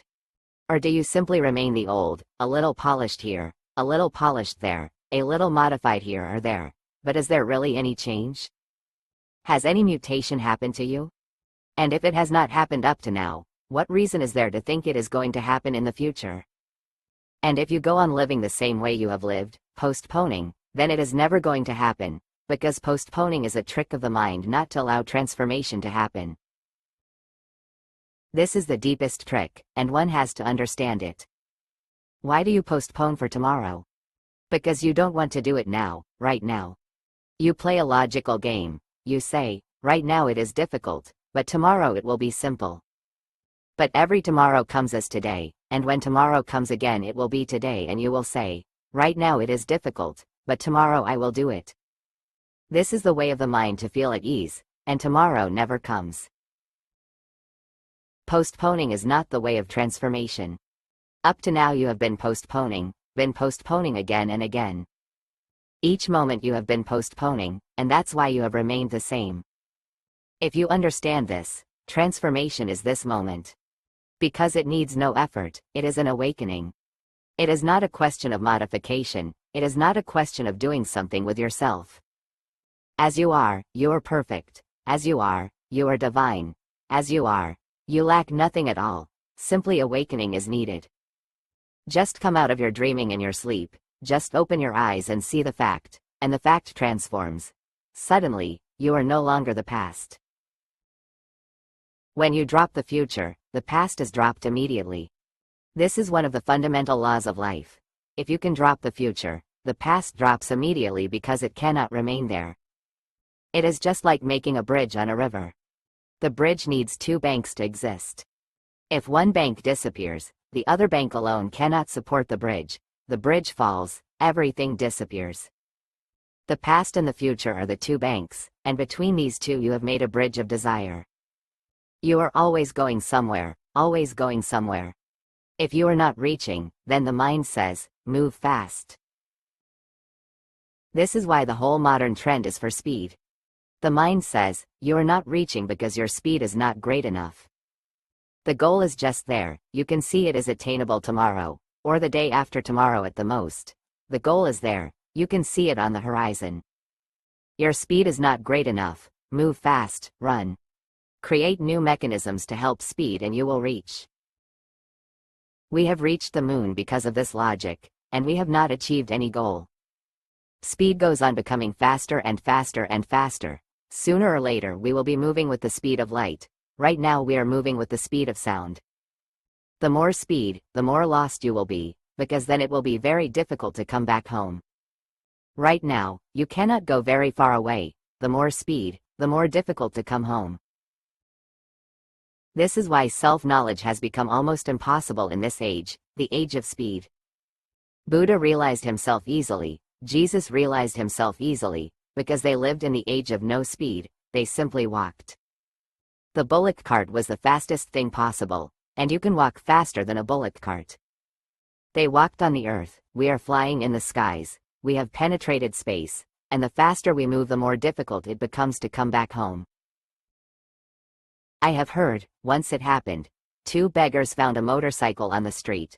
Somebody had forgotten to take the key with him. The motorcycle was there with a sidecar, so one tramp jumped on the motorcycle, the other in the sidecar, and they sped away bound for the next town. After 15 minutes the man who was driving looked at his friend. The friend's face was absolutely red, as if he had gone mad, or as if he were dying. He asked, "What is the matter?" The other said, "Slow down a little, because this thing has no bottom, and I have been running all the way. This thing desire has no bottom. You are dying because you have been running all the way, and faster and faster and faster, and this thing has no bottom. Desire has no bottom, that's why it cannot be fulfilled. If you try to fill a pot with water and it has no bottom, when will you be able to fill it? It is impossible. Why are you not able to fill this bottomless pot of desire? You have never looked to see whether it has a bottom or not, you simply jumped. And you have been running so fast that there is no gap to stop and have a look to see what is happening." All the priests exploited this. But Jesus is not a priest. You cannot find a man more anti-priest than Jesus. A real religious man is never a priest, he cannot be, because the priest is exploiting your weaknesses. A real religious man, a master, wants to make you stronger. And a priest is just a cunning man who knows what your weakness is. The weakness is to look to the future, to postpone. Somewhere, eventually, you will enter into the kingdom of God, but not right now. Many other more important things have to be done, many more important desires have to be fulfilled. God is always the last item on your list, and the list is infinite. He is not going to get any chance. He is the last item. Now look at these words of Jesus. If those who lead you say to you, "See, the kingdom is in heaven." Not here, somewhere high in the skies, somewhere far away. The kingdom of God is somewhere distant, very far away. Then the birds of heaven will precede you. They will reach before you, then you will be at a loss. Jesus is joking, he is saying, then don't hope, because the birds of heaven will reach before you. If they say to you, "It is in the sea," then the fish will precede you. And they will reach before you, you will miss. About whom is Jesus talking? He is talking about the priests. The priests are the enemies of religion, but they have become the managers. They manage everywhere, and then they don't allow a Jesus-like person to enter their temples. There is a beautiful story in Dostoevsky's Brothers Karamazov. After 1800 years Jesus thought, now I must go and visit the earth again, because after 1800 years of Christianity, now the earth may be ready to receive me. Now, they will not reject me as they did before, because when I went there before there was not a single Christian, I was a stranger. Now, half the earth is Christian, millions of churches and priests continuously preaching Jesus' word. Now I am going to be received, welcomed, all the doors will be open to me. Now is the time. I should not have gone before, that was not the right time. He came again, of course on a Sunday morning, because it is difficult to find who is a Christian or not if you come on other weekdays. It is impossible, everybody is the same. Only on Sunday can you distinguish who is a Christian, because religion is a Sunday affair. It is not concerned with life, it is just a ritual to be done, a formality to be fulfilled, without any heart in it. And he reached his village, where he had come 1800 years before, Bethlehem. He stood in the marketplace, a little apprehensive because people looked at him and nobody recognized him, and they were coming in and going out of the church. And then a few people gathered around him and they started telling him, "You look just like Jesus. You have done a good act. You are a good actor." Jesus said, "I am not an actor. I am the real Jesus." So they started laughing and they said, "If you are the real Jesus, then escape before the priest comes out. Otherwise you are bound to get into trouble."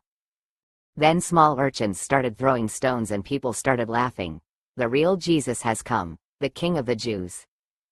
This is the man they crucified, he is resurrected." And they were joking and laughing. And Jesus felt very much.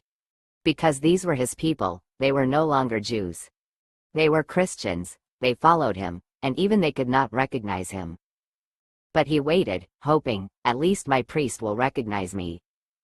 These may be foolish people, ignorant, but my priest knows." And then came the priest. People stopped laughing, just out of respect for the priest. They made way for him, the crowd allowed him to go in, they bowed down in deep respect. Jesus laughed in his heart.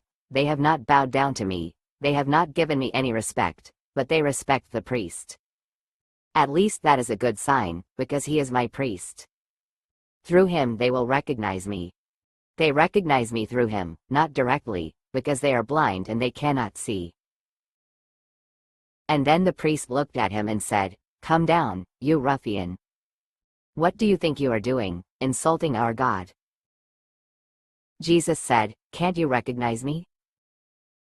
The priest collared him and said, "I recognize you well. Come and follow me."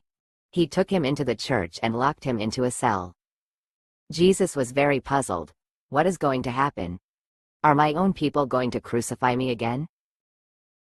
And then in the night the priest came with a small candle in his hand and unlocked the door.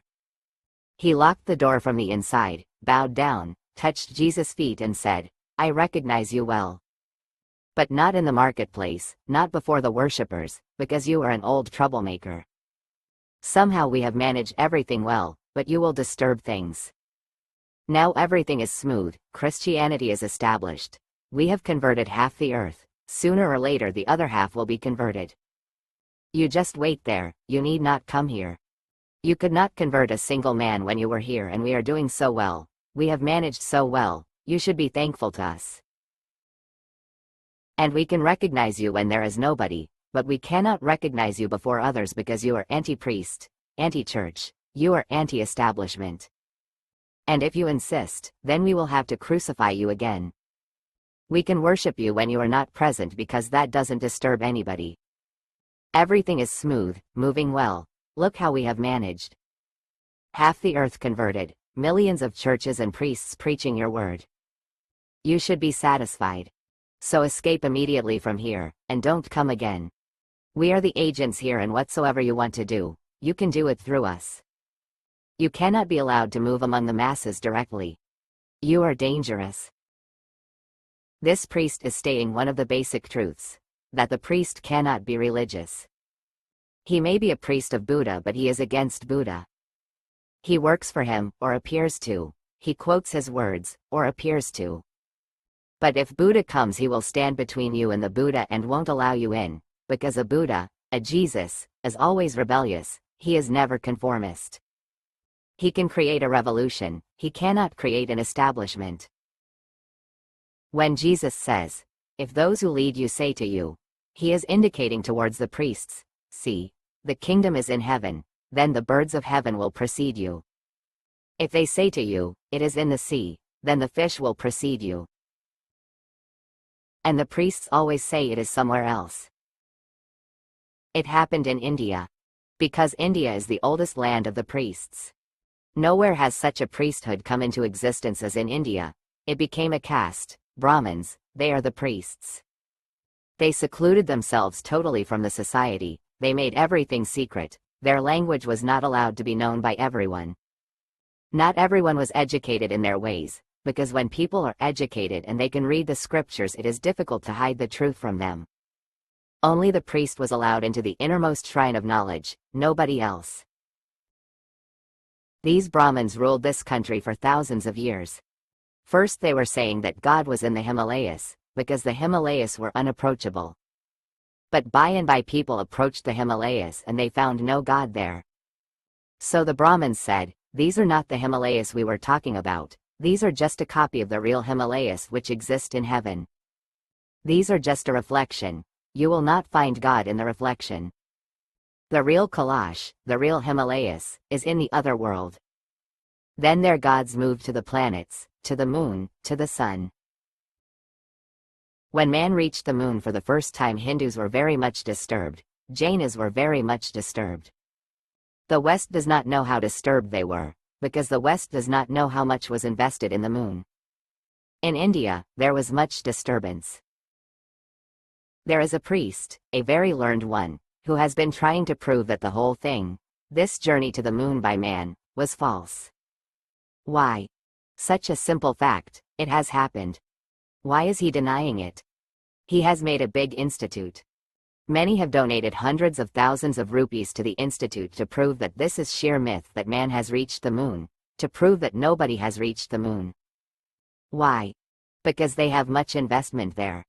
If man has reached the moon and God is not there, then they must again shift his residence to somewhere else. And these scientists are going to reach everywhere.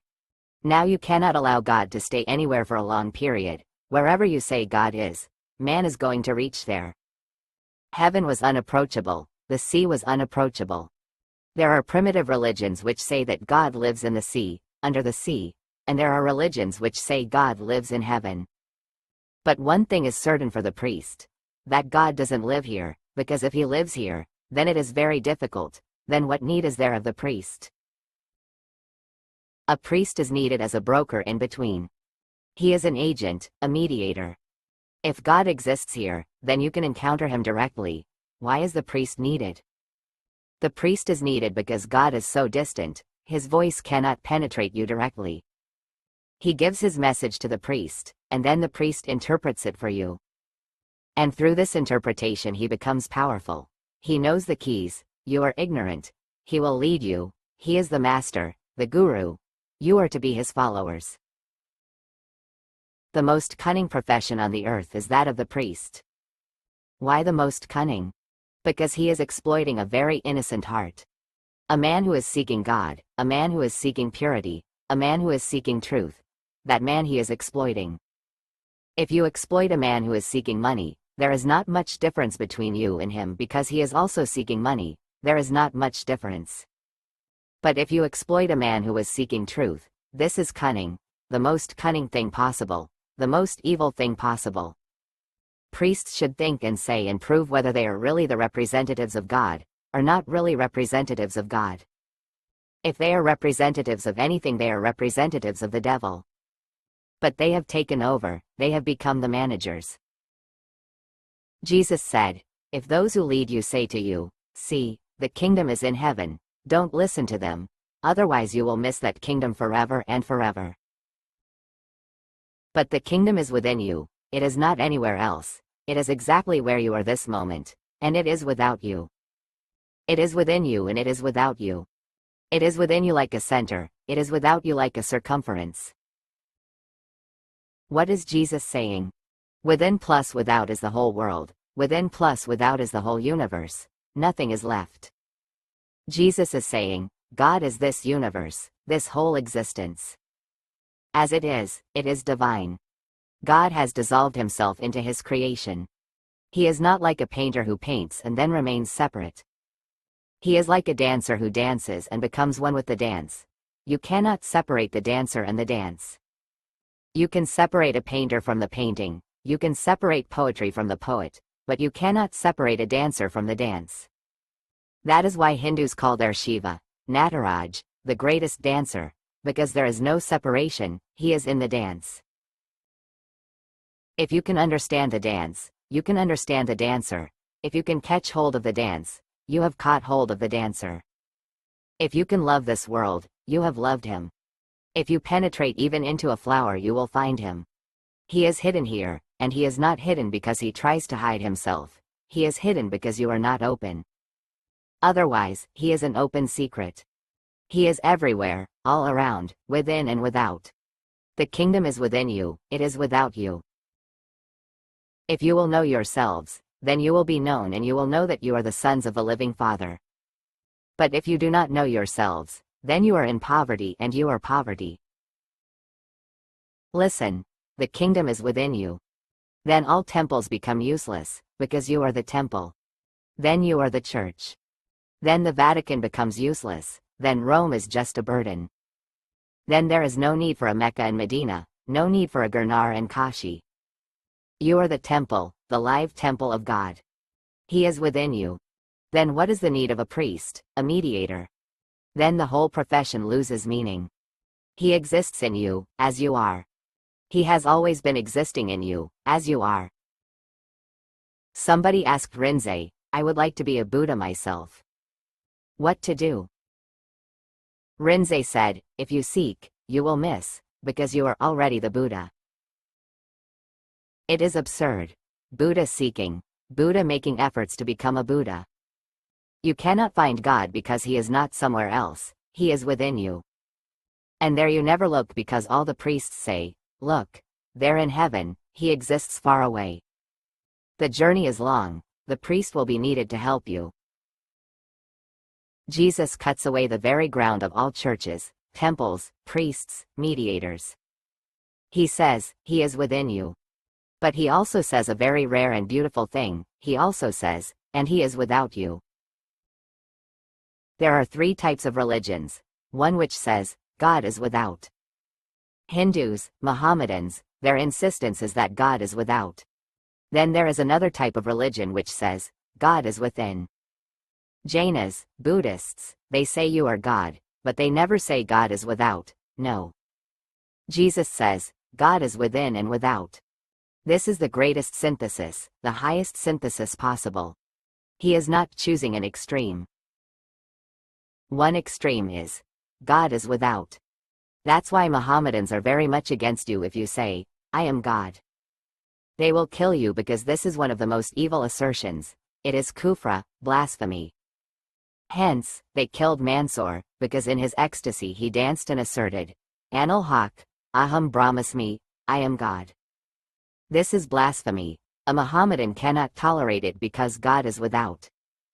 At the most you can come nearer and nearer to him, but you can never become him. How can a creature become the creator? The creature remains a creature, and the creator remains the creator. So they think this is disrespectful if you assert, I am God. That means a creature, a slave, a created thing is asserting, I am the creator. This is blasphemy, it is irreligious. Then against this pole there is Jainism. They say that God is within, your soul is the supreme God and there is no other God. They have moved to the other extreme, so they don't worship any God. Worship has lost meaning for them, they cannot pray.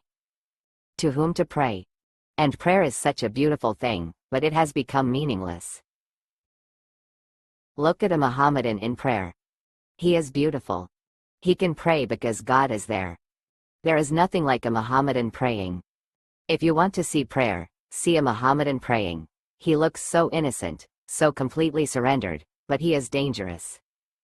If you assert that you are God, he will kill you, this man who was praying. Jainas cannot pray, they cannot worship. The dimension of prayer and worship has simply disappeared.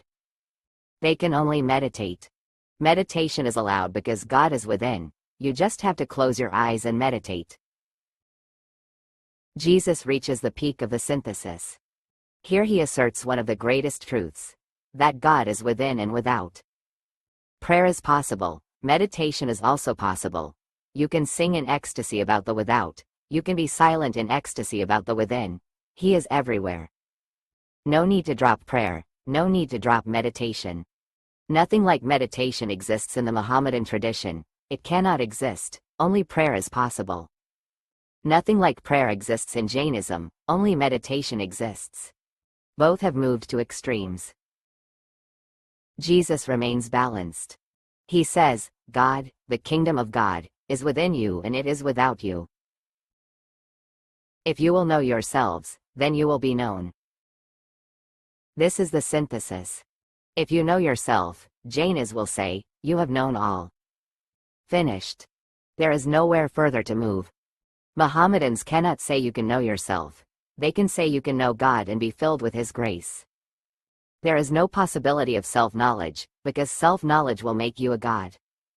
Only God knows himself, not a creature. A man can know God, that's all. He can exist in His glory, he can be filled with His grace, His light. He can allow himself to move and float with the divine force, but no self-knowledge is possible. Jainas say only self-knowledge is possible. If you know yourself, you have known all that is to be known, nothing remains. But Jesus says, if you will know yourselves, then you will be known. This is very subtle. What does He mean when He says, then you will be known? If you know yourself, the whole existence will know you. In your knowledge, the whole existence will look at you. Not only will you be looking at existence, the whole existence will also respond, because God is within and without.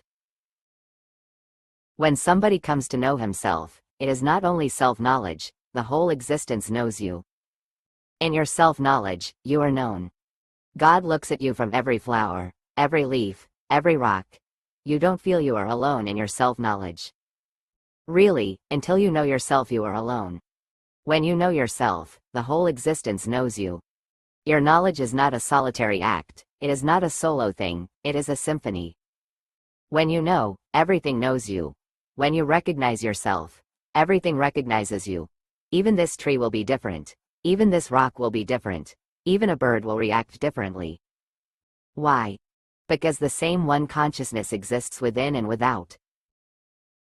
When you know yourself, the whole existence recognizes you, celebrates. And it should be so, because you are part of existence. The whole existence must celebrate your ultimate knowledge, because a part has become a knower, a part has become a Buddha, a part has become a Christ. Through that part, the whole existence has reached a peak, a crescendo. The whole existence will be happy, the whole existence will flower and bloom in a different way. You will be recognized, you will be known. You will not be alone in your self-knowledge, it is going to be a celebration of the whole. This is the most beautiful thing Jesus asserted, a celebration of existence with your self-knowledge. The whole blissful because one part has bloomed, reached its fulfillment. If you will know yourselves, then you will be known. There is a deep tendency to be known, deeper than that for self-knowledge. You want to be known, a deep desire is there that everybody should know you. It may be moving in a wrong direction, you may be trying to get the attention of people through wrong ways, but deep down the desire has a seed, a very meaningful seed. It says that you will not be fulfilled unless the whole existence recognizes you, is happy with you. You have a need to love, and you have a need to be loved. You have a need to know yourself, and you have a need to be known. A response is needed, otherwise the whole existence is dead. Otherwise you alone have come to know, and the whole existence remains silent as if nothing has happened. A man has become a Christ and the whole existence remains unaware, inattentive, not bothering at all, not happy in any way, as if nothing has happened? How can this be so? The whole existence must recognize, because we are not strangers to this existence. This existence is a family, this existence exists as an interrelated phenomenon. One is enlightened and his light fills all hearts, knowingly, unknowingly. Everywhere there will be rejoicing, celebration. This is why Jesus says, if you will know yourselves, then you will be known and you will know that you are the sons of the living Father. What have Christians been saying? Just the opposite. They say, Jesus Christ is the only begotten Son of God. Their whole dogma moves around this thing. The only, because if all are the sons, then what is the specialness in Jesus? Then how is he unique? Then why should he be worshipped? Just to make Jesus special, and they have forgotten that they are going against Jesus.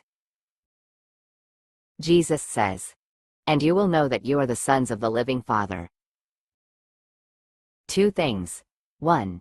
Everything that exists in this universe is son to the whole, it has to be so. You are born in it, through it. The whole existence has been fathering you, or it would be even better if we could say, is mothering you. It would have been better to use the word mother rather than father, but it was difficult because Jews have remained male chauvinists. It was difficult to say, mother. There are male chauvinist countries, races. Germans call their country, fatherland. The only country which is known as fatherland. Every other country calls itself the motherland. These Germans are dangerous people. Why, fatherland? Man and his ego. Why should God be the father? Why should God not be the mother? Why should he be, he, and not, she?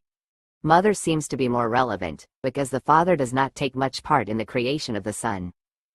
At the most, he just triggers the thing, nothing else. And a father is disposable. Even an ordinary injection can do. The work of the father can be done by a syringe. He is disposable. The whole creation comes through the mother. She carries the child for 9 months. Her blood, her whole being, moves into the child. You exist in the universe as if you exist in a womb. There are people who have used mother for God. They are more right, but just more right. To be absolutely right is impossible because then God will be both father and mother. He cannot be male, he cannot be female, because there is no one who can trigger the thing. He is both. Ardhanarishwar, half male, half female. He is both, he and she. But it depends. When Jesus was there, it would have been very difficult for him to say, God the Mother, because nobody would have understood. His audience was Jewish, and they believed in a very ferocious father God, very revengeful. You went against him, and he would take revenge. A mother can never be revengeful. She is always forgiving, she is always understanding. A mother never insists on being obeyed. A father insists on being obeyed. The 10 Commandments cannot come from a mother, they can come only from a father. Commandments. The very word is ugly, as if he is a general and existence is something like a military camp. Commandments.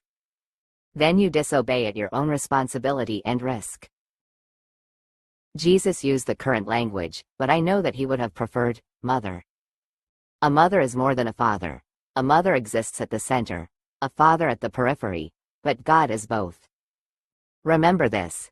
I also use the word he for him, but always remember that whenever I use he, it is just for convenience. He is both he and she. And you are the sons of the living Father. Everybody is a son. This is not as logicians, sociologists and psychologists will think. This is not anthropomorphism. It seems, appears, that to think of God as a father or a mother and to think about yourself as a son, you are projecting human relationships onto the cosmic. You are making the whole cosmic phenomenon a family affair. You are thinking in human terms. This is a condemnation. Sociologists, psychologists, who say that this is anthropocentrism, that man thinks of himself as if he is in the center, and projects his own terms, feelings about everything. Whenever they say this is anthropocentric, they are saying this is wrong. But they have not understood. It appears anthropocentric, it has to appear so, because whatsoever man says is bound to be human. Even an objective truth is going to be colored by the person who asserts it. Even objectivity cannot be without the subjective goes and colors it. Even scientific truths are not objective, the man who discovered them has entered into them. There is no possibility of coming to the objective truth, because the knower will almost always color it. All knowledge is personal. And whenever man says something, because man says it, it is going to be human. And there is no need to be apologetic about it, it is beautiful. When Jesus says that we are all sons of God, this is just a symbol, a simile. What does he mean? He means that, between the Creator and the created, the relationship is not mechanical, it is organic. The relationship is not just like a mechanic creating a machine. He is not a father because he remains aloof, out of it, detached. This is the meaning. God cannot be detached from you. He is just like your father, attached to you, moving through you, working through you, caring for you, loving you, searching for you, in every way creating a blissful world around you so that you can reach fulfillment. When Jesus says, God is the Father, he means all these things. That the universe cares about you, it helps you. Not only are you in search of God, God is also in search of you. The universe is not dead and detached, it responds with a loving heart. If you cry, it cries with you. If you laugh, it laughs with you. If you are in pain, existence feels the pain. If you are happy, the whole existence feels happy with you. Between you and existence there is a deep relationship. This is the emphasis, the relationship of a father to a son. Even if the father dies, he hopes to live through the son.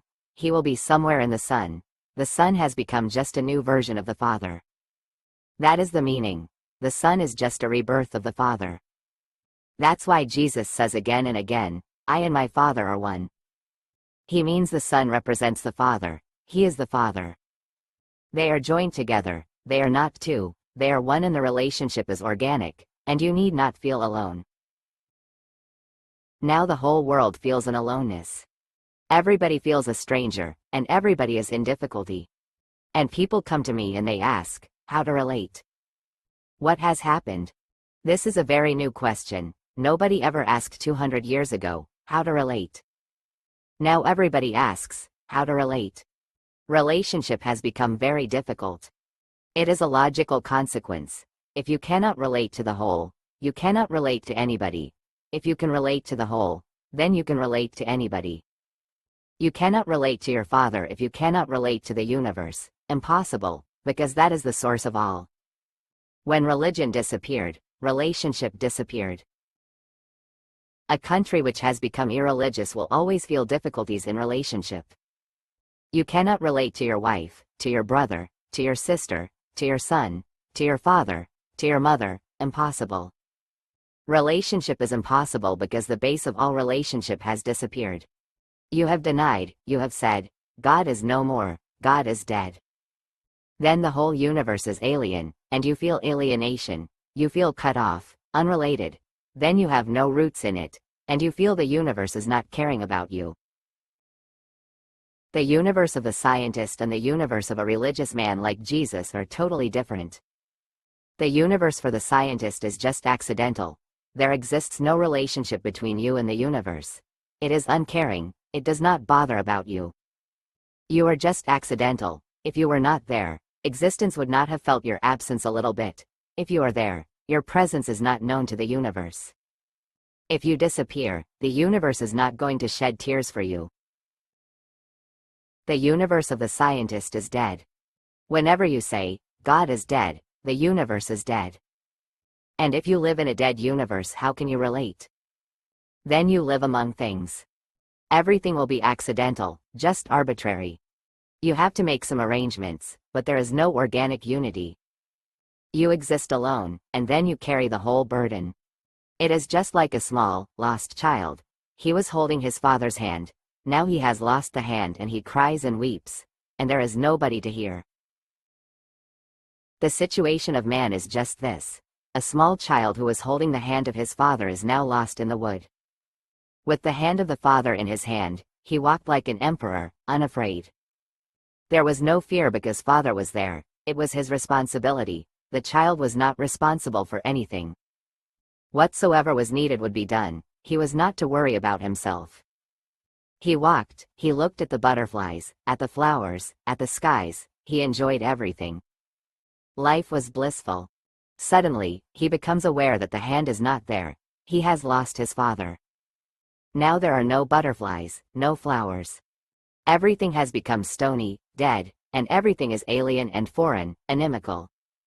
Now from every shadow of every tree there is danger all around. He is afraid of death.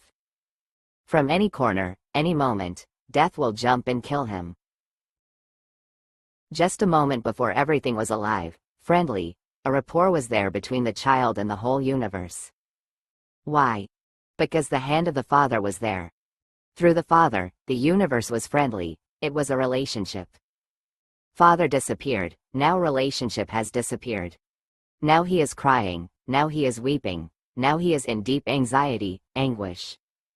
This is the situation of the modern man, because you have become incapable of looking at the universe as a father or a mother.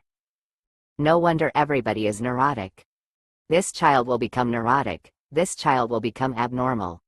This child will always carry a wound in his chest, and that wound will disturb all his relationships. He cannot feel at home anywhere now. Look at your hand. You can't feel a cosmic hand in it? Then you will be in difficulty. This is what Jesus says. God is the Father. This whole universe cares about you. Otherwise, why should you be here? Why should you be allowed to exist? This whole universe cares about you. It has brought you up to this point of consciousness. It wants to carry you to the ultimate peak, to the final peak of enlightenment. It helps you in every way. Even if you go astray, it will follow you. Feel the hand in your hand, and suddenly the total perspective changes. And Jesus says, everybody is the Son, not only Jesus alone. But Christianity cannot exist if everybody is the Son, because then there is nothing unique in Jesus. This attitude is false. Everybody is the Son, and still Jesus is unique, because he has recognized it and you are still in search. The uniqueness is not in the nature of being, the uniqueness exists in the nature of recognition. Jesus knows this and you don't know. Hindus have always said that the difference between one who is enlightened and one who is ignorant is not in being, but only in knowing. It is just as if somebody is asleep and you are awake. Being is the same, but one who is asleep dreams, and you are not dreaming. Shake him, make him awake, and he is as awake as you are. His dreams have disappeared. Only a shaking is needed. Jesus is awake and you are fast asleep, that is the distinction. In this respect he is unique, but not in being. He himself says, "You are the sons of the living Father." And the second insistence is on the living Father, because ordinarily a father is going to die. The physical part of the father will die, the biological part of the father will die, but the cosmic whole is always alive, it never dies, it is eternity. Just a few decades ago Nietzsche declared, God is dead. That is impossible, because the universe cannot die, and God is not a person. If he were a person, he could die. Persons have to die. God is not a form. Forms have to die. God has no body. Bodies have to die. God is all. In God we are born and we die. We take form and the form disappears, but the whole remains. The whole cannot die, the whole is life itself. So you are not living in a dead universe but in an alive God who is a father, a mother. The relationship is deep and organic. You are not uncared for, somebody goes on looking after you. This feeling gives you roots, then you don't feel a stranger, then you are not an outsider, you are an insider. This is your home. But if you do not know yourselves, then you are in poverty. This is the only poverty, ignorance of oneself. There is no other poverty. You may not have riches, you may not have great palaces, you may not have empires, but those are not real riches. Only one thing is real wealth, and that is self-knowledge, because it cannot be destroyed. And Jesus says, but if you do not know yourselves, then you are in poverty. And not only that. You are poverty. You are poor. There is only one poverty, when you don't know yourself. Why is it poverty? Because you are emperors, sons of a living God. The greatest that is possible has happened to you, and you are unaware of it and you go on begging. All desires are begging. It is said that if wishes were horses, beggars would be the riders. But all desires are horses, and beggars are riders. You are all riders. Look at your horses. They are your desires, begging, demanding, asking, and you have all within you but you never look within. Once you look, riches will be revealed, eternal, in abundance, you cannot exhaust them. And once you look within, the whole existence recognizes your emperorship, the whole existence recognizes who you are. You are the son of the whole. Then all begging disappears, you become rich for the first time. But if you do not know yourselves, then you are in poverty and you are poverty. I have heard a story. Once it happened. A great emperor was very much annoyed by his son and his ways and his style of life. He was the only son, but he annoyed his father so much that the son was expelled from the kingdom. He was the son of a great emperor, so he knew nothing. He was not skilled in anything. Emperors are not skilled in anything. He did not know how to do anything. He had not learned. Everything had always been done for him. He never knew that you have to do things on your own. But he was a lover of music. That was the only thing he could do. He had learned it as a hobby. He played on his sitar, that was the only thing he knew. So he started begging. He would play on his sitar and beg. If emperors lose their empires, they cannot do anything except beg. This is something beautiful, it shows that deep down emperors are beggars. Just because of the empire you cannot see their beggary. If the empire is taken away, they are beggars, they cannot do anything else. For 10 years continuously he was begging. He completely forgot that he was the son of a great emperor. 10 years is too long to remember.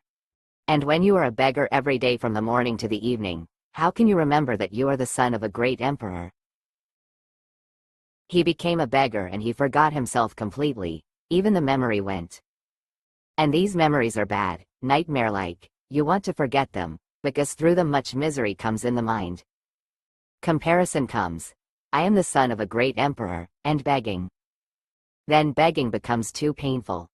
So he simply dropped the idea, he simply forgot, he became identified with the begging.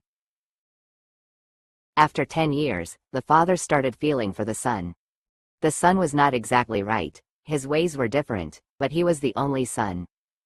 And now the father was getting old and any day he would die. And the son was his heir, he had to be brought back. So his vizier went in search. The vizier arrived. Even if the son had completely forgotten that he was the son of an emperor, even if he had completely identified with being a beggar, still something had remained, because it was not part of his memory, it was part of his being. The way he walked, even the way he begged, was just like an emperor. He would beg, but as if he were obliging you. The way he would look was as if he had obliged you by begging. The way he walked was kingly, his clothes were rotten, but still they were the same clothes that he had used as a prince. He was dirty, unclean, but you could see that he had a beautiful face hidden under that dirt. And his eyes, even if he was a beggar, his eyes were still of that same ego, the same pride. Mentally, consciously he had forgotten, but unconsciously he was still the king, the heir of a great emperor. The vizier recognized him. The moment when he recognized him, he was begging. Under a tree a few people were playing cards, and he was begging there. It was a summer afternoon, very hot, and he had no shoes, he was perspiring, and he was begging for a few paise, saying, "Give me something. I have been hungry for 2 days." The vizier recognized him, and the chariot in which the vizier had come stopped. The vizier came down, he touched the feet of the son, and the son looked at him and he said, "What is the matter?" The vizier said, "Your father the emperor has called you back.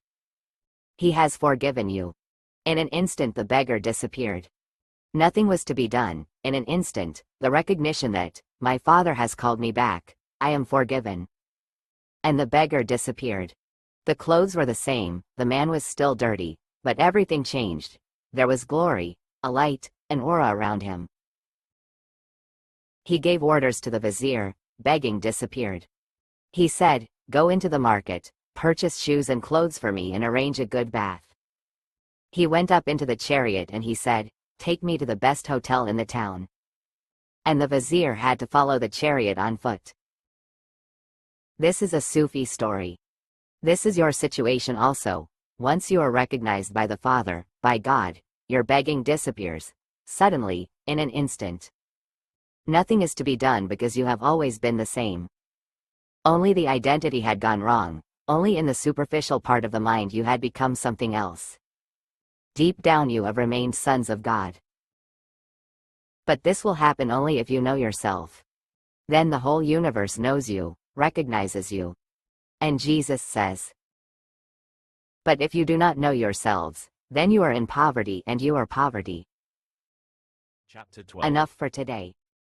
Come out and I'll show you. The 1st of September 1974, I'm in Buddha Hall. The 12th saying. Jesus said to his disciples, "Make a comparison to me and tell me whom I am like." Simon Peter said to him, "Thou art like a righteous angel." Matthew said to him, "Thou art like a wise man of understanding." Thomas said to him, Master, my mouth will not be capable of saying whom thou art like. Jesus said, I am not thy master, because thou hast become drunk from the bubbling spring which I have measured out. And he took him, he withdrew, he spoke 3 words to him. Now when Thomas came to his companions, they asked him, What did Jesus say to thee? Thomas said to them, If I tell you one of the words he said to me, you will take up stones and throw at me, and fire will come from the stones and burn you up. Whenever there is a man like Jesus or Buddha, you try to escape from him in every possible way because he is just like a death to you. Of course, you will rationalize your escape, you will find clever reasons why you are escaping. You will argue in your mind, that man is not a Christ, that man is not yet enlightened. You will find something wrong in that man, so that you can feel at ease. You will avoid that man. It is dangerous to encounter him because he can live, he can see through you, you become transparent to him. You cannot hide yourself from him, you cannot hide the falseness that you are, before him, you are just like an open book. And your whole life you have been hiding. Your whole life you have been trying to live a false, inauthentic life. You have been living in lies, and he will see through you. Before him you will become a trembling leaf. Before him you will be reduced to your truth. Before him you cannot manage your false image, he will be a catastrophe. So only those who are very courageous can come near to a Jesus. The greatest courage is needed to come near a man like Jesus. That means you are ready to take the jump into the abyss, you are ready to lose yourself. To move with Jesus in the insecurity of the unknown, in the uncharted, in the ocean where the other shore is not visible, tremendous courage is needed. And this is the problem, very few will follow Jesus. Those who escape, they will miss him, and they will miss the very meaning of their own lives, because deep down, when you try to escape Jesus, you are trying to escape from your own truth. He is nothing but your future, you are a seed, he is the tree. He has come to bloom, he is your future, he is your possibility. Escaping from him, you are escaping from your own ultimate possibility. But those who come near, it is not certain that they will encounter Jesus just by coming near. Those who escape, they have escaped, finished. But those who come near, live near, even living near they can avoid Jesus, because they can be near him for the wrong reasons. So, out of thousands, few will choose him. And those few who choose him, they will not all be with him for the right reasons. And those who are with him for the wrong reasons will also miss him. You can be with an enlightened person for the wrong reasons. Look for the reasons why you seek. Why do you go to a master? What are your real reasons? Are you seeking truth? Rarely is a man seeking truth. You may be seeking happiness, but not truth. Happiness happens when truth is achieved. But if you are seeking happiness you cannot achieve truth, because happiness is a byproduct. You cannot achieve it directly, there is no way to it, it comes via truth. If you reach the true, happiness will happen. It is a shadow, it comes with the truth. But if you seek happiness, then happiness is not possible and truth is missed. Out of 100 seekers, 99 are for happiness. They have suffered, life has been a misery, much pain, they are seeking the antidote, they are seeking the opposite. To be with a Jesus or a Buddha in search of happiness is to miss him again, because your eyes are closed. Happiness can never be the goal. It is achieved, it comes automatically, you need not bother about it. It is always a byproduct, you simply take care of the tree, and flowers come. You need not go directly to the flowers, if you do, you will miss. If you are after flowers you will miss, but if you take care of the tree, flowers come in their own time. You need not worry, you need not even think about them. In your ordinary existence also this is known, but you never make it a deep experience. Whenever you are happy, you have been happy for a few moments. It is difficult to find a man who has not been happy even for a few moments, because if you have never been happy for a few moments, if you have never tasted happiness, then you cannot seek it. Then why would you search for happiness? Without having tasted it, how could you make it a goal? You have tasted it. It was momentary, a glimpse, and then again darkness, a glimpse, and then again anguish. The morning comes only for a moment, and then midnight again. You have tasted it, but you have not entered into it. How does it happen? Try to enter into it. Whenever you feel happy, you are not looking for it. That is the first basic thing about happiness. It happened when you were looking for something else. For example, you have heard the story of Archimedes. He was in search of a scientific truth. He worked, experimented, thought, pondered over it many days and nights. He forgot himself. Then suddenly, when he was in his bath one day, lying down in his tub, it happened, it bubbled up, he realized. He was naked, but he forgot that he was naked. When you are happy, you forget yourself. If you cannot forget yourself, you are not happy. Happiness means you are no longer there. It happens only when you are not. The problem was solved, the whole tension relaxed. Archimedes ran into the street shouting, "Eureka, Eureka! I have found it, I have found it." People thought he had gone mad.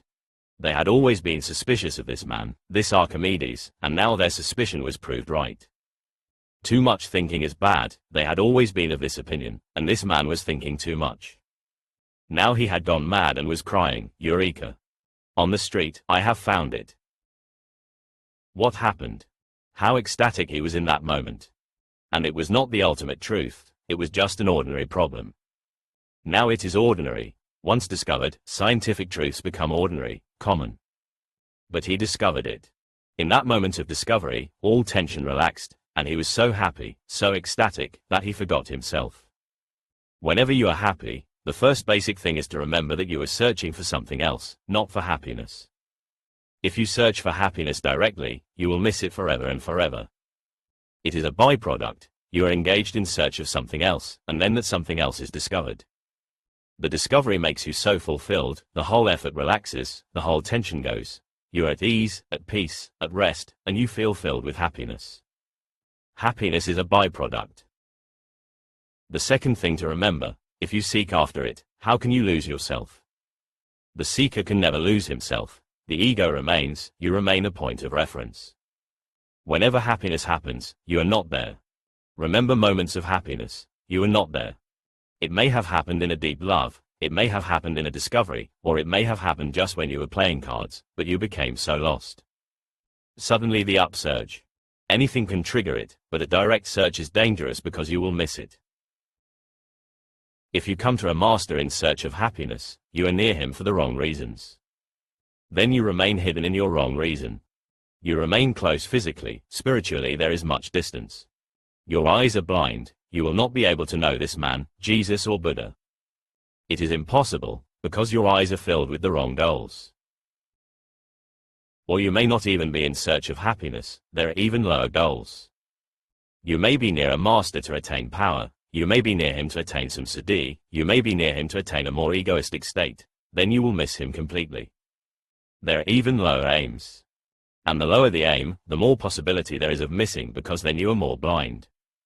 You may be near him just for very ordinary reasons like seeking health. You are ill and Jesus will cure you, or you are poor and Jesus will give you money, his blessings will become money to you, or you don't have a child and he can give you a child. The lower the aim, the more you will miss, because the lower the aim, the more you are in the deep valley, and Jesus exists on the top of the hill, the distance goes on becoming more and more. Many have escaped, but those who have come near, not all of them have come near either, only one who comes for the right reason. And that right reason is truth. But why do you never seek it?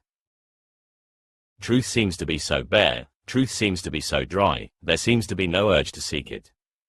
Happiness seems worthwhile, and if I insist, seek truth and happiness will be the byproduct, you may even agree to seek the truth, because the byproduct, happiness, will be there. But you are still seeking happiness. If you come to know that to seek happiness, truth has to be sought, you may start seeking truth, but you are not seeking truth, your mind remains focused on happiness. That focusing is wrong. Only when you are a truth seeker do you come near Jesus, Buddha, Zarathustra, otherwise you never come near. For any other reason you are near physically, spiritually, you are very, very far away, vast spaces exist. Now look at this saying of Jesus. Jesus said to his disciples, "Make a comparison to me and tell me whom I am like." Why has Jesus asked this question? Is he not aware who he is? Is it to be known through the disciples who he is? Why does he want to know through the disciples who he is? Because whatsoever they say will show why they are near Jesus. You create the image of your master according to your desire. If you are near Jesus because you are ill, Jesus will be the healer. You look through your desire, you project your desire. If you are there to seek power, then Jesus is the omnipotent, the most powerful, because only when he is the most powerful can he give it to you. If you are seeking immortality, if you are seeking a state of deathlessness, if you are afraid of death, then the image of Jesus will reflect your search. Why did Jesus ask his disciples, "Tell me who I am"? He asked just to know what they are projecting. If you project anything you will miss, because to know Jesus or Buddha, non-projecting eyes are needed. You should not project anything, you should simply look at the fact. Jesus is a fact, the most vital fact that is possible in the world. Look at him directly, immediately. Don't bring your desire in between. Don't make a screen of Jesus, otherwise, you will see but you will see your own desire reflected. Jesus said to his disciples, "Make a comparison to me and tell me whom I am like." Simon Peter said to him, "Thou art like a righteous angel." This man must have been a moralist, a Puritan. This man must have been guilty of his immorality, because whatsoever you say about others never shows anything about others, it simply shows something about you. Whatsoever you judge is not a judgment about others, it is a judgment about you. Jesus says again and again, "Judge ye not." Because all your judgments are going to be wrong, you will be there. A thief is a sinner for you. Why? Because you are so attached to your private property. It doesn't show anything about the thief, it simply shows your possessiveness. I have heard that one Englishman died and he reached hell. The devil asked him, "Which hell would you prefer?" Because we have all sorts of hells here, the English, the German, the Chinese, the Russian, the Indian. The Englishman said, "The Indian, of course." The devil was puzzled. He said, "You look like an Englishman, so why do you choose the Indian?" He said, "I am an Englishman, but I have been in India and I know well that in the Indian hell the heating won't work." Your mind accumulates experience. Whatsoever you say about hell or heaven or other persons, it is your experience speaking. It is you reflected in each word you assert. This Simon Peter said, "Thou art like a righteous angel." Two things he is saying. First, righteous, he must have always been afraid of wrong, he must have been afraid of sin, he must have been afraid of being immoral. The opposite he projects on Jesus, that's why he is with Jesus. Remember one thing, opposites attract each other. If you are a man, you are attracted to a woman, and that is the trouble. Because she is the opposite, that's why she is attractive. But to live with a woman will be difficult, because she is the opposite. This is how the misery of marriage arises. It begins in the attraction for the opposite, but when you have to live with the opposite, then there is trouble because in every way she is opposite. Her logic is totally different from yours. A man never comes to understand a woman. It is impossible to understand her, because a man thinks like a man and a woman thinks like a woman. They have different dimensions. A woman is more intuitive. She is not logical, she jumps to conclusions, and almost always she is right. That makes more trouble. She cannot convince you. She cannot convince you whatsoever she says, because she has no logic about it. But she has insight, she looks immediately. Once, Mullah Nasruddin was caught in a legal case. He looked in the court, 12 women jurists. And he said to the judge, "I confess. Because I cannot deceive one woman at home, so 12 in the jury, impossible. I have committed this sin, simply give me the punishment." Every husband knows it is difficult to deceive a woman. Howsoever you plan, everything goes wrong the moment you reach home. The wife simply catches you, she hits exactly right at the wound. She is not aware either how she functions, her functioning is different. A woman can never understand a man. This is also the reason why they attract each other, because only mysteries attract. But to live with someone you cannot understand is bound to create trouble, then there is going to be fighting. So wherever there is love, continuous fighting happens, each moment a fight. The opposite attracts. If you are a greedy person, you will be attracted by a man who has renounced. You will go to a saint who has renounced all if you are a greedy person. This is very difficult because this creates many troubles. Look at the Jainas in India. They are the most rich, and riches don't come without greed. You have to be greedy, but they worship saints who have renounced all. They will not allow their saints to even wear clothes. No, that too is not allowed. The authentic Digambr Jaina remains naked with no possessions, not even clothes. He possesses only his body, that's all. He has to take his food in his hands. He is not allowed to take food twice, once is enough. He sleeps on the ground, and that's why he is called Digambr. The sky is his only covering, the sky is his only house, his only roof. But why this phenomenon? Why does this happen? Muhammad talked about peace. The word Islam means peace. But look at Mohammedans, they have been the most violent people on earth. Why were they attracted to Muhammad and to the religion of peace? The opposite attracts. The opposite is always attractive because this is the basic pattern of sex, and this basic pattern of sex follows you everywhere, whatsoever you do. This Simon Peter said to Jesus, "Thou art like a righteous angel." This man must have been guilty about his immorality, rightly or wrongly, but he was guilty. He was attracted to Jesus because Jesus looked like an angel, pure, innocent, he had never committed a sin. That's why Christians go on insisting that he was born of a virgin mother, which is absurd. Why do they insist that he was born of a virgin mother? Because sex looks immoral. And if you are born out of immorality, how can you become absolutely moral? Impossible. If the very source is poison, then how will you be moral?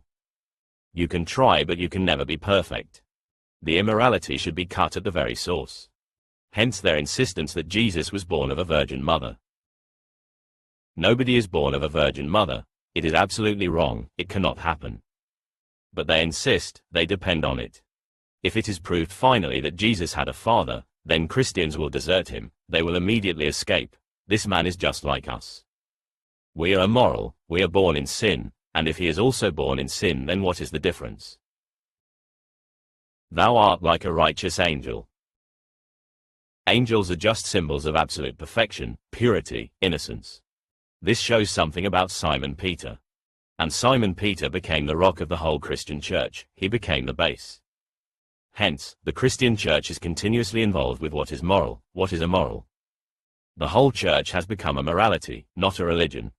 This Simon Peter is the root cause. He created guilt, because whenever you are too concerned with what is wrong, what is right, you become guilty, because life knows neither. Life is absolutely amoral. It is neither moral nor immoral, it is amoral. It knows nothing of what is wrong and what is right. It moves in both directions, it is both together. A river in flood, what will you call it, moral or immoral? Thousands of villages are drowned, hundreds of people dead, thousands homeless. What will you call this river in flood, bad? No, you will not use that word, because you know the river does not know what is good, what is bad. And God exists in the river as much as in you. A tree falls down where a saint is meditating, he is killed. What will you call this tree? A sinner, a murderer? Will this tree have to be forced to appear in a court? No, you will simply say, this is a tree. Our morality, sin or non-sin, doesn't apply to this tree. Morality is man-created, God seems to be amoral. The whole of existence is amoral. Amoral means neither, or both. But if you go to Jesus with a moralistic attitude, you will miss him. Saint Peter, this Simon Peter, missed Jesus completely. He was in search of a moral man. He was in search of a saint, not in search of a sage. And this is the difference between a saint and a sage. A sage is as amoral as life, he has become one with life, he doesn't think in terms of opposites. A saint has chosen the right, denied the wrong. He is half alive, he has not taken the whole of life. A saint is really not religious, because a religious man will accept life as it is. He will not deny, because whatsoever you deny is a denial of God. Then you try to prove that you are better than God. Look, God creates sex, otherwise, who will create it? And you deny it. Then you can become a saint, but your sainthood will be just moral, it cannot be religious. Hindus understood it very well. If you go back to the days of the Vedas, the rishis used to live a very ordinary life. They had wives, children, they were householders, they had not renounced. Renunciation entered with Jainas and Buddhists. Otherwise, Hindu rishis always lived in a very ordinary way, because they came to know that life has to be accepted in its totality. Nothing has to be denied, everything has to be accepted. This is what theism will really mean. Astika means one who says yes to the whole of life, he is not a no-sayer. This Saint Peter can become a good priest, he can become a saint, but he cannot become a sage. He has his own conceptions, that's why he has come to Jesus. When you are filled with too many moral concepts, what do? You condemn yourself, because there are things that are not dissolved just by saying they are wrong, they remain. This man will become attracted to women. They are beautiful, and the desire exists. It is a gift of God. It is deep in your every pore, every cell of your body. Scientists say there are 70 million cells in the body, and each cell is a sexual being. Your whole body is a sex phenomenon. Whatsoever you do, you can close your eyes, you can escape to the Himalayas, but beauty will always attract you. A flower looks so beautiful, have you observed? That too is sexual. A bird singing in the morning near a saint's cottage or hermitage looks beautiful, but have you observed that this singing of the bird is a sexual invitation? He is inviting the partner, seeking the partner, the lover. What is a flower? A flower is a sexual phenomenon. A flower is just a trick. Because the tree cannot move, its sexual cells have to be carried by bees, butterflies and others to other trees. Remember, there are female trees and male trees, and they cannot move because they are rooted in the earth. The flower is a trick to attract the bees, butterflies, other insects. They will come on the flower, and with the bees the sexual seed will go. Then they will go to the female plant and that seed will fall there. Wherever there is beauty there is sex. The whole of life is a sexual phenomenon. What can you do? You can reject it, that is in your hands, but when you reject you feel guilt, because deep down the suppressed remains. You continuously feel guilty, something is wrong. You cannot be happy with guilt, remember, you cannot dance with guilt. Guilt will paralyze you. Wherever you go, you cannot laugh, you cannot move in ecstasy, because you will always be afraid of the suppressed. If you dance, sing, if you feel blissful, what will happen to the suppressed? It may come up, so you have to be constantly on watch. You become a watchman, not a master of your life, not an enjoyer of your life, you become just a watchman. And the whole thing becomes ugly because there is conflict, continuous conflict. Your energy is dissipated in inner struggle. And this type of man, who has suppressed his own being somehow, will always look at others with condemning eyes. It is bound to be so. A moralist is very difficult to live with, because his eyes are continuously condemning you. You are wrong because you have taken tea. Are you drinking tea? Then you are thrown into hell. You cannot drink tea. Really, anything that can give you any enjoyment. In Gandhi's ashram, you are not allowed to taste food. Aswad, tastelessness, was the principle to be followed. You could eat, but you should not taste. Why? Why be against taste? Because taste is enjoyment, and saints are against enjoyment. You cannot find a saint laughing or smiling, impossible. He looks sad, always condemning himself and others. His whole life is ill, he cannot be happy. This Simon Peter is symbolic. He said, "Thou art like a righteous angel." He is saying, I have come to you because you are pure, born of a virgin mother, never married, never enjoyed life, never lived. You are pure, so I see you as an angel. Matthew said to him, Thou art like a wise man of understanding. This Matthew is not in search of morality, this Matthew is in search of knowledge, more scientific. And Jesus looks like a man of understanding. He thinks he can get some clues about the mystery of life from this man. This man carries some keys. He knows, I can gather information from him. Matthew is in search of knowledge. But when you come to Jesus or a man like Jesus, don't come in search of knowledge. Jesus looks a wise man, because whatsoever he says hits directly, whatsoever he says sounds true. Whatsoever he says is very meaningful, but you are paying too much attention to his words and not to his being. This Matthew is a pundit, a scholar. He is in search of principles, theories, systems, philosophies. If you come to Jesus with such a mind you will miss him, because Jesus is not a man of knowledge, he is a man of being. And what is the difference? Knowledge is superficial, borrowed, dead. This man is alive, absolutely alive. This man has not borrowed anything from anybody, he has come to realize himself. He can share his being with you, and you are foolish if you just carry words from him. These words can be carried from books, there was no need to come to Jesus. A library would have been better, there is more knowledge in a library, accumulated for centuries. You come to this man where your being could have quenched its thirst and you simply carry away words. You come to an emperor and he is saying, ask, and it shall be given to you, and you ask only for one piece of bread and go away happy. The whole empire was at your feet, just for the asking. You carry words, you learn theories, you become a theologian. This Matthew is the root theologian for Christians. And then the whole church got entangled in two things. That's why these two are mentioned. Peter became the base of church morality, anti-sexuality, and he continues to be the base. And Matthew became the base of theology, and he continues to be the base. Christianity is involved with two things, not with Christ at all. With morality, what is wrong and what is right, and with theology, theories about God. Theology means theories about God, and there can be no theory about God. God is not a theory, it is not a hypothesis which has to be proved or can be disproved. You cannot argue about it. And when Jesus was there, you could have encountered God. God was there, he had penetrated this man, but a search for knowledge is a barrier. You should not ask Jesus for knowledge, you should ask for being. But to gather knowledge is easy, because you need not transform yourself. You simply listen to the words and gather them. No transformation is required on your part. But if you ask for being, then you have to be silent, then you have to be in deep meditation, then you have to become just a silence, a presence. Only then can Jesus pour his being into you. This Matthew said to him, "Thou art like a wise man of understanding." Jesus is not a wise man. He is wisdom itself, but not a wise man, because you can be wise without becoming enlightened. There are wise men. Confucius was a wise man, but not enlightened. Manu was a wise man, but not enlightened. Buddha was enlightened, Lao Tzu was enlightened. Their wisdom comes from a totally different source. They have reached the very center of life, they have known.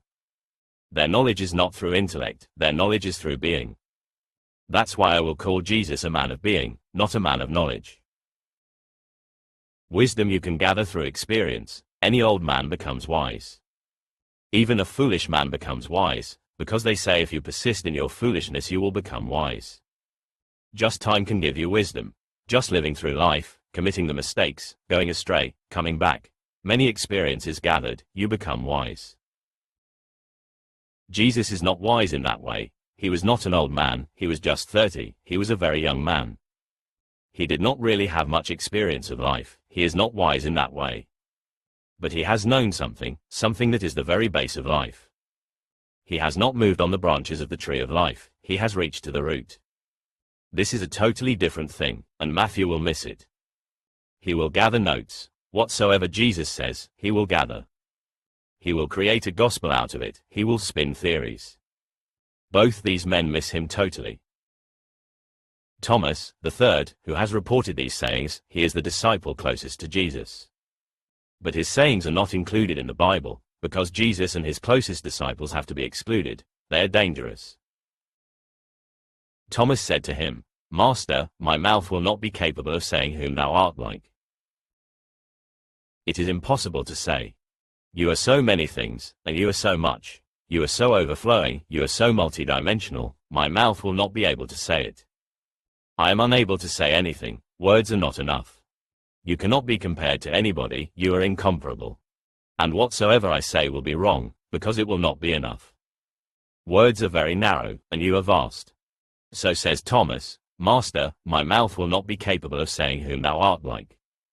No, impossible. I will not say anything, because it cannot be said.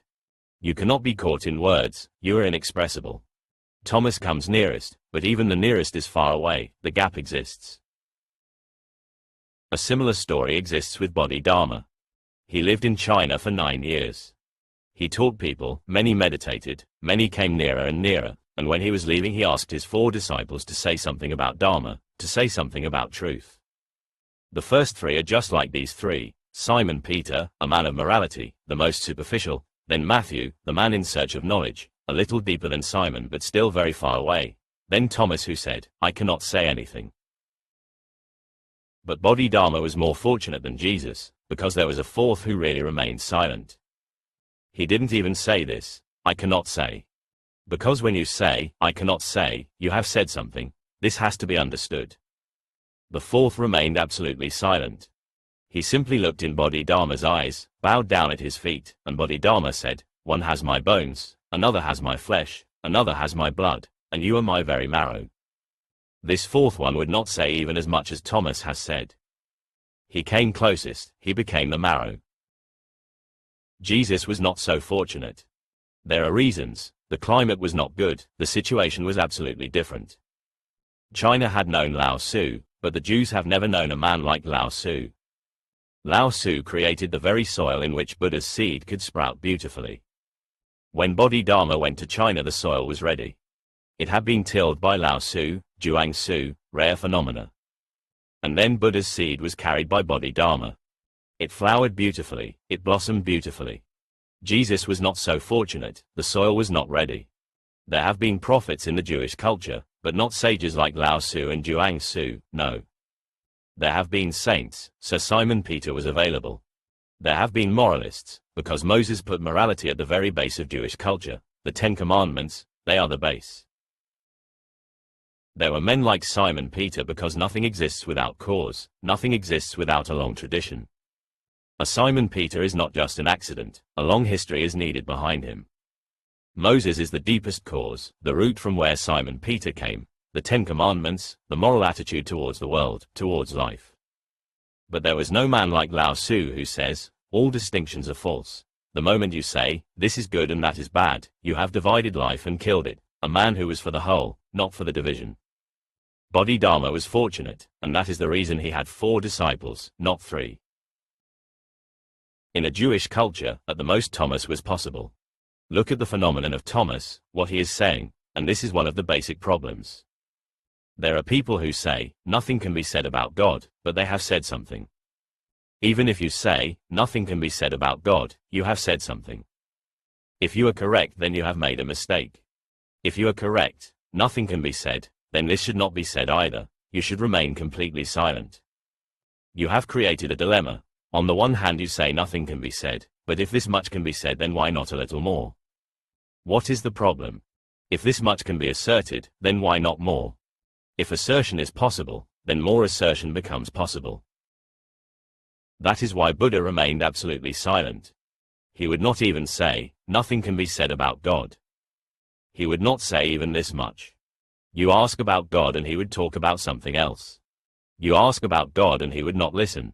As if you had not asked about God, he would simply drop the subject, he would talk about something else. He would not even say this much, that nothing can be said, because this is absurd. Then why are you saying it? Even through negation we indicate. Not only is positive assertion an assertion, negative assertion is also assertion. You say, God has no form. What do you mean? Have you known him? And have you known him so totally that you can say, he has no form? If you have known him totally, then he has form. For example, you say that this ocean cannot be measured, it is so deep, it cannot be measured. Then there are only 2 possibilities. Either you have measured it, because only then can you say it is so deep that it cannot be measured, or if you have not measured it, how can you say it is so deep it cannot be measured? Even depth is measurable, has to be, it cannot be immeasurable. Howsoever deep it is, it can be measured. When you say, God has no form, have you come to his boundaries and seen that there is no form? Because you have come to the boundaries, he has form. And if you have not come to the boundaries, then don't say he is formless, because he may have form. When you come to the boundaries, only then can you know. So those who have really stumbled upon God, it is a stumbling, who have fallen into him, will not say anything, not even this, because this is contradictory. One of the keenest logicians of this century, Wittgenstein, has written a beautiful sentence. In his book Tractatus Logico-Philosophicus, he has many beautiful statements. This is the best, he says, nothing should be said about something which cannot be said. If nothing can be said about a thing, one should remain silent. Thomas comes closest, but remains distant. He has still tried to say, tried to express the inexpressible. Thomas said to him, Master, my mouth will not be capable of saying whom thou art like. Jesus said, I am not thy master. Because nobody understands me, so how can I be thy master? If you understand, only then can you be a disciple. If you understand, only then can you enter into the temple. If you understand, only then can you enter the being of the master. Jesus said, I am not thy master. To all the three he says, I am not thy master. Thomas came closest but still missed. He is the best, but still not perfect, just approximately the best. He comes closer but a barrier remains. He still believes in words, because he tries to express that which cannot be expressed. I am not thy master, because thou hast become drunk from the bubbling spring which I have measured out. Here he is stating a very profound truth. He is saying, all three of you are talking from the mind, the bubbling spring which I have measured out, which I have gone beyond, measured out. You are still talking from the mind. One is talking through the moralist mind, another is talking through the theological mind, the third is talking through the mystic mind, but still, all are part of the mind. And if you talk from the mind, I am not thy master. Because the whole emphasis is, drop the mind. That is what a master goes on insisting, drop the mind. And you play a trick, you start talking about the master from the same mind he has been insisting to drop. That's why I say Bodhidharma was more fortunate. He had a disciple who remained really silent, he would not answer. There have been even more fortunate masters. One of them was Rinzai. He asked the same thing, because really it is the same story again and again, Buddha and his disciples, Jesus and his disciples, Bodhidharma and his disciples, Rinzai and his disciples, the story is the same. It cannot be different because the relationship is the same, the phenomenon is the same. Rinzai was even more fortunate. What happened? When he asked his chief disciple, say something about truth, what did the disciple do, do you know? You cannot even conceive. He slapped the master. And the master laughed and he said, right, you did well, because how can one answer when the very question is wrong? And this is the most fortunate master. How can you answer a question when the very question is wrong? The disciple is saying, don't be foolish, don't play games with me, don't try to put me in a puzzle. Don't throw me in a logical nonsense, because if I answer it will be wrong, and if I don't answer that will also be wrong, because a master is asking. If I answer it will be wrong, because the very nature of truth is such that it cannot be expressed. If I don't answer, that will be impolite. A master is asking, I have to answer. This is what he said when he slapped the master. Rinzai laughed and he said, right. When a disciple can slap the master, he has become a master in his own right. Now you go and teach others. Jesus said, I am not thy master, because thou hast become drunk from the bubbling spring which I have measured out. You are all still drunkards, drunk with the same madness of the mind. Mind is the source of all madness. There can be degrees, but everyone who has a mind is more or less mad. Mind is equivalent to madness. You may not be too much, you may be just lukewarm mad, so you are not boiling, not evaporating, nobody is thinking of sending you to the madhouse. You are just lukewarm mad, workably mad. You can work, you can move around and keep your madness inside. A man goes beyond madness only when he goes beyond mind. That's why Jesus says you are drunk. Thou hast become drunk from the bubbling spring which I have measured out. All three of you are speaking from the mind. You have not looked at me, because when you look there is no mind. Don't carry a mind to a master. It is stupidity, because if you carry a mind to a master, you are not going nearer to him. You will not attain to satsang, you will not be in his presence. You will be filled with your mind, you will be drunk with your mind. When he is there you will be thinking, chattering. Inside, the mind will go round and round and round and will create a wall, and it will be impossible for Jesus to penetrate you. And he took Thomas, because he was the nearest, the best, he withdrew, into aloneness, and he spoke 3 words to him. Now when Thomas came to his companions, they asked him, what did Jesus say to thee? He had to work with the second best, the best was not available. Thomas was chosen. He took him and said 3 words to him. Now when Thomas came to his companions, they asked him, what did Jesus say to thee? They are still interested in what Jesus says, not in what Jesus is. They are still interested in knowledge, words, not interested in the being. Thomas said to them, if I tell you one of the words he said to me, you will take up stones and throw at me, and fire will come from the stones and burn you up. This is very mysterious. Those 3 words have not been recorded, and Thomas never told the other disciples what those 3 words were. But he gives indications, because when you are not ready only indications can be given. When you are not ready, only hints can be given. If you are really an inquirer, through the hints you will reach the secret. The final secret cannot be given, you have to be ready for it. The more ready you are, the more it becomes revealed. He gives hints, so first try to understand the hints. If I tell you one of the words he said to me, you will take up stones and throw at me, and fire will come from the stones and burn you up. One thing he says, if I say even a single word, Jesus has said 3, but if I say even a single word, you will immediately start to throw stones at me. What does he mean? Man lives in lies, every man, because lies are very convenient, comfortable. Truth is hard, inconvenient, uncomfortable. Lying is just like going down, you go easily, with dancing feet. Truth is going high, up, it is difficult, arduous, you perspire, it is not comfortable. Lies are convenient, comfortable, because you can make them, you can invent them. You can invent your own lie to fit you, but you cannot invent truth. This is the problem, the rub. You can invent lies. You just go to a tailor and he makes a garment for you. You can make lies for yourself like garments, lies that fit you. But truth is not going to fit you, you cannot invent it. You will have to fit with the truth. You will have to cut yourself. Truth cannot be cut like a garment. To fit truth, you will have to change. Lies are beautiful because you need not change. You simply change the lie and it fits you. It is very cozy, it clings to you, it never forces you to change, you can remain static, stagnant. The lie is always with you, never against you. And truth does not bother. If you want to be true, you have to change yourself. Truth cannot be invented, it has to be discovered, it is already there. That's why man lives in lies, because you can invent your own lies. Each country has its own lies, each race has its own lies, each religion, church, temple, Gurudwara has its own lies. And they are very cozy, they cling to you, they protect you from the truth.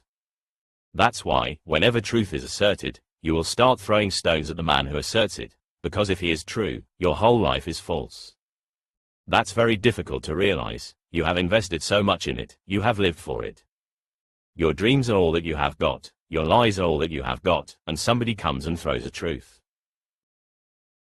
So there are only two possibilities. Either you are ready to collapse completely, or you will throw stones at this man, because throwing stones at this man will not allow his truth to shatter your lies. You can move again in your lies.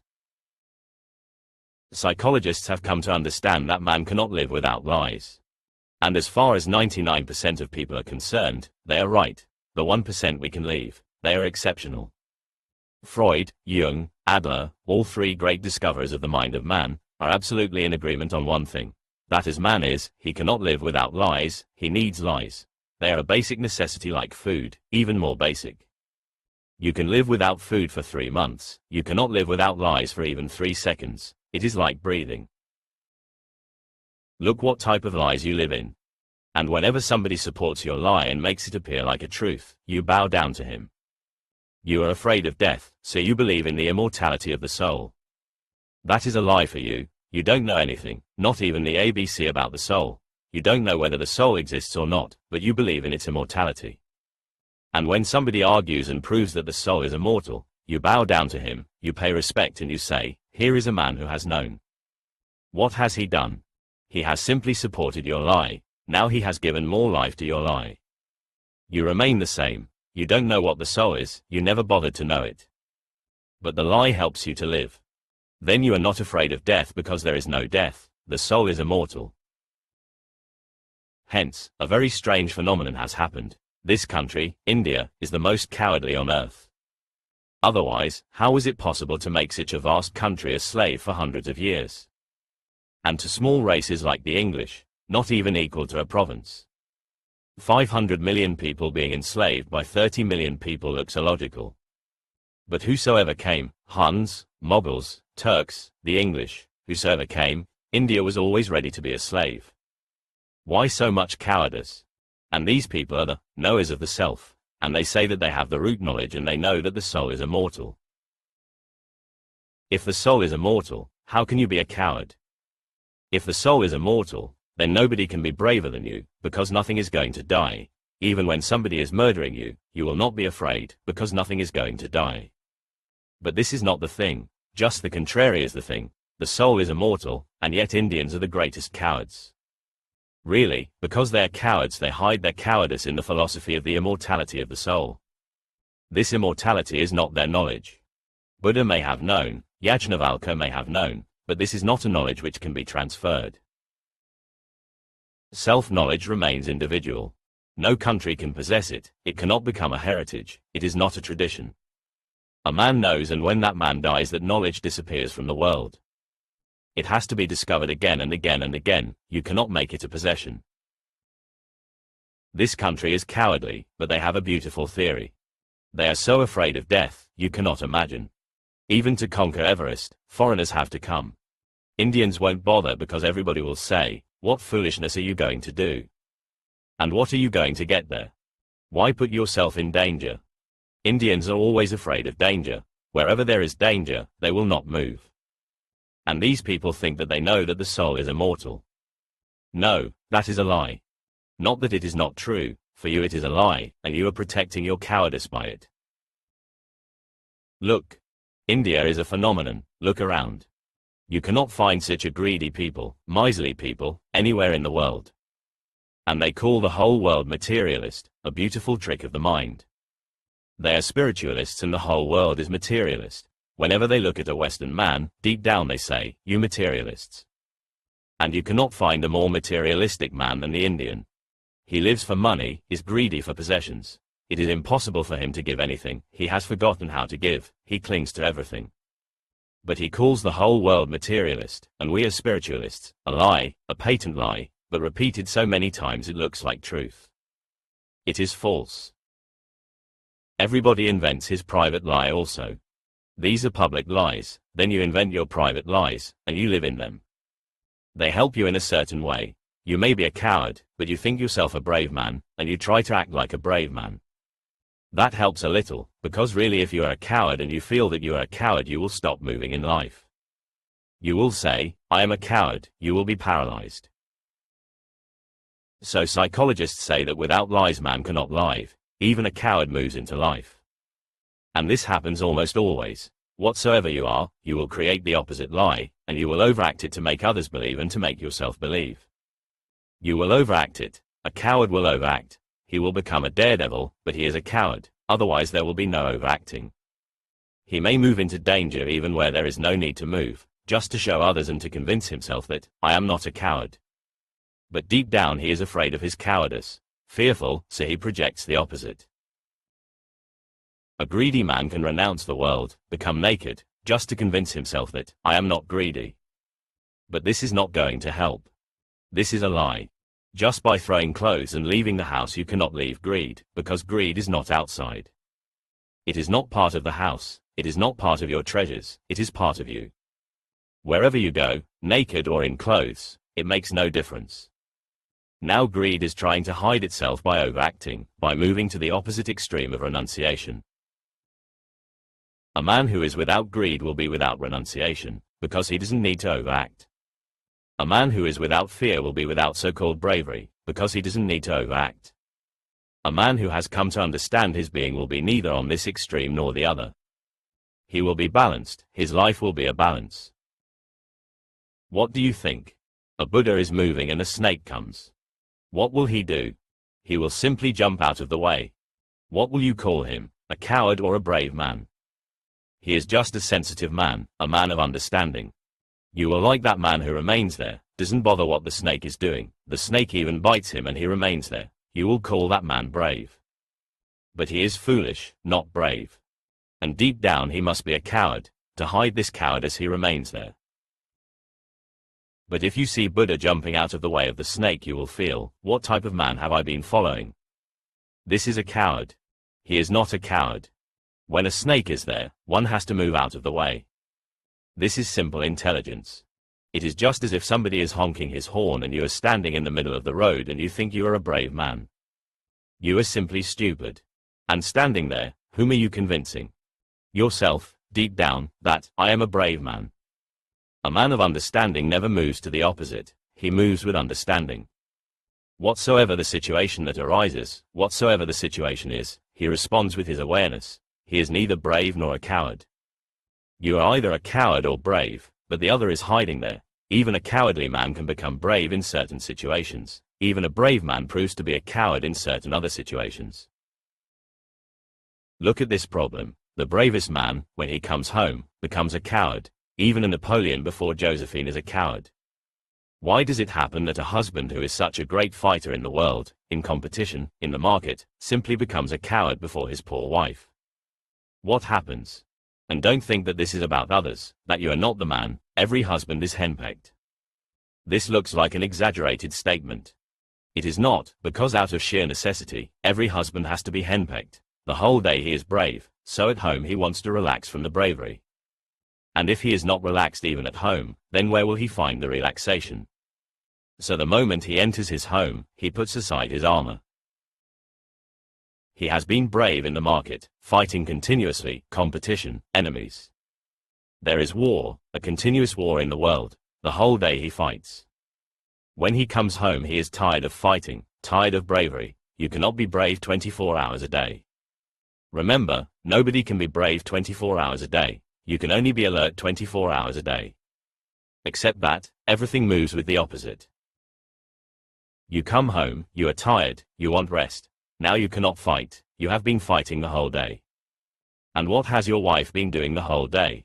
She has no competition, she has no war going on around her. She is just in the home, protected. The whole day she has been resting. In a way, there was no point during the whole day where she could show her bravery. So she is tired of being a coward, just a wife. You come home, she is ready. She will jump on you. Once it happened, there was a lion tamer, a very brave man. But he was always afraid of his tiny wife.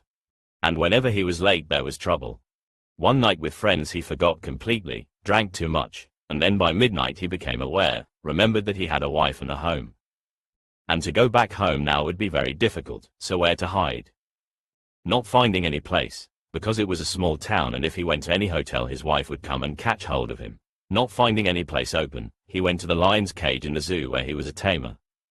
The key was with him, he opened the door, 6 big ferocious lions in the cage.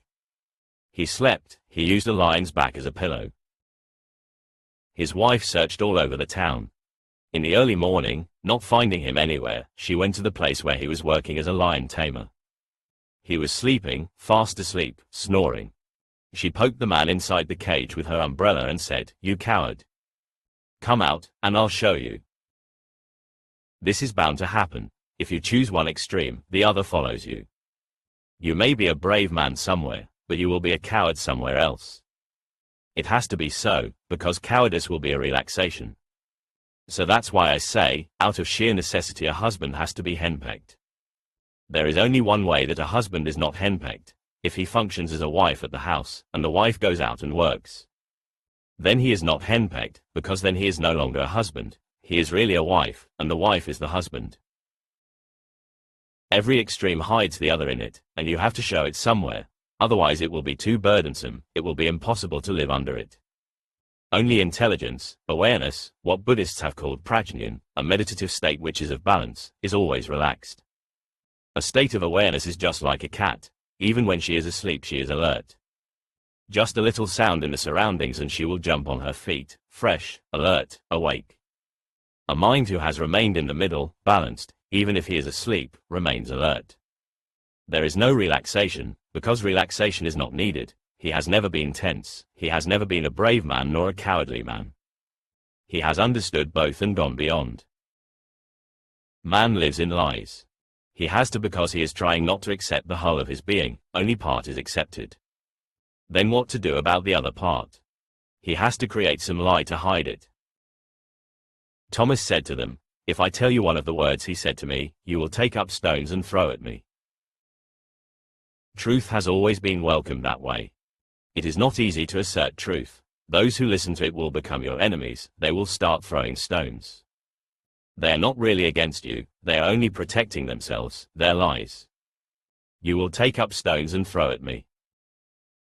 And then he says a very beautiful thing. And fire will come from the stones and burn you up. You will throw stones at me, you will throw stones at the truth, but from the stones a fire will come up and burn you. You cannot burn truth, you cannot crucify truth.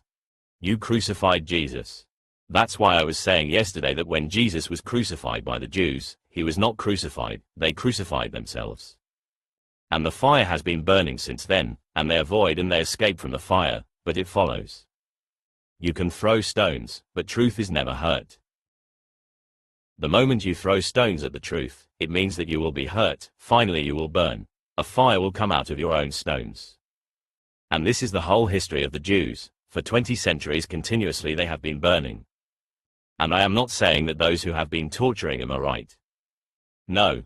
I am not a supporter of Hitler, or others who have been burning and destroying Jews. No, they are not doing right. The Jews are carrying their wound within themselves, they create their Hitlers. This will look very, very difficult to understand. A guilty man moves around to find someone who will punish him. When nobody is punishing him, he feels living more difficult. When someone punishes him, he feels at ease. Have you seen children? If you don't punish them, they will punish themselves. They will slap their own faces. That relaxes them. A child has done something wrong and he looks to see whether father or mother or somebody has come to know or not. He is in search of that. If they have come to know, they can beat the child, and the child is at ease because now he has been punished. Finished. The account is closed. He did wrong and he has been punished. But if nobody knows, then he is in difficulty, something remains incomplete. He will move into a corner and slap his own face. Then he is at ease. That is what is happening with people who do austerities. They have done something wrong. Whether it is wrong or not is not the question. They think they have done something wrong. Then they go on punishing themselves. You think they are moving into a deep tapascarya, austerity. They are great saints. They are simply guilty people punishing themselves. They may fast, they may beat their own chests, they may even burn themselves alive, but they are simply guilty children, immature, punishing themselves. They have done something wrong and they want to create the balance. They want to say to God, I have punished myself enough, now you need not punish me. This is what Jews have been doing. This is one of the very deepest complexities of the human mind. Jews are always in search of their Adolf Hitlers, somebody who can kill them, then they feel at ease. When nobody bothers about them, then they are uneasy, the guilt follows. When you throw stones at truth, this is bound to happen, and even after 20 centuries of suffering the Jews have not confessed that they did wrong. No. Jesus is still unaccepted, they go on behaving as if Jesus never existed. Jesus is still not part of them. And I tell you, unless they reclaim Jesus they will remain in trouble. And the trouble is not being created by others, they seek it. They are guilty people, and their guilt is very great. Crucifying a Buddha, crucifying a Jesus, crucifying a Krishna, can you conceive of anything more guilty? Jesus who was to be followed and worshipped, Jesus who was to be followed and lived, and you did just the opposite. Jesus who should have become your life, your very life, your throbbing heart, you did just the opposite, you killed him. Rather than making him your life, you destroyed his life. This wound will follow the Jews. It is difficult to get rid of it, unless they reclaim Jesus. The Hindus are better. That's why they're less guilt-ridden, they never killed Buddha. Buddha was more dangerous than Jesus, he uprooted the whole of Hinduism, from its very roots. Jesus said, I have come not to destroy the tradition, but to fulfill it. Never Buddha. He said directly, I have come to uproot the whole tradition. All the Vedas are rubbish. But Hindus never killed him, that's why Hindus could live without guilt. Not only did they not kill him, they are very clever and prudent people, they even made him an avatar. They accepted him, just a little gone astray, but nothing much to bother about. They accepted him into the tradition. They say, he is our 10th avatar, and they created a story around him, that's why I say they are very clever and prudent people. No other race is so clever, it has to be, because Hindus are the oldest, more wise. Experience has taught them much, that if you crucify Buddha you will never be free of him, because he will follow you, haunt you, so don't crucify, neglect. But even if you neglect him, something of you will again and again look back. The man is there, so it is better to accept him, and they accept him in such a rejecting way. This is prudence. They created a story, God created hell and heaven, but for millions of years nobody reached hell because nobody was sinning. Everybody was religious, righteous. Everybody was going to heaven. Then the devil went to God and said, why? What have you created hell for? This is useless. Nobody comes, and I am tired of waiting and waiting. So do something, otherwise close it down. God said, wait, I will send a man, Gautam Buddha, to the world.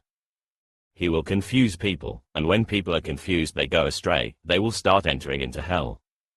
And since then hell is overfull. But Hindus accepted Buddha as an avatar sent by God, and they rejected him in a very subtle way. They have never been guilty. The Jews have remained guilty, the wound follows them and they are still not reclaiming Jesus. They should reclaim him. He was a Jew, born a Jew, lived a Jew, died a Jew, he was never a Christian, they can reclaim him. And no other Jew has come of that caliber. Many great Jews have been born, even in this century. The greatest in this century have been Jews. Jews are people of very great potential. Freud is a Jew, Marx is a Jew, Einstein is a Jew, all the three greats who have created this whole century, but nothing to compare with Jesus. They have rejected the greatest of the Jews. Once they reclaim him, they will be at ease, their wound will heal. They will be healthy and whole, and then there will be no need for Adolf Hitlers. They create their Hitlers, and when I say this to you, you also remember, whenever you feel guilty you create the Punisher. You seek for punishment, because the punishment will make you guilt-free, then you can come to rest. Don't feel guilty, otherwise you will seek punishment.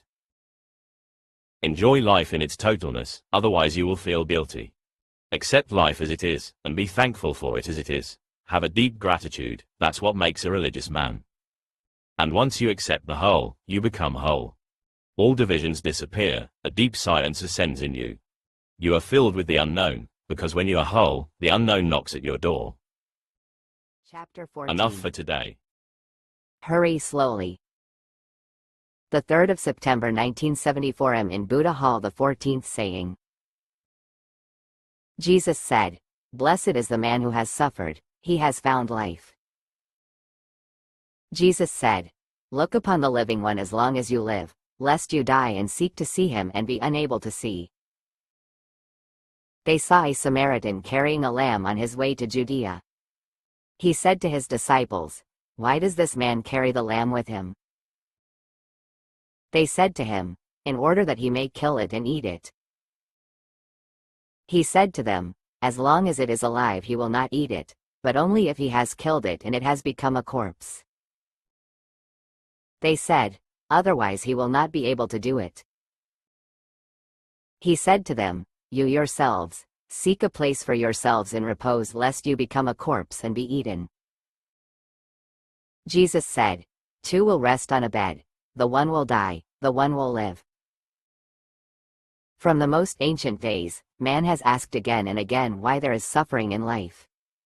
If God is the Father, then why is there so much suffering? If God is love and God is compassion, then why does existence suffer? And there has not been a satisfactory answer to it. But if you understand Jesus, you will understand the answer. Man suffers because there is no other way to mature, to grow. Man suffers because only through suffering can he become more aware. And awareness is the key. Observe your own life. Whenever you are comfortable, at ease, happy, awareness is lost.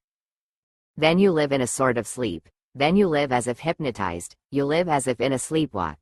You move and do things, but somnambulistically. That's why, whenever there is no suffering, religion disappears from your life. Then you never go to the temple, it carries no sense for you. Then you don't pray to God, because why? There seems to be no reason. Whenever there is suffering, you move towards the temple, your eyes move towards God, your heart moves towards prayer.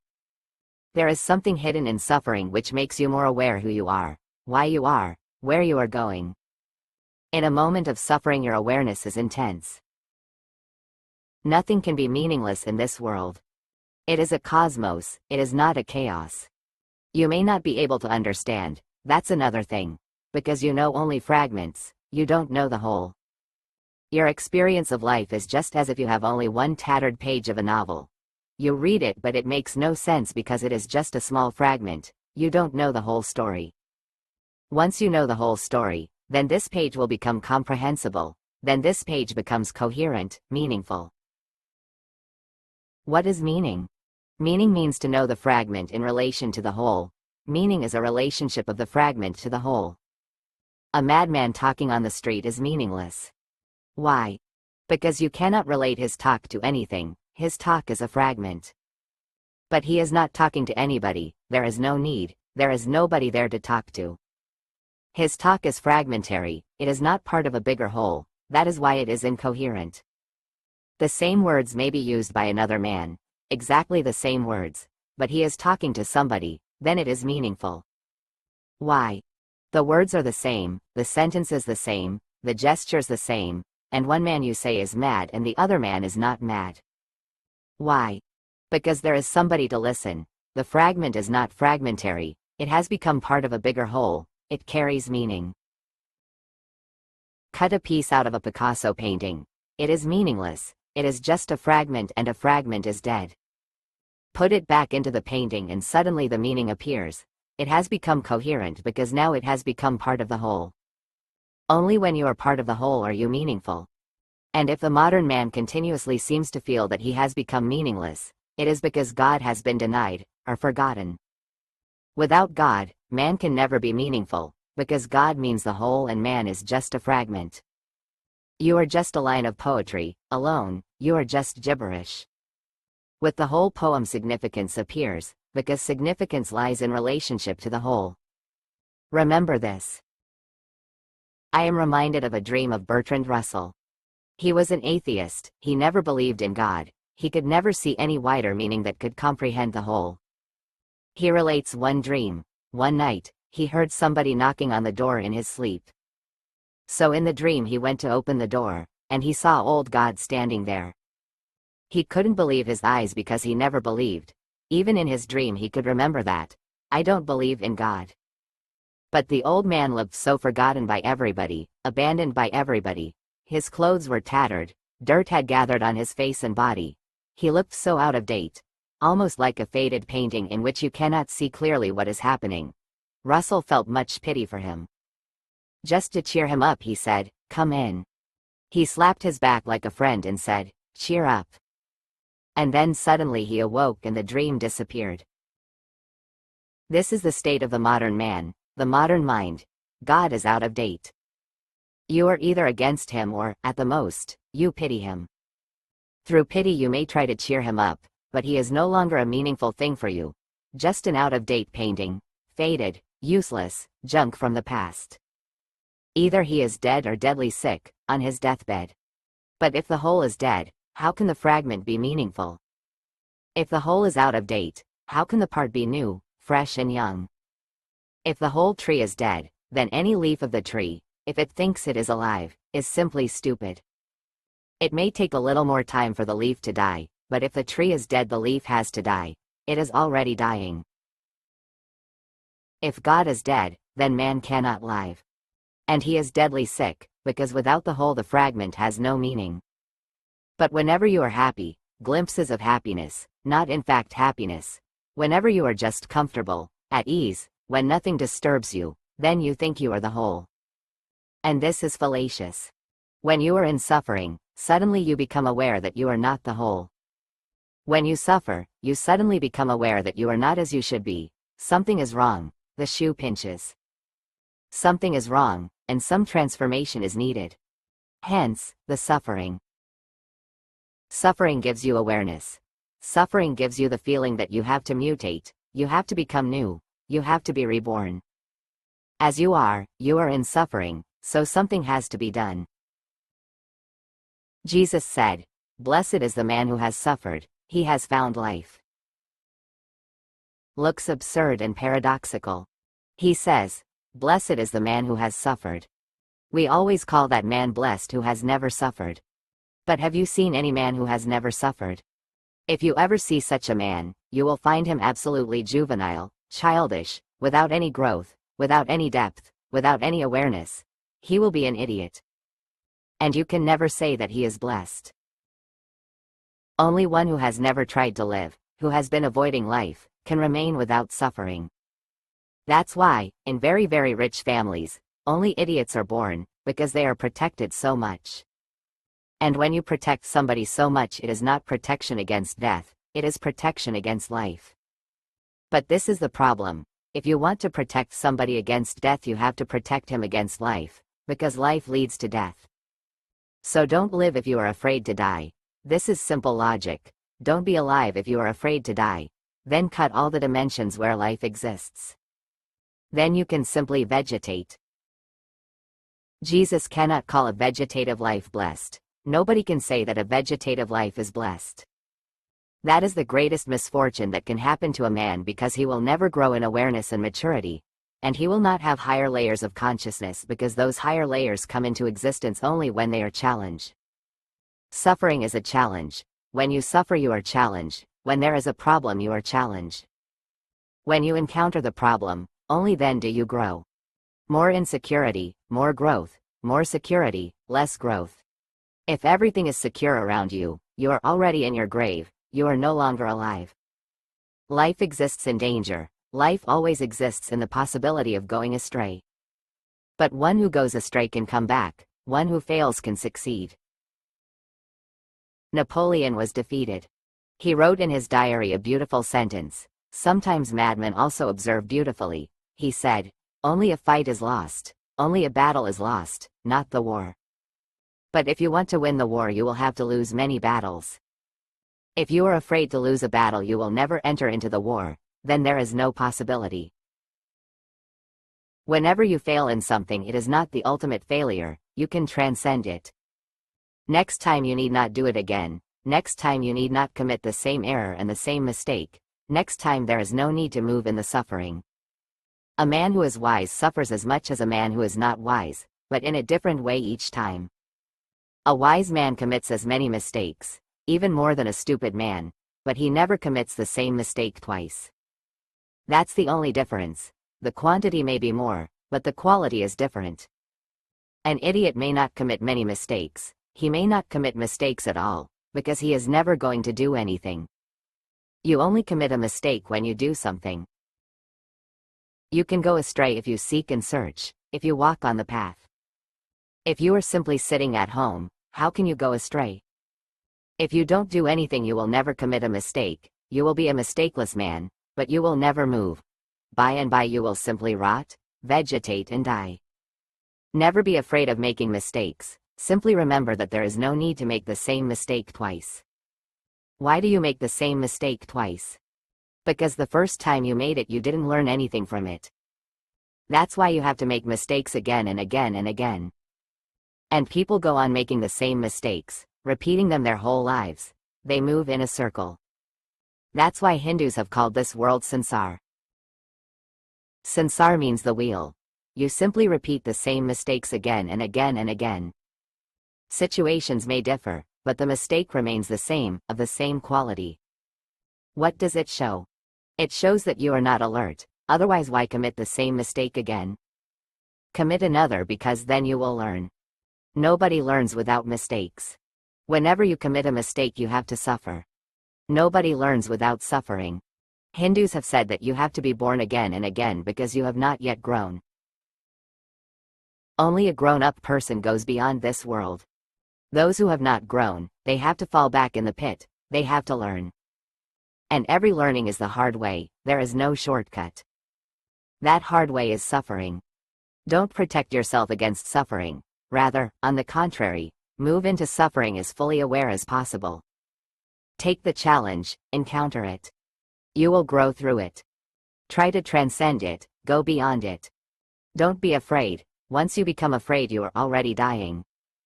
That's why Jesus says, "Blessed is the man who has suffered, he has found life." And one who suffers becomes more alert, and alertness is the key to the temple of life.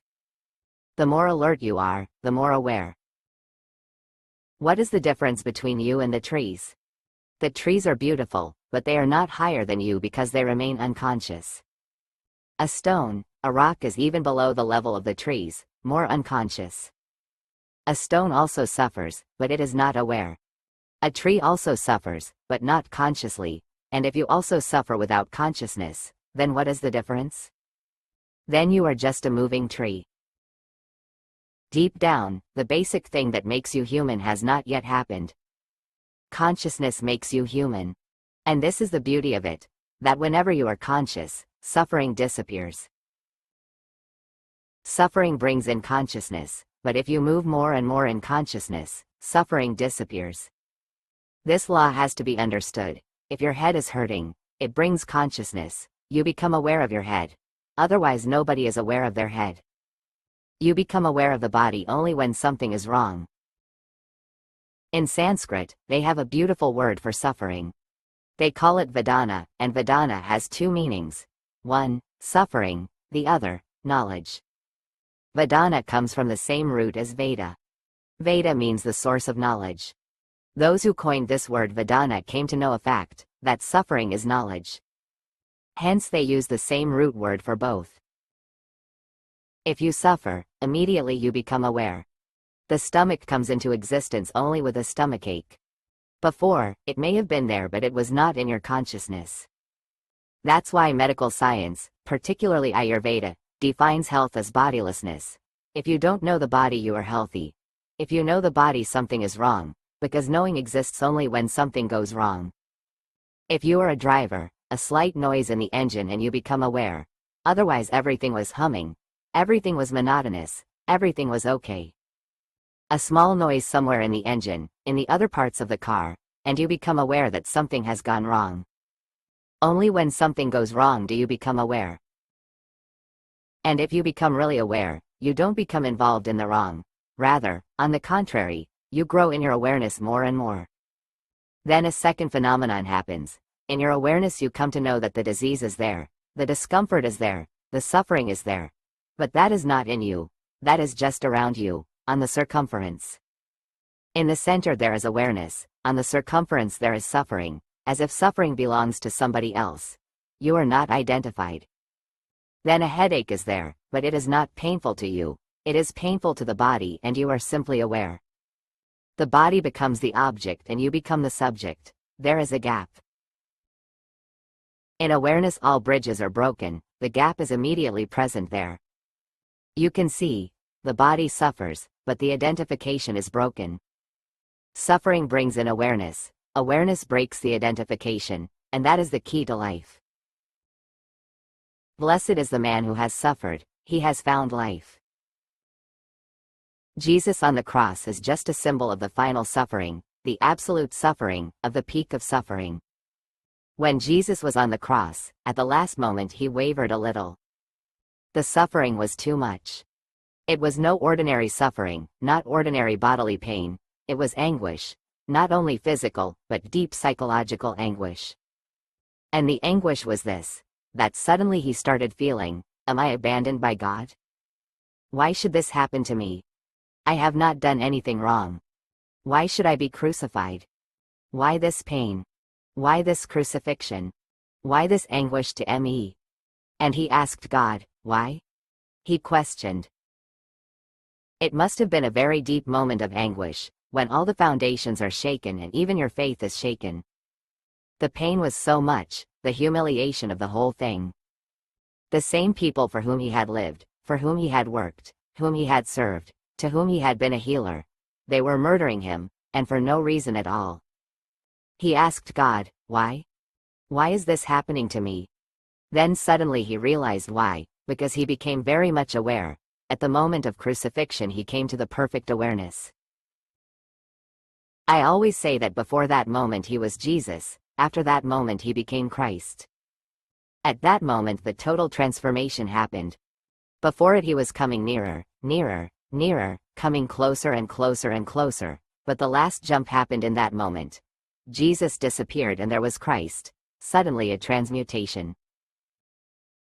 What happened? He said, why this suffering to me? Have you forsaken me? Am I abandoned? And immediately after this anguish he said, no. Thy will should be done. He accepted it. The why was a rejection, because questioning means doubt. Immediately he understood and he said, I accept, and I understand. Thy will should be done, not mine, because my will is going to be wrong. Then he relaxed, then there was a let go, the final surrender. At the moment of death, he accepted death also. In that acceptance, he became life eternal, the key was found. That's why he says, Blessed is the man who has suffered, he has found life. Whenever you suffer, next time don't complain, don't create an anguish out of it. Rather, watch it, feel it, see it, look at it from all possible angles. Make it a meditation and see what happens. The energy that was moving into the disease, the energy that was creating suffering, is transformed, the quality changes. The same energy becomes your awareness, because there are not two energies in you, the energy is one. You can make it sex, you can transform it and make it into love. You can transform it still higher and make it into prayer, and you can transform it still higher and make it into awareness. The energy is the same. When you suffer, you are dissipating energy. In your anguish, you are dissipating energy. The energy is leaking out. Whenever there is suffering, shake yourself. Close your eyes and look at the suffering. Whatsoever it is, mental, physical, existential, whatsoever it is, look at it, make it a meditation. Look at it as if it is an object. When you look at your suffering as an object, you are separate, you are no longer identified with it, the bridge is broken. And then the energy which was going to move into suffering will not move, because the bridge is no longer there. The bridge is identification. You feel you are the body, then the energy moves into the body. Wherever you feel any identification, your energy moves there. You may not have known this, but you can try a simple experiment. If you love a woman, just sit by her side and feel identified, as if you are the woman, the beloved, and let the woman feel that she is you, the lover. Just wait and feel identified. Suddenly you will both have a shock of energy. You will both feel that some energy has moved from the other to you. Lovers have felt as if an energy jumps just like an electric shock and reaches the other. Whenever you are identified with something, there is a bridge, and the energy can move through that bridge. When a mother is feeding her child, she is not only giving milk as was always thought. Now biologists have stumbled upon a deeper fact, and they say she is feeding energy. Milk is just the physical part. And they have done many experiments. A child is raised, food is given, as perfect as possible, whatsoever medical science has found. Everything is given, but the child is not loved, not cuddled, the mother does not touch him. The milk is given through mechanical devices, injections are given, vitamins are given, everything is perfect. But the child stops growing, he starts shrinking, as if life starts moving away from him. What is happening? Because whatsoever the mother was giving is being given. It happened in Germany that during the war many small orphan babies were put into a hospital. Within weeks they were all almost dying. Half of them died, and every care was taken. Scientifically they were absolutely right, they were doing whatsoever was needed. But why were these children dying? Then one psychoanalyst observed that they needed some cuddling, somebody to hug them, somebody to make them feel significant. Food is not food enough. Jesus says, man cannot live by bread alone. Some inner food, some invisible food is needed. So the psychoanalyst made a rule that whosoever came into the room, a nurse, a doctor, a servant, had to give at least 5 minutes in the room to hug and play with the children. And suddenly they were not dying, they started growing. And since then many experiments have been done. When a mother hugs a child, energy is flowing. That energy is invisible, we have called it love, warmth. Something is jumping from the mother to the child, and not only from the mother to the child to the mother also. That's why a woman is never so beautiful as when she becomes a mother. Before, something is lacking, she is not complete, the circle is broken. Whenever a woman becomes a mother, the circle is complete. A grace comes to her as if from some unknown source. So not only is she feeding the child is also feeding the mother. They are happily into each other. And there is no other relationship which is so close. Even lovers are not so close, because the child comes from the mother, from her very blood, her flesh and bones. The child is just an extension of her being. Never again will this happen, because nobody can be so close. A lover can be near your heart, but the child has lived inside the heart. The mother's heart has been beating, and that was the heartbeat of the child. He had no other heart. The mother's blood circulated in him. He had no independence. he was just part of her. For 9 months he remained as part of the mother, organically joined, one. The mother's life was his life, the mother's death would have been his death. Even afterwards it goes on. A transfer of energy, a communication of energy exists. Whenever there is suffering, become aware. Then the bridge is broken, then there is no transfer of energy to suffering. And by suffering shrinks, because the suffering is your child. You have given birth to it, you're the cause, and then you feed it, you water it, and then it grows and then you suffer more. Then you complain, then you are miserable, then your whole attention becomes identified with the suffering. I have heard, once it happened, 2 old women met in a market. One asked the other how she was feeling, because she was always feeling ill. There are women who always feel ill. Something has gone wrong. It is not illness, it is something deeper, a neurosis, because they cannot feel at ease if they are not ill. Illness has become part of their ego. She asked, "How are you feeling?" The woman who was always ill or talking about illness, started. She said, "Very bad, never has it been so bad. The arthritis is acting up, I have a severe headache, and the stomachache is terrible, and my legs hurt." And on she went. The other said, "Then go and see a doctor." The first woman said, Yes, I will go when I feel a little better." But this is happening. You will go to the doctor when you feel a little better. But nobody goes. When one feels a little better, there is no need. Go to the doctor when you are suffering. Pray when there is suffering. Meditate when there is suffering. Don't say, "I will meditate when I feel a little better." That won't help. You won't meditate and you will have missed a blissful moment, a moment of suffering. Meditate, become alert and aware. Don't miss the opportunity, it is a blessing. Use all your suffering for meditation, and soon you will come to know that the suffering disappears because the energy starts moving inwards. It is not moving to the periphery, to the suffering, you are not feeding your suffering. It looks illogical, but this is the whole conclusion of all the mystics of the world. That you feed your suffering and you enjoy it in a subtle way. You don't want to be well. There must be some investment in it. Buddhas, Jesuses, Zarathustra's have been talking in vain. You don't listen to them. They say there is a possibility of ultimate bliss. You listen to them and say, "Okay, I will see sometime, when I feel better." But whenever you are happy, what is the need? That is why Buddha goes on insisting, your whole life is suffering, dukkha, don't wait. There is going to be no happiness in the life that you are living. Be awake, watch. It is anguish itself that you call life. People think that he must have been a pessimist. He was not, he was just emphasizing. And you have become so much attached to your suffering that you don't know it. What is the investment? From the very beginning, from the very childhood, one thing almost always goes wrong, and that is that whenever a child is ill, he is paid more attention. This creates a wrong association. The mother loves him more, the father takes care of him more, the whole family puts him in the center, he becomes the most important person.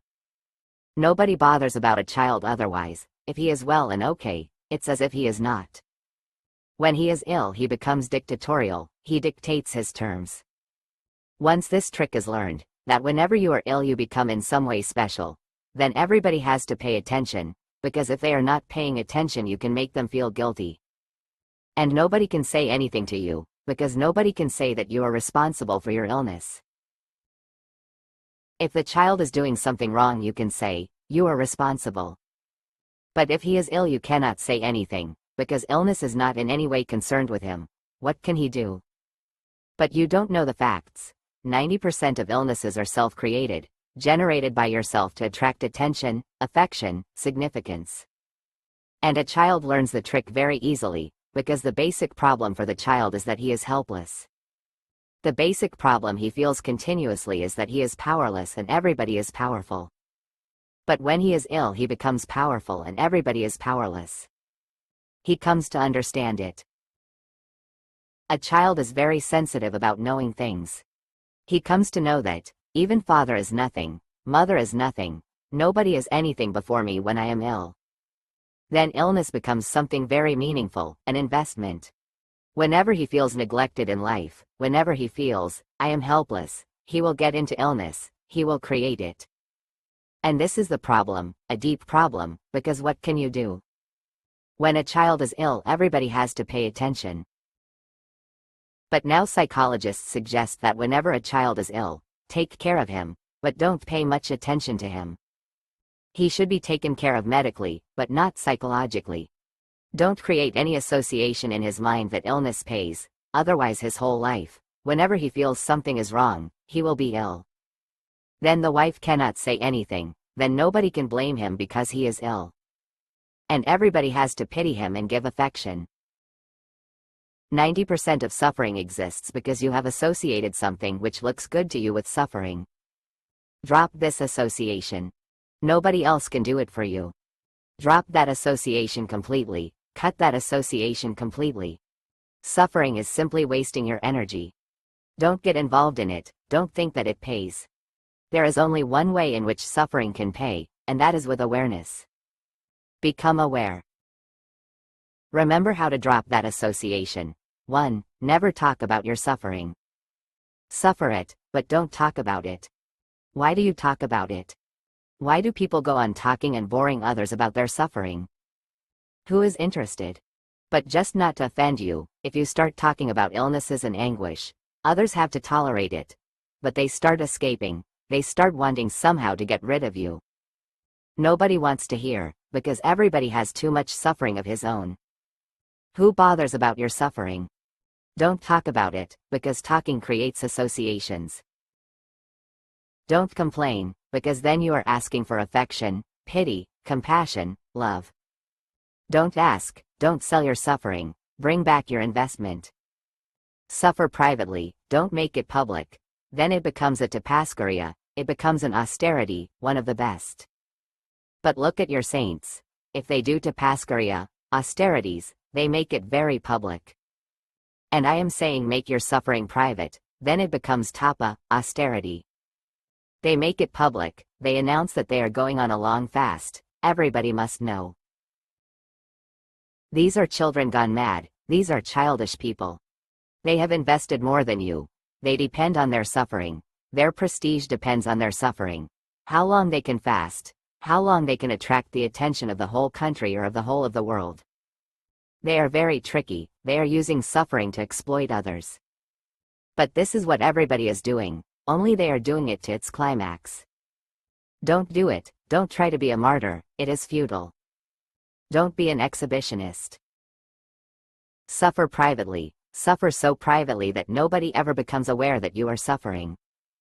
And then meditate on it, don't throw it out, accumulate it within and then close your eyes and meditate on it.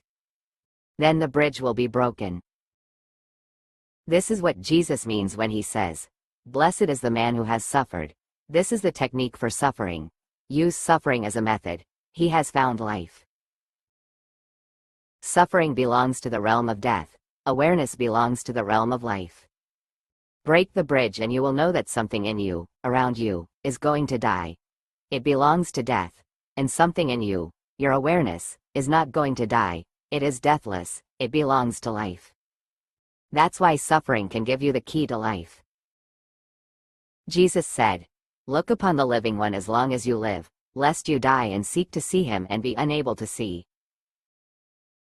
These are techniques. Look upon the living one. In you there is one who is a living one and one who is already dead. In you two worlds meet, the world of matter and the world of spirit. You exist on the boundary. In you two realms meet, the realm of death and the realm of life. You exist in between. If you pay too much attention to that which belongs to death, you will always remain afraid, suffering, fearful. If you pay attention to your center, which belongs to life, to eternal life, to immortality, fear will disappear. Jesus says, "Look upon the living one as long as you live." Don't miss, because at the moment of death it will be very, very difficult to look upon the living one. If for your whole life you have been attentive to the realm of death, the realm of things, the realm of matter and the world, if you have been attentive only to the realm of death, it will be difficult, almost impossible, to look at the realm of life when you are dead or when you are dying. How can you suddenly turn your back? How can you suddenly turn your head? It will be impossible, you will be paralyzed. Your whole life you have been looking outward, your neck will be paralyzed, you cannot turn back. It needs a continuous movement towards the world of the deathless while you live. Look upon the living one as long as you live. Whenever you have a moment of silence, close your eyes and look within so that your neck remains flexible. Otherwise, at the moment of death you will be paralyzed. You would like to see the eternal life, but you will not be able to because you cannot turn back. Lest you die and seek to see him and be unable to see. And he is there within you, but you become fixed, you become obsessed. Obsession with the outside has to be broken. No need to escape to the forest, that will not help, but in 24 hours you have enough moments to look within. Don't miss them. Whenever you find time, just close your eyes, even for a single moment, and look within towards the living one. It is there, just a little practice is needed to see and become attuned to the inner darkness. It is dark right now because you are attuned to the outer light. When you become attuned to the inner light you will see it is a diffused light, not dark. A very silent, very consoling, soothing light, but not an intense light. It is a twilight. It is just like when the sun has not come up, and the night is almost gone. That is what Hindus have called Brahma Muhurta. Why do they call it Brahma Muhurta, the moment of God? They call it that because of this inner thing. When you are turning in, the outer light has gone and the inner darkness has not yet left, because one has to become attuned, only then will it leave. There is a twilight, Sandhyakal, a moment when there is no light and no darkness. This they call Brahma Muhurta, the moment of the divine. Become attuned, look, wait, watch. Soon your eyes will become accustomed and you will be able to see. There is no intense light, just diffused light, because it is not generated by a sun. It is just your natural light, not generated by anything else. It is your own light, your own inner aura, it is there. Whenever you can find time, don't waste it. And then you will find moments enough. Just going to sleep, look in. The day is past, the world of death is no more, you are going to retire, look within. In the morning, when you first become aware that sleep has left, there is no need to jump out of bed and into the world. Wait a little, close your eyes, look within, it is silent. The whole night's rest helps, you are not so tense, it will be easier to move within.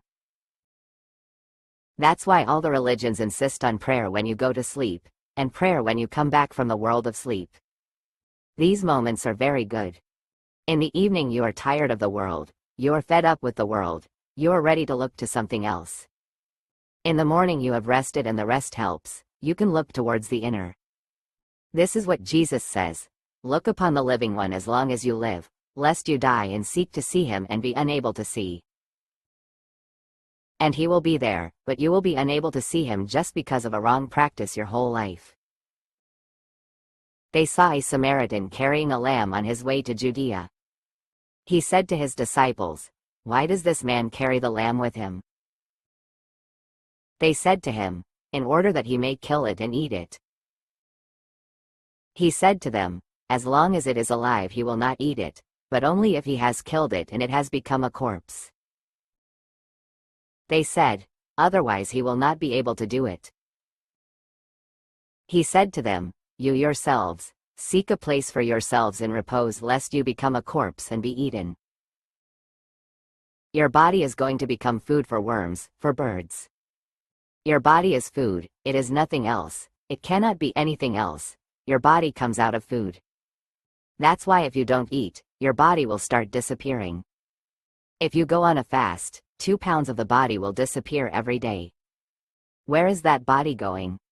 Every day you have to fill it with food. It is a byproduct of food. So when you die, what will happen to your body?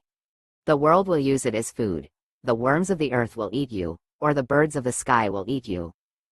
It just gives you a fear, you become apprehensive that, I will be eaten. Because of this, all the world over, people have created ways in order not to be eaten. But they are foolish. Hindus burn the dead body just to avoid one thing, that you should not be eaten. Mohammedans put the dead body inside a casket and put it into a grave just to protect it. Christians do the same.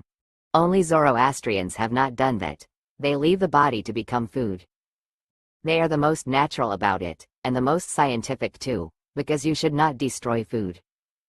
You have been eating birds, animals, fruits, your whole life, and now you have accumulated a 200-pound body and you destroy it, burn it. This is not good. You are not grateful to the world. You should return it back to the world of food. It is food. And why do you think that burning is better? Throwing it into a fire is better than letting it be eaten by a worm or by a bird or by an animal. Why? Because their fire is burning, in the stomach of the bird, in the stomach of the lion, and that fire will dissolve your body. But that is natural fire, and at least it will fulfill some hunger somewhere. Only Parsis have remained natural about it, but even they have become wavering now because everybody says, that is wrong, leaving your father, your mother. What type of people are you? You are very cruel. But throwing a corpse in fire is not cruel? Or burying it deep down in the earth is not cruel? They are more ecological, they are completing the circle. Hindus and Mohammedans and Christians are less ecological, they are breaking the circle, and this is not good. Jesus says, if you don't realize the inner one, the living one, the conscious one, then you are just going to be eaten, that's all. Your whole life has been futile. Eating your whole life, working to eat, and then being eaten. This is the whole story. A tale told by an idiot, full of fury and noise, signifying nothing. The whole life a struggle to eat, and then being eaten. What is the meaning of it? Jesus says, before you are dead, before you are eaten, realize that which is not food in you, which is not created by food in you. Then you will have to understand one more thing. All the religions have tried fasting. Why? Because when you fast, awareness grows intense, because it is not part of food. Really, food destroys awareness, and when you don't eat you become more aware because food gives a sort of sleep. It is an intoxicant. So if you eat too much you immediately feel sleepy, it is alcoholic. Whenever you eat you have to go to sleep. If you ever fast, you will find it is difficult to sleep that night. Do you think it is because of hunger? No, it is because without food, more awareness happens. And if you go on a long fast, after the 3rd, 4th or 5th day, hunger disappears, because the body insists for 3, 4, 5 days. The body has not got a very long memory. It insists on the old habit for a few days, and then if you don't listen the body makes its arrangement in a different way. The body has a double arrangement, it is needed as a security measure. Every day you have to eat to give the body its daily quota. If you don't give it food for 5 to 7 days, then the body has an emergency measure. The accumulated flesh in the body, the accumulated fat, it accumulates. Every ordinary, healthy person accumulates enough fat for at least 3 months. That is a reservoir. When the body thinks that you are not going to give food, the body starts eating its own reservoir. When the body starts eating its own reservoir, then the consciousness is not involved in it at all. You need not go and earn and work, and get tired and then give the body food. And when you give it food, to absorb the food, to digest it, your whole energy is needed. That's why, immediately you eat food, your head feels sleepy, because the energy that was working as consciousness is required in the stomach to work as a digestive force. It immediately moves. So people who eat too much cannot meditate well, impossible. They can sleep well, but they cannot be aware, they cannot be very conscious. They are food and nothing more, and they will be eaten. Their whole life is a food circle. All the religions became aware that if you fast, awareness increases, because the energy is released when there is nothing to digest. Nothing to be taken in and thrown out, all work stops. The work at the factory of the body is not there, the factory is locked. Then the whole energy that you have got becomes awareness. That's why it is difficult to sleep when you are on a fast. And if you have been on a fast for at least 20, 30 days, 40 days, you will have a new type of sleep. Your body will sleep and you will remain alert. That's what Krishna said to Arjuna. when everybody is asleep, a yogi remains awake. That's what Buddha said. Even while I am asleep, I am not asleep, only the body sleeps. That's why, when Mahavira slept, he never moved in his sleep, not even a single movement. He never changed sides because he remained alert. And he said, changing sides won't be good. Some insect may have crawled underneath, because he used to sleep on the floor or under a tree, and if I move in the dark and change my side, there may be some violence, unknowingly, but still. And if I can avoid it.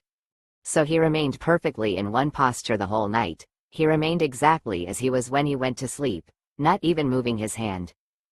This can be done only if you are perfectly aware in sleep, otherwise you will not know when you have moved. If you become aware, then you become aware of a different dimension within you. The visible belongs to death, the invisible belongs to the deathless. Jesus says, you yourselves, seek a place for yourselves in repose. Seek a state of silence, repose, tranquility, balance, where you can become aware of the living one, lest you become a corpse and be eaten. Jesus said, two will rest on a bed, the one will die, the one will live. Exactly the same words are in the Upanishads. They say that there are two birds on a tree, one sitting on a lower branch, another sitting on a higher branch. The bird on the lower branch thinks, gets worried, desires, demands, accumulates, fights, competes. It remains in anguish, tension, jumps from this branch to that, always moving, never in repose. The other bird, who is sitting on a higher branch, is in repose. He is so silent, as if he is not. He has no desires, no dreams happen to him. He has no needs to fulfill, as if everything is fulfilled, as if he has attained, nowhere to go. He simply sits, enjoying himself, and he watches the bird who is on the lower branch. These are the two dimensions in you. You are the tree. And the lower is always disturbed. The lower is your body and the bodily needs and the bodily desires, and if you forget yourself completely into it, then you become one with it. On the higher branch, at the top of the tree, sits the other bird who is a witness, who simply looks down at this foolish bird jumping, moving in anguish, anxiety, anger, sex. Everything happens to it. This other bird is simply a witness. He simply looks on and on. He is just a spectator. You are the tree. Jesus says the same thing with a different symbol. Two will rest on a bed. You're the bed. Two will rest on a bed. The one will die, the one will live. You are the bed, two are there. The one will die, the one will live. Now the whole question is to whom the attention should be paid. Towards whom should you move, towards whom should your whole energy flow? Who should become your goal? Ordinarily, that one who is going to die is your goal.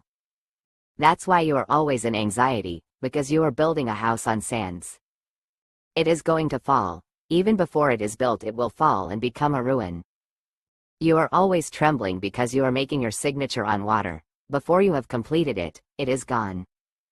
Your anxiety is because you are concerned with the realm of death and you have not looked towards life. And on each bed two are sleeping. The other is just a witness.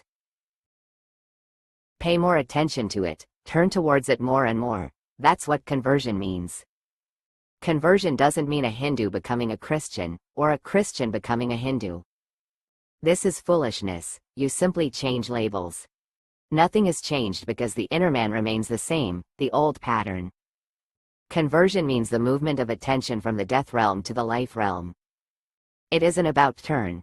Looking at the witness, becoming one with the witness, losing yourself into the witness, into awareness, and then you know that which is going to die will die.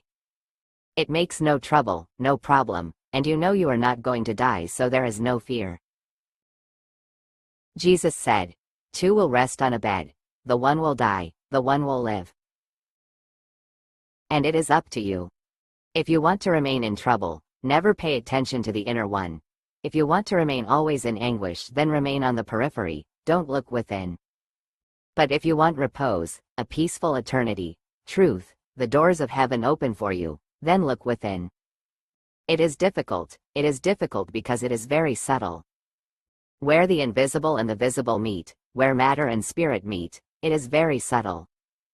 You can see matter, you cannot see spirit, it cannot be seen.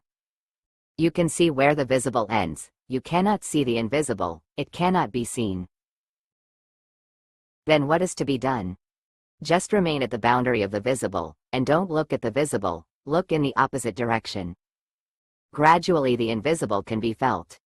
It is a feeling, it is not an understanding, you cannot see it, you can only feel it. It is just like a breeze. It comes, you feel it, but you cannot see it. It is just like the sky. It is there, but you cannot say where, you cannot pinpoint it, you cannot touch it. It is always there, you are in it but you cannot touch it. Remain at the boundary of the visible looking in the opposite direction. This is what all meditation is about.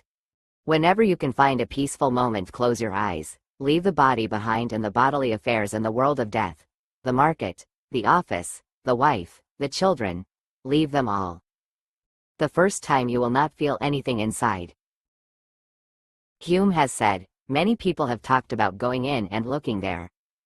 Whenever I look, I find nothing, just thoughts, desires, dreams, floating here and there, just a chaos. You will also feel the same. And if you conclude that there is nothing worthwhile in going again and again to see this chaos, then you will miss. In the beginning you will see this, because your eyes can only see this, they need attuning. Just remain there looking at the floating dreams. They float like clouds in the sky, but between two clouds, sometimes you will see the blueness. Between two dreams, two thoughts, sometimes there will be a glimpse of the sky behind.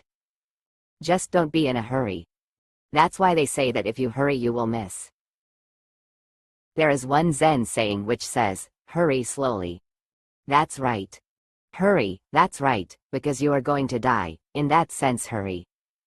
But inside, if you are in too much of a hurry you will miss, because you will conclude too soon, before your eyes have become attuned.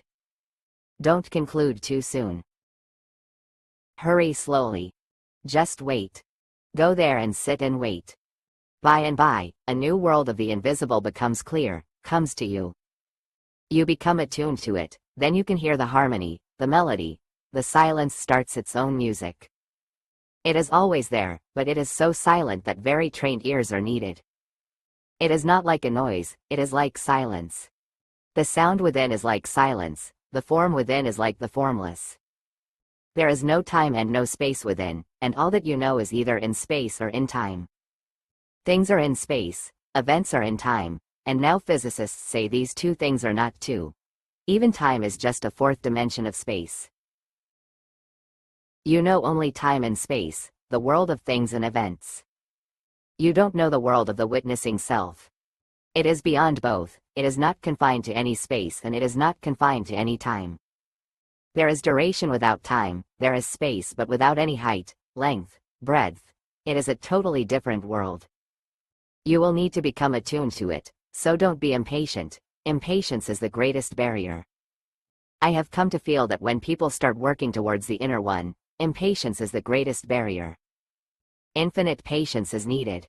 It can happen the next moment, but infinite patience is needed.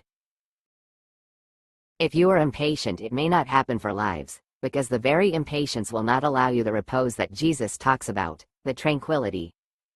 Even if you are expecting, that will be a disturbance. If you are thinking something is going to happen, something extraordinary, then nothing will happen. If you are waiting, expecting that some enlightenment is going to happen, you will miss it. Don't expect. All expectations belong to the world of death, the dimension of time and space. No goal belongs to the inner. There is no way to it except by waiting, infinite patience. Jesus has said, watch and be patient. And one day, suddenly you are illumined. One day, when the right tuning happens, when you are ready, suddenly you are illumined. All darkness disappears, you are filled with life, eternal life, which never dies. Chapter 15. Enough for today. Poet of the Ultimate. The 4th of September 1974 M. in Buddha Hall. The 15th saying. Jesus said, I am the light that is above them all. I am the all, and the all came from me and the all attained to me. Cleave a piece of wood and I am there. Lift up the stone and you will find me there.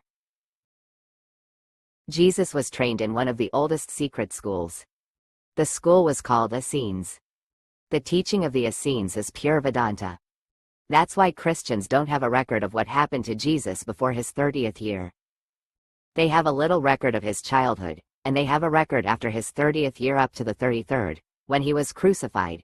They know a few things. But a phenomenon like Jesus is not an accident, it is a long preparation, it cannot happen just any moment. Jesus was continuously being prepared during these 30 years. He was first sent to Egypt and then he came to India. In Egypt he learned one of the oldest traditions of secret methods, then in India he came to know about the teachings of Buddha, the Vedas, the Upanishads, and he passed through a long preparation. Those days are not known because Jesus worked in these schools as an unknown disciple. And Christians have knowingly dropped those records, because they would not like the Son of God to also be a disciple of somebody else. They would not like the very idea that he was prepared, taught, trained. That looks humiliating. They think the Son of God comes absolutely ready. Nobody comes absolutely ready. If somebody is absolutely ready, he cannot come. In this world, you always enter as imperfect. Perfection simply disappears from this world. Perfection is not of this world, cannot be, it is against the very law. Once somebody is perfect, his whole life enters into a vertical dimension. This has to be understood. You progress on a horizontal plane, from A to B, from B to C and D, and so on up to Z. Horizontal, in a line, from past to present, from present to future.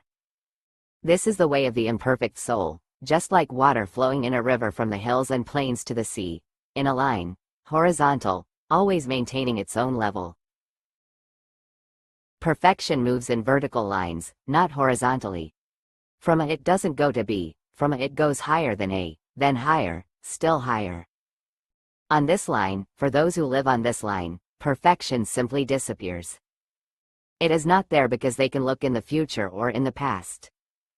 They can look back, but the perfect man is not there. They can look ahead, but he is not there.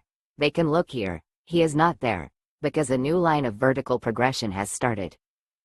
He is going higher and higher and higher. He moves in eternity, not in time. Eternity is vertical, that's why it is eternal now, there is no future to it. If you move in a line there is future. If you move from A to B, the B is in the future. When B becomes the present, A has gone into the past and C is in the future. You are always between past and future, your present moment is just a passing phase. The B is turning into C, the D is turning into E. Everything is moving into the past. And your present is just a cut line, just a small fragment. By the time you become aware, it has moved into the past.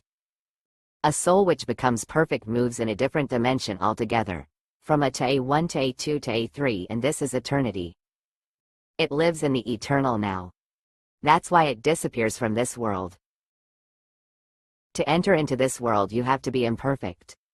It is said in old scriptures that whenever a man comes near perfection, many times it has happened, he will leave something imperfect in order to come back again and help people. It is said of Ramakrishna that he was addicted to food, just obsessed, as if the whole day he was thinking of food.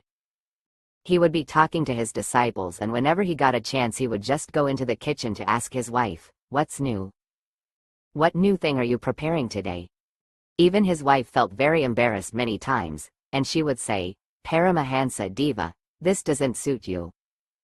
And he would laugh. One day his wife persisted, saying, "Even your disciples laugh about it and they say, what type of liberated man is Paramahansa?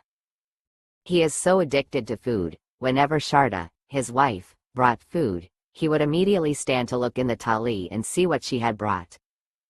He would forget everything about Vedanta, the Brahman, and sometimes it was very embarrassing because there were people there, and they had never thought, they could never conceive.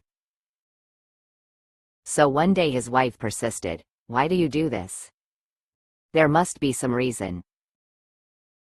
Ramakrishna said, "The day I don't do it, then you can count 3 more days that I will be alive. The day I stop, that will be the signal that I will be here only 3 more days."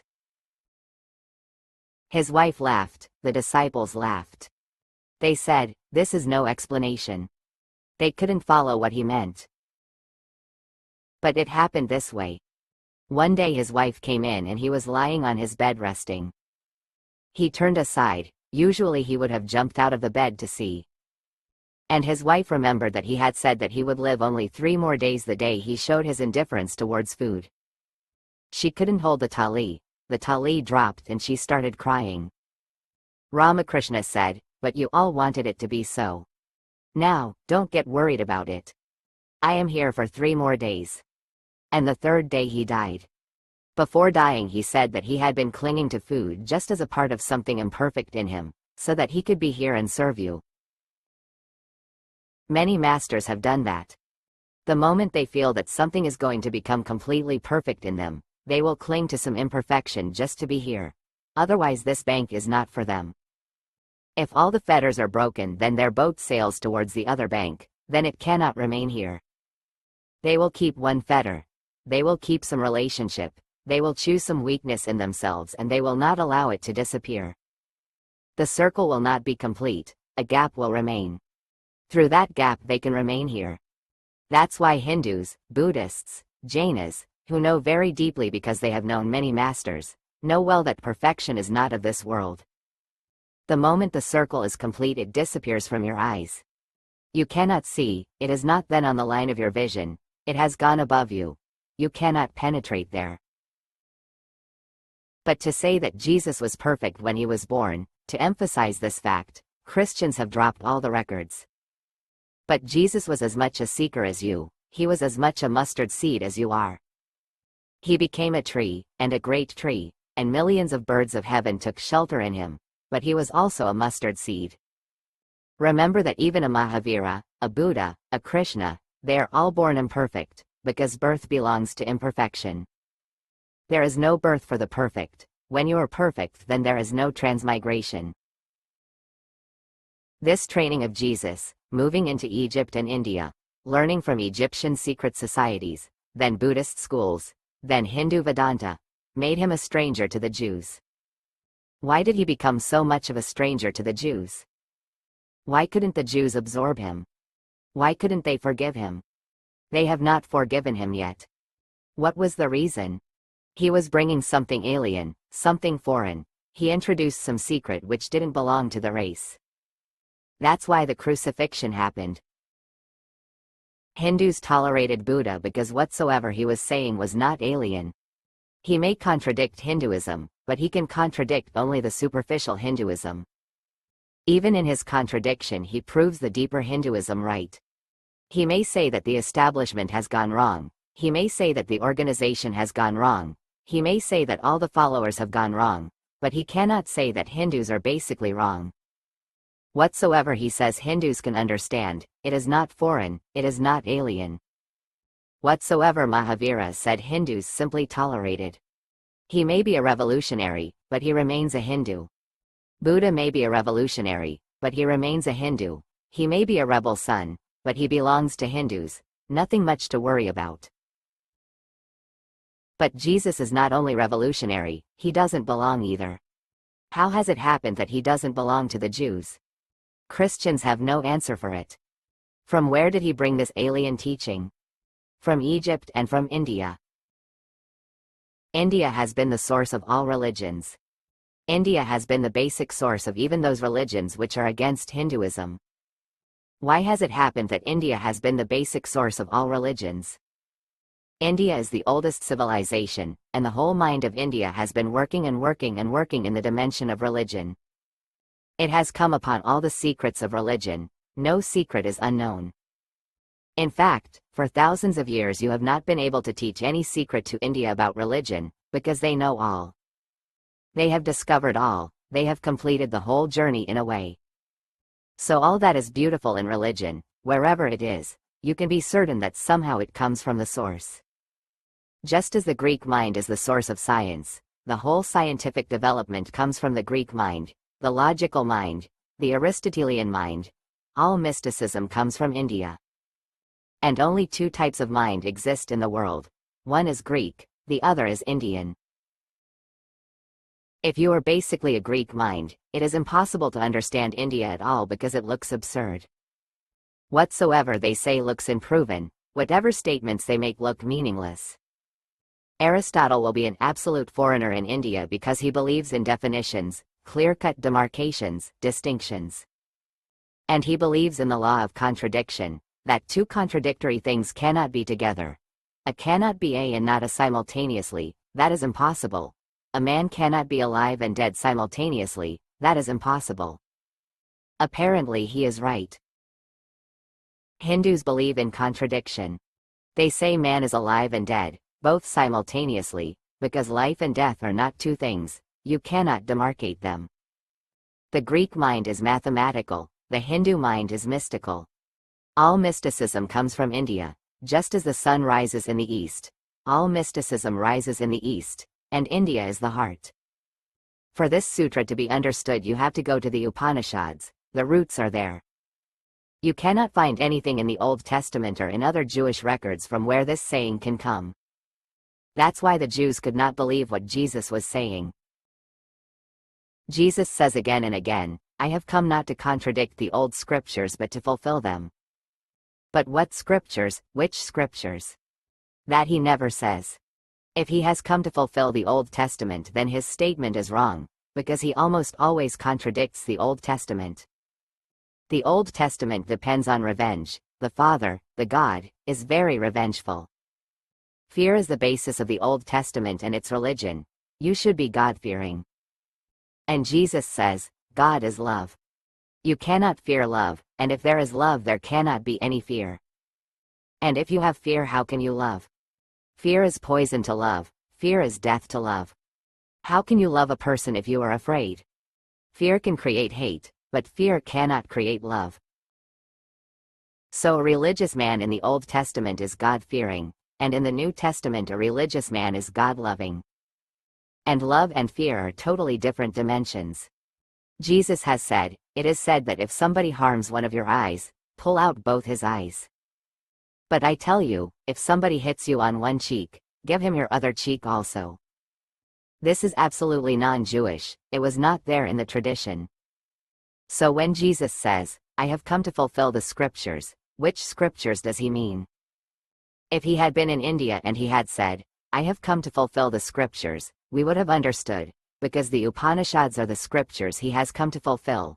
Dhammapada, Buddha's sayings, are the scriptures he has come to fulfill. They depend on love, compassion. But Jewish scriptures are not at all concerned with compassion and love, they are concerned with fear, guilt. That's why whatsoever Jesus said, Jews understood well that, he has not come to fulfill our scriptures. You cannot find a saying like this in the Old Testament. I am the light that is above them all, I am the all, and the all came from me and the all attained to me. Cleave a piece of wood and I am there, lift up the stone and you will find me there. You can find thousands of sayings like this in the Upanishads, in the Gita, in Buddha, but you cannot find a single parallel in the Old Testament. So which scriptures has he come to fulfill? He has come to fulfill some other scriptures, some other traditions. This saying is absolutely Vedanta, so try to understand first the standpoint of Vedanta, then you will be able to understand this saying. Jesus was born as a Jew, lived as a Jew, died as a Jew, but this is only as far as the body is concerned. Otherwise Jesus was a pure Hindu. And you cannot find a purer Hindu than Jesus, because the base of Upanishadic religion is his base. He created the whole structure on that base, so try to understand what that base is. Jews say, God is the creator and this universe is the created, and the created can never become the creator. How can a painting become the painter? How can a poem become the poet? Impossible. And if the poem tries to become the poet, the poem has gone mad. And if the painting tries to prove and assert and claim that, I am the painter, then the painting has gone wrong. Man is the creature and God is the creator. And this distance can never completely go, this space will remain. You can come closer and closer and closer to God, but you can never become God. This is the base of Jewish thought. And Mohammedans learned this from Jews. Mohammedans are more Jewish than Jesus. As far as the thinking, the way of thought is concerned, Muhammad is nearer to Moses than Jesus. Muhammad did not learn much from the Hindus. But Vedanta says, God is the creation, there is no distinction between God and the creation. He has not created the universe like a poet creates a poem, the relationship is just like a dancer and the dance. They remain one. If the dancer stops, the dance disappears, and if the dance disappears, the person is no longer a dancer. The universe is not separate, it is one. The universe was not created in time and finished, it is created each moment. It is being created each moment because it is God's own being. Just as you move, you sing, you love, so God creates. Every moment He is creating. And the creation is never separate, it is His movement, His dance. That's why the Upanishads can say, Aham Brahmasmi. The Upanishads can say, the seers who have come to know this secret can say, I am God. And nobody thinks this is blasphemy, this is a truth. Jews can never say, I am God. This is blasphemy. Nothing can be worse than this assertion. You trying to be God? A creature trying to be God? A slave trying to assert that he is the master? This is egoism. What is pure religion in Vedanta is egoism for Jews and Mohammedans. Vedanta says this is not ego, because this feeling that, I am God, happens only when the I has disappeared completely. When you are no more, when the house is vacant and the boat is empty, then suddenly you become aware that you are the all. If you are there, how can you think that you are the all? If you are there, then you have a boundary, a personality, then your assertion is false. When I disappears, when there is egolessness, only then can you feel you are the all. Jesus' assertion comes from the Upanishads. The first thing to be remembered, the creation and the creator are not two, they are one. The second thing to remember, ordinary mathematics says that the part is never equivalent to the whole, the part can never be the whole. In mechanisms it is so. Take a part of your car, the part cannot be the car, it is so obvious, you cut your hand is not you. A part cannot be the whole, this is ordinary logic. And if the world is a mechanical thing, then it is true. But Vedanta says that existence is organic, not mechanical. With organic unity, a different type of mathematics becomes applicable, the part is the whole. This is the greatest absurdity. And that's why they could say, I am God, because I am just a part, God is the all. But how can the part be the whole? If there is a mechanical relationship between me and existence, then this is not possible. But if there is an organic unity, then this is possible. And there is organic unity. You exist not as a separate unit complete unto yourself. No. You exist not as an island, you exist as a wave of the ocean, an organic unity. You are one. The ocean goes on moving and waving in you. You cannot exist without the ocean. And if you understand deeply, the ocean also cannot exist without you. You are totally joined together. You can say that in every wave the ocean is there, and you can say the ocean is nothing but the totality of all the waves. So a wave is not separate. You cannot take a wave away from the ocean. You cannot bring it home to show to your children that, I have gone to the ocean and I have brought a wave. You cannot bring the wave. You can bring the water, but that will not be a wave, that will not be alive. Look at the ocean when the waves are there. They are alive because the ocean is their life. When they are jumping hundreds of feet, reaching towards the sky, the ocean is reaching through them. You may not see the ocean, you may just see the wave, but you cannot separate the wave from the ocean. They are organically one. Vedanta says that the created is organically one with the Creator. The world cannot exist without God. This can be understood by Jews and Mohammedans also. But Hindus say something else too, the second part. They say that God cannot exist without the world. That is blasphemy for Jews. What are you saying? That God cannot exist without the world? Yes, he cannot exist, it is impossible for him to exist. If he is a creator, if creativity is his quality, how can he exist without the universe? When there is nothing created, how can he be a creator? The world depends on him, he depends on the world, it is an interdependence. The world is not independent of him, and neither is he independent of the world. There is a deep love relationship. They depend on each other, they fulfill each other, they are one. The fulfillment is so total that you cannot separate and divide them. So a seer, one who has come to know, can declare, Aham Brahmasmi, Anil Haq, I am God. And when he says this, he is simply saying, I and this existence are not two. He is simply saying, you will find me anywhere you go, wherever you go you will find me. The form may be different, but I will be there. This is what Jesus is saying, cleave a piece of wood and I am there. How can Jesus be there if you cleave a piece of wood? You cannot find the form, you will not find the son of Mary and Joseph there, you will not find this carpenter boy there if you cleave wood. Then what will you find? Being you will find, and he is saying, I am being. My form will change, but not I.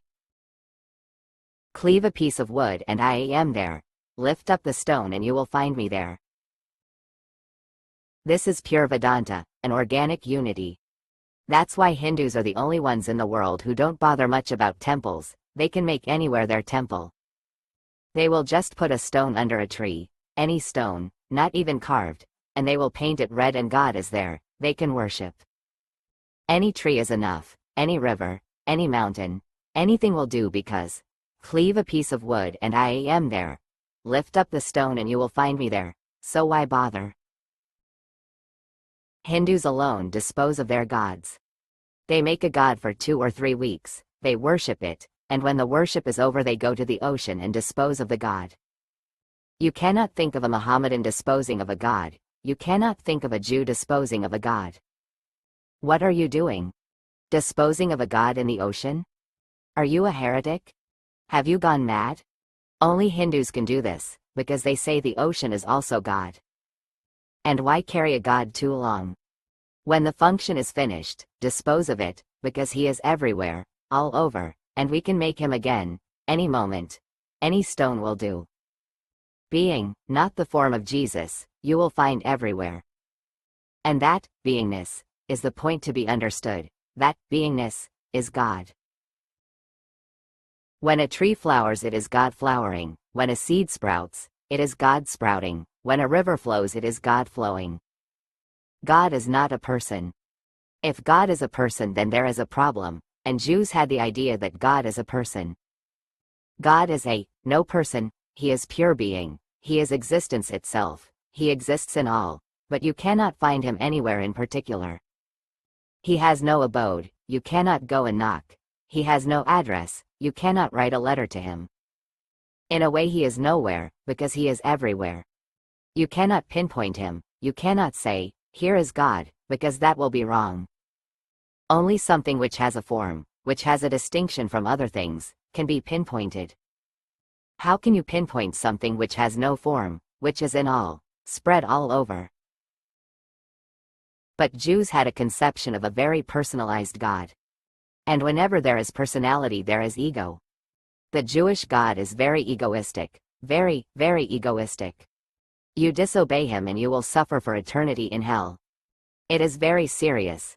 God becomes a dictatorial force and the whole existence becomes a slavery. Then freedom is not for you, freedom is God's nature, not yours. Slavery is going to be your discipline. Jesus is saying absolutely the contrary, that God is not a person. God is energy, the very life force, what Bergson has called the élan vital, it is existence as such. And wherever something exists, God exists, because nothing else can exist. This was the difficulty, why he could not be understood and he had to be crucified. Even if he was saying, I am the Son of God, it was possible for the Jews to forgive him, but basically he was asserting more. As his disciples became attuned to him, he went even further. In this sutra he says, I am the light that is above them all. He is not saying that he is the Son. Here he is saying that he is the Father. I am the light that is above them all. I am the all. Here he is saying, I am God, not the Son. And the all came from me and the all attained to me. Cleave a piece of wood and I am there. Lift up the stone and you will find me there. In this sutra he asserts, I am God, not the Son of God. Even Son can be forgiven, because a distinction remains. The Father remains the source, the Son is just a product. They may be in deep intimacy, but a son remains a son, a father remains a father. The distinction can be maintained, and the son has to obey the father. A relationship exists. It is not the relationship of a slave to his master, but of a son to his father, more intimate but still a relationship. They remain two. This sutra is not recorded in the Bible, cannot be recorded.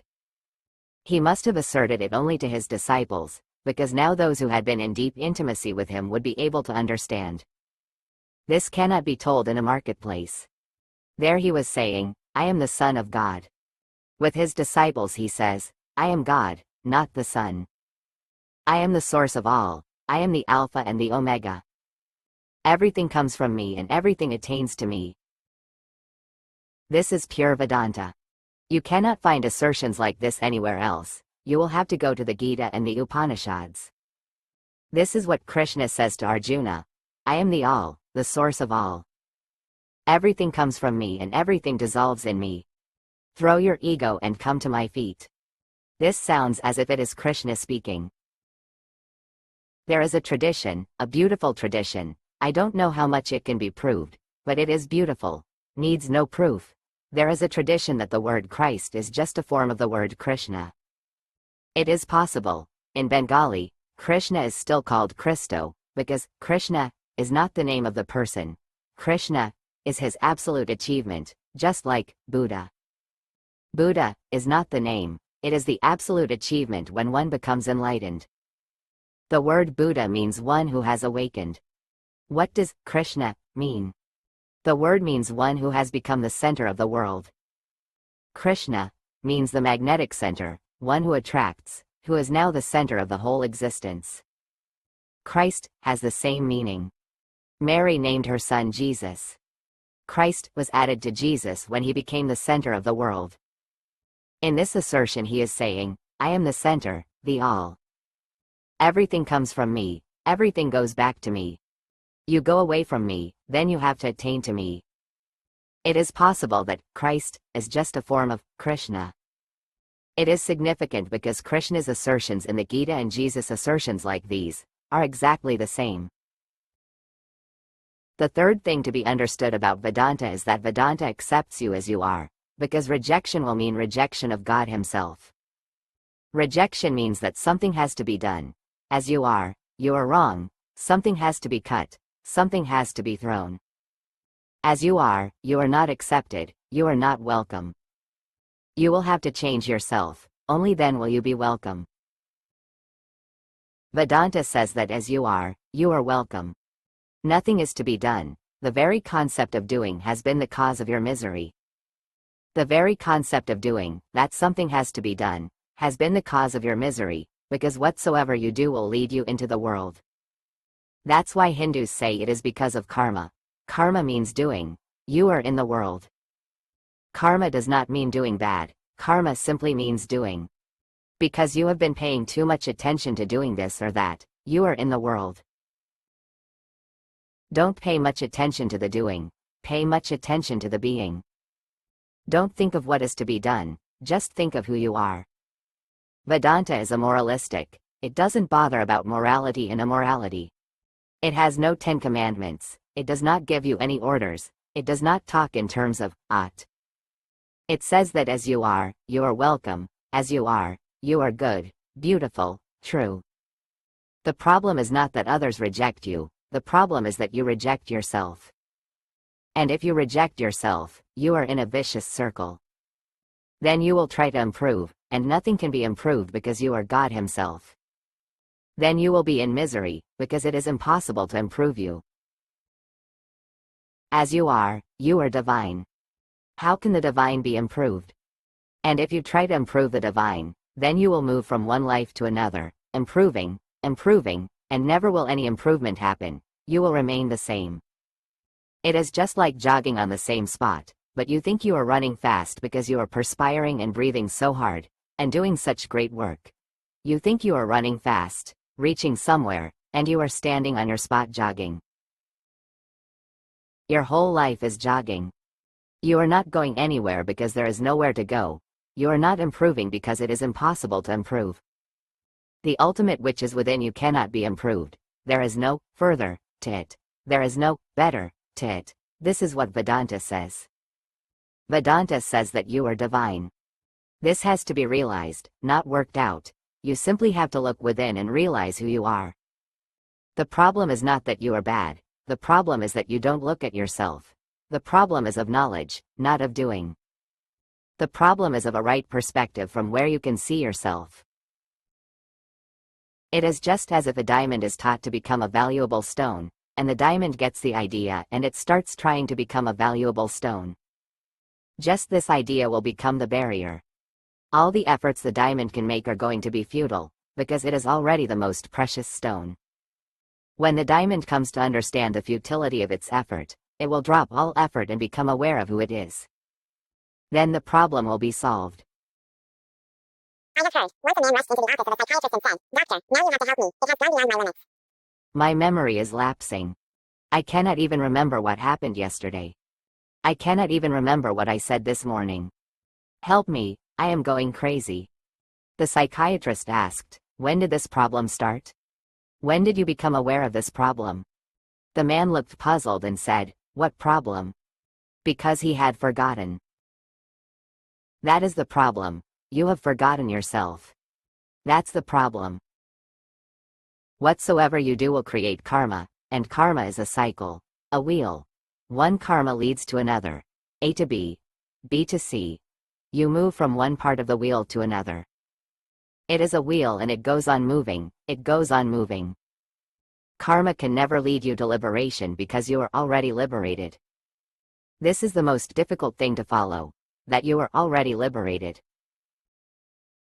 People come to me and I have to tell them to do this and that, because they will not understand that they are already liberated. I have to tell them to do this and that just in order to exhaust them. Just in order that one day they become so exhausted with the effort that they will come to me and say, I don't want to do anything. Only then can I say there is no need to do anything. But you needed much when you came in the beginning, you needed to do much. And if I say there is nothing to do, you will go and move to somebody else who can say that there is something to do. Nothing is to be done. Absolutely as you are already divine. This is Vedanta. It is not a morality, it is pure religion. And that's why there are not many Vedantists in the world, cannot be. That's why Vedanta cannot become a world religion like Christianity or Islam, impossible. Because you have a deep need to do something. And if somebody says, nothing is to be done, it is already the case that you are Brahma, you are divine, you will not listen to him. He is talking nonsense. Because you don't accept yourself, you reject yourself. You have to reach a goal. Why has this happened in the mind of man? It has happened because of his childhood, and everybody passes through almost the same childhood. Only trivial things differ, otherwise, childhood has one basic element and that element creates the whole problem. The element is that no child is accepted as he is. A child is born. You were a child, and immediately the society, the parents, mother, father, brothers, people all around you start to change you, to make you more beautiful, to make you more moral, to make you better. As you are wrong. Something has to be done, only then can you be accepted. And the child by and by starts to feel that he is not accepted. If he does a good thing, then he is accepted. If he does something wrong, then he is rejected. If he follows, obeys, he is accepted. If he disobeys, nobody loves him, he is hated, and everybody becomes angry. One thing he learns, that doing is the question, not being. Do the right thing and everybody will love you, do the wrong thing and everybody will reject you and hate you, be angry and be against you. You are not the point. Do something right and the world is welcoming, Do something wrong and every door is closed. And if even father's and mother's door are closed, what to say about this strange world? If even those who love him can't see the being of the child. The child learns one thing, that to exist in this world this is basic. You should behave, you should always do the right thing, never do the wrong thing.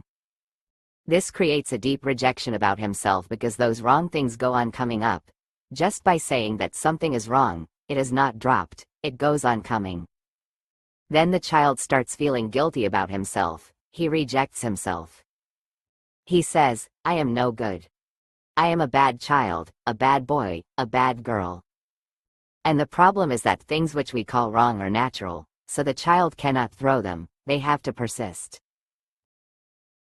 Every boy, every girl, starts playing with their sex organs. It is enjoyable, it gives a soothing feeling, the whole body feels blissful. And the moment the child touches his sex organ, everybody stops him immediately, everybody feels embarrassed. The father, the mother, will stop him, they may even bind his or her hands so he cannot touch them. Now the child feels in a very deep riddle. What to do? He likes the feeling that comes from the touch, he enjoys the feeling, he feels it is beautiful, but if he is to follow that feeling then everybody rejects him. He is a bad child and they punish him. And they are powerful, so what to do? And such a wrong thing is happening to me, the child thinks. It may be that only I am doing this wrong thing, nobody else is doing it. And he cannot know about others so he feels guilty, the whole world is good, only I am guilty. This is a deep problem. The child doesn't feel like eating, because he knows more about his hunger than you. But you follow a medical routine because the doctor says that after every 3 hours the child has to be fed.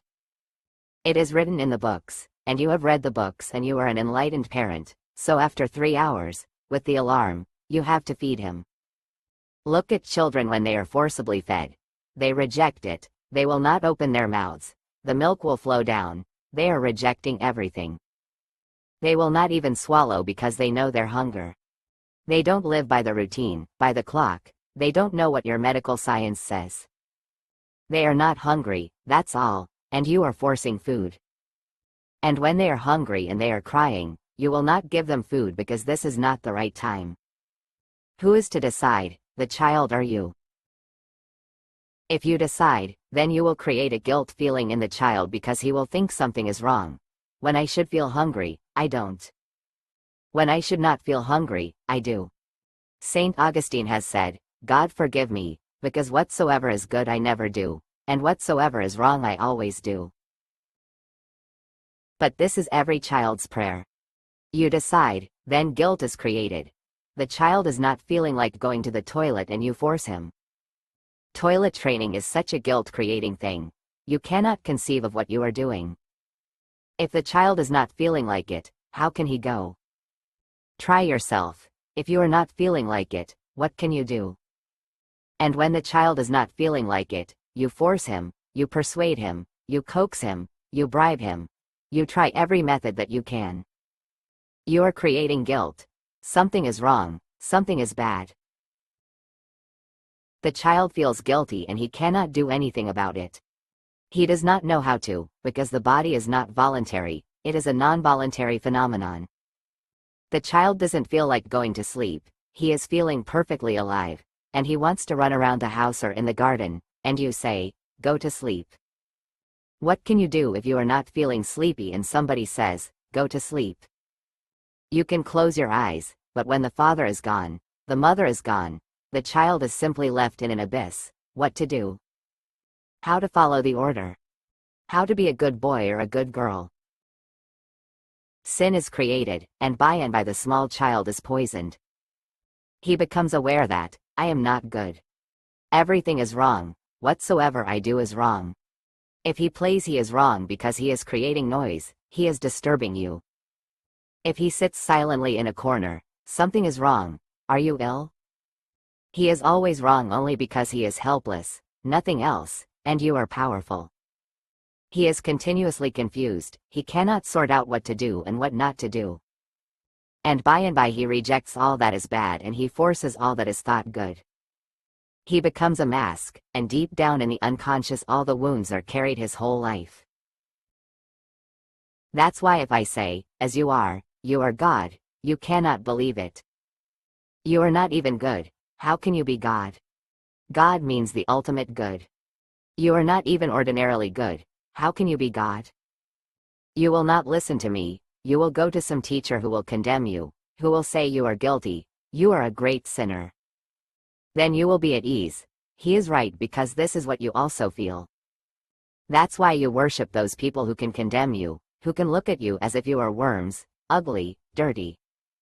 If you see a great following around a saint, a so-called saint, you always find this reason. He is going to condemn everybody. He will say, you are sinners, and if you don't listen to me you are going to be thrown into hell. He feels absolutely right because this is your feeling, he agrees with you. So whenever he condemns you, you feel good. What absurdity! What nonsense! And you feel uneasy if somebody says, you are good and I accept you, whatsoever you are, as you are. The divine has chosen this way to be, in you the divine has chosen this way to be. This is how the divine exists in you. And I accept it. I don't reject any part. I accept your sex, your anger. I accept your hatred, your jealousy. I accept you in your totality, because through this acceptance, when you are total, the one will happen, and that one immediately transcends all jealousies, all anger, all sex, all greed. Nobody can transform greed. One has to become one, then there is transformation. That's why Jesus could not be forgiven, because Jews are the greatest guilt creators. The whole world has done that, but no comparison to Jews. The whole world exists, according to Jews, because Adam and Eve committed the original sin. You are born out of Adam and Eve and their sin. Man is born in sin. Sin remains as the central concept. How can they accept that you are God? You can be close to God if you repent, if you change yourself, if you become good. Then God the Father will accept you. Otherwise, as you are you cannot be accepted. You have to be thrown away and away from God. And what was the sin of Adam and Eve? Their disobedience. But why should God be so obsessed with obedience? Because every father is, and your God is nothing but a cosmic father. Why should God be so obsessed with obedience? Couldn't he take a little joke? Couldn't he be a little playful with his children, who were enjoying themselves? Couldn't he take it a little less seriously? And what had they done? Just eaten one apple from a tree which God had forbidden. God seems to be very egoistic, because ego is always obsessed with obedience. Follow me, I am the rule. If you disobey you hurt my ego. But God cannot have an ego, he cannot insist on obedience. This must be the priest, not God, who has created the whole story. And then you feel guilty. You are born in sin. You are already a sinner when you are born. From your very birth you are a sinner. All that is left to you is to polish yourself, cut yourself here and there and make yourself acceptable. Vedanta says you are not a sinner. You may be ignorant but you are not a sinner. This is a totally different attitude. God is not against you. You may be against God, and he is not taking any revenge on you. If you are ignorant you are creating your own trouble. This is a totally different attitude. If you are in ignorance you create your own trouble. If you ask Hindus, they will say you may have got into trouble because you ate the fruit of the tree of ignorance, not of knowledge. Man can be ignorant, he is, because he is not aware of himself, of who he is, and then everything goes wrong. But this is not a sin. So religion means gaining more light, more knowledge, more awareness, not more morality, not more virtue. Virtue will be a byproduct. When you are aware, virtue will happen, it will follow like a shadow. When you are unaware, sin will follow because ignorance cannot do anything else, it can only commit mistakes. Sin is like a mistake. It is just like somebody adding 2 to 2 and concluding 5, but this is not a sin. If somebody thinks that 2 plus 2 makes 5, will you think that now he is to be thrown into hell for eternity? It is a mistake, an error, but it is not a sin. He has to be taught, he has to be given a right perspective of things. He may not know mathematics, that's all. Vedanta says you are simply unaware, ignorant of yourself. If you become aware, you are God himself. There is no God except you, other than you. But this is not an egoistic assertion, because this can happen only when the I, the center, has disappeared and you have become the all. Jesus said, I am the light that is above them all. I am the all, and the all came from me and the all attained to me. Cleave a piece of wood and I am there. Lift up the stone and you will find me there. This is one of the greatest poetic assertions. And I would like to say to you that a man like Jesus is more like a poet than like a philosopher or a theologian or a mathematician. He is more like a poet, and if you miss his poetry you miss his message completely. If a poet says something, you can forgive him because you say, it is mere poetry. But if a saint asserts something, you take it very seriously because much is at stake. Jesus is a poet of the ultimate. And all those who have reached the ultimate are poets. The language of mathematics is very narrow, it cannot say much. It is very exact, that's why it is very narrow. Poetry is inexact, vague, that's why much can be said through it. But with a poet you have to remember this, that he is talking about mysteries. Hindus have never killed any enlightened person. Why has it never happened? Because they thought that whatsoever they are saying, whatsoever they assert, is a poetic way to say a thing. You need not analyze it, otherwise it will be stupid. For example, if you go to Jesus and say, okay, if you say you are the light that is above them all, if you say you are the all, if you say, the all came from me and the all attained to me, then show us, prove it. Tell the sun to go off, or create another moon tonight, then we will believe you. Then you are stupid, you have not followed, because it is a poetic assertion, it is not a scientific statement. Because of this, Christians have continuously been trying to prove that he did miracles. That he created bread out of stone, he revived a dead man, he did this and that, he opened the eyes of those who were blind, he touched the lepers and they were healed.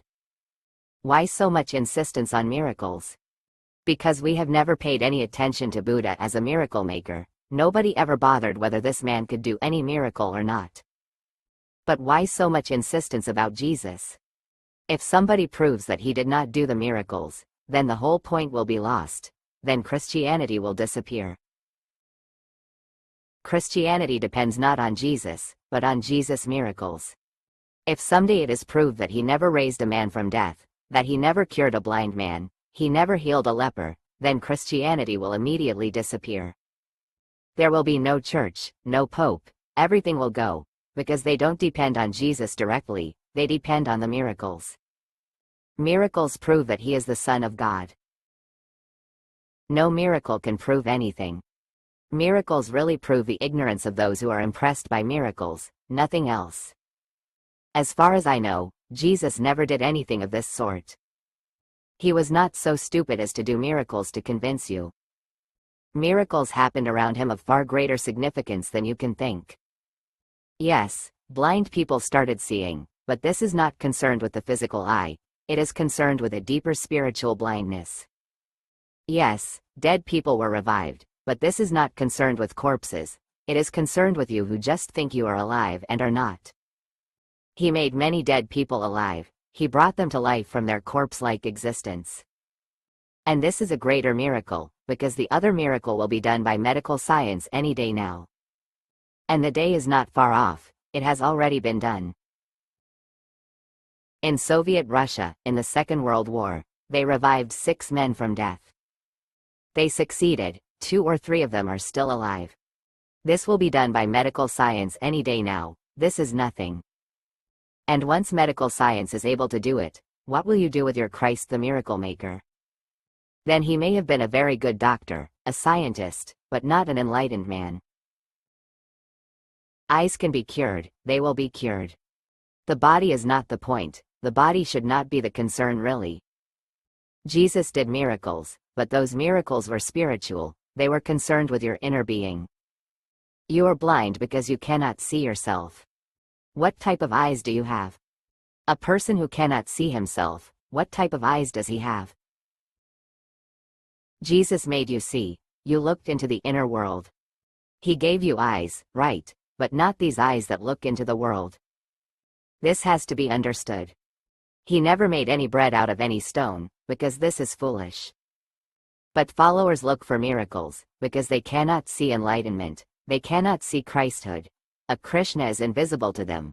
They can only see a stone turning into bread. They can only believe in this world, and if something is done to matter, then it becomes a proof to them. That's why they follow magicians rather than enlightened persons. They follow people who can do tricks. And all tricks are useless, they prove nothing. They prove your ignorance, and they prove that the other man is cunning and exploiting you. Jesus was not cunning. You cannot find such an innocent man. He was not cunning. He could not have been a miracle maker. He was not a magician, and he was not interested in exploiting your ignorance. And think, if he had really done these things, turned stones into bread, turned water into wine. I have heard about one woman who was carrying whiskey in a bag and was entering into another country. At the border she was stopped and asked what she was carrying. She said, "Holy water." But the man on the checkpost was suspicious, so he said, "I would like to look, because these people who carry holy water are always suspicious. Water is enough. Why, holy?" So he looked, and it was whiskey. So he said, "What?" And the woman said, "Lord." See, the miracle again. Jesus turned water into whiskey? He revived dead people? Lazarus came out of his grave? Eyes were given? People who could not walk, walked. Who could not see, could see again. Who could not hear, started hearing.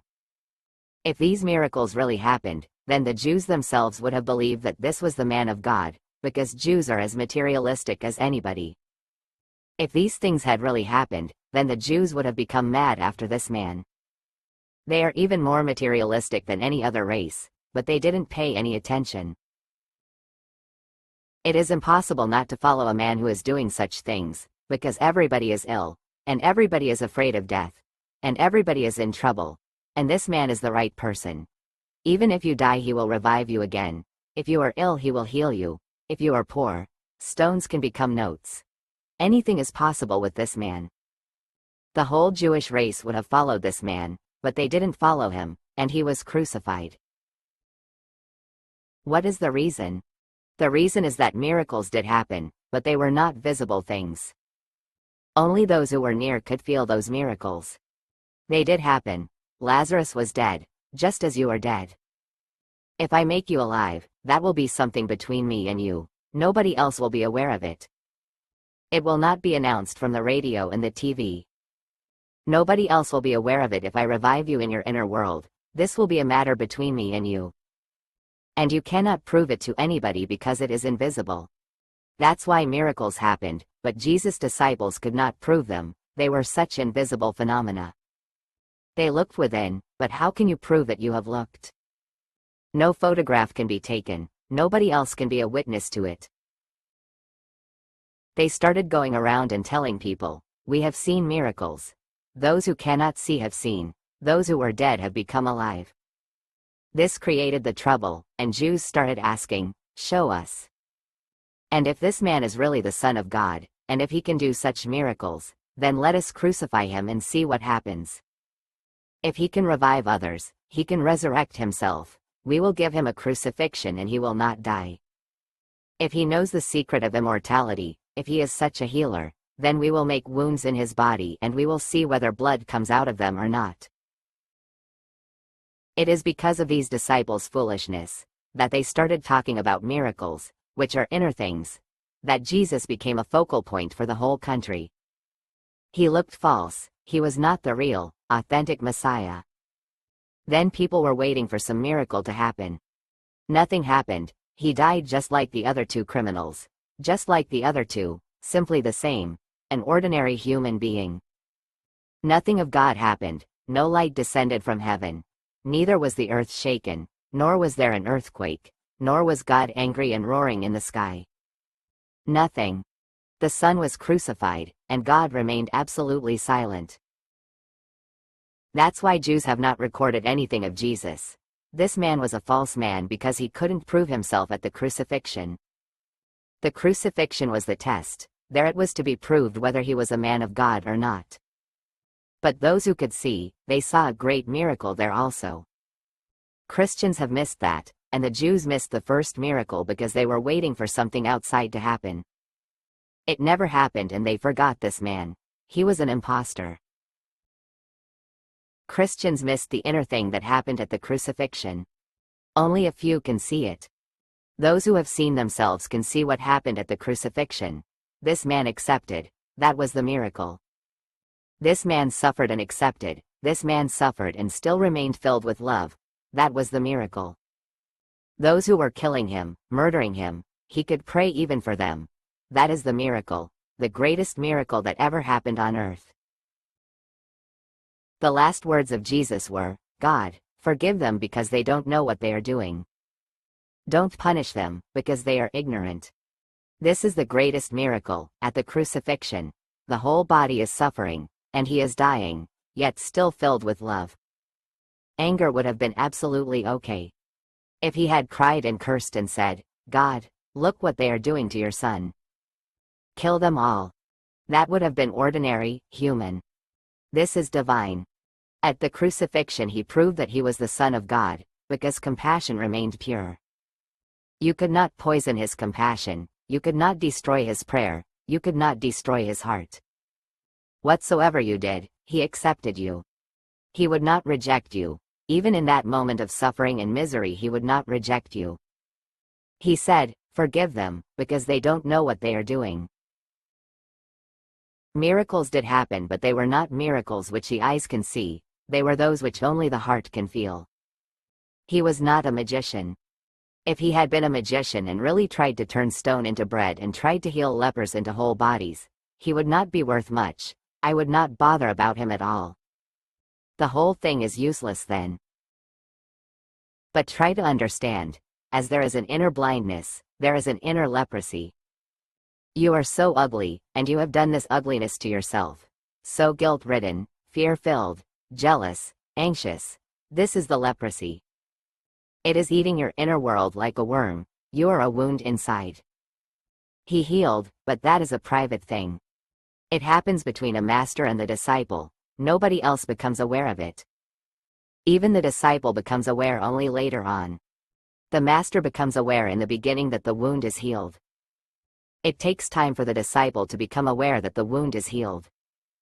Ordinarily, for many, many days he continues in the old idea that the wound is there, but nobody else can see it. Jesus says, "I am the all." You are also the all. Jesus is simply saying that which should be known to everybody, which should be felt by everybody. You are the all, you are the source of the all, and the all is moving towards you. Jesus is just representative of you. He is not saying anything about himself, he is saying something about you. You are the mustard seed, he has become the blooming tree. He is making an assertion about you. He is saying, "I am the all."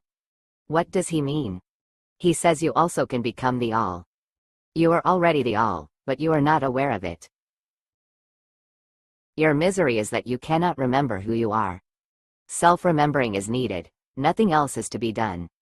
You have to become more conscious, more conscious. You have to raise your consciousness to a peak from where you can see.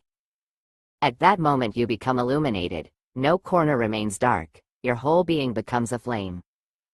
Then you will understand Jesus, then you will understand Buddha, then you will understand Krishna, or then you will understand me, because the whole effort is to make you aware of who you are. Remember these words. Let them vibrate into your heart again and again, because through these words your seed will undergo a shaking. Jesus said, "I am the light that is above them all. I am the all, and the all came from me and the all attained to me. Cleave a piece of wood and I am there. Lift up the stone and you will find me there." Enough for today.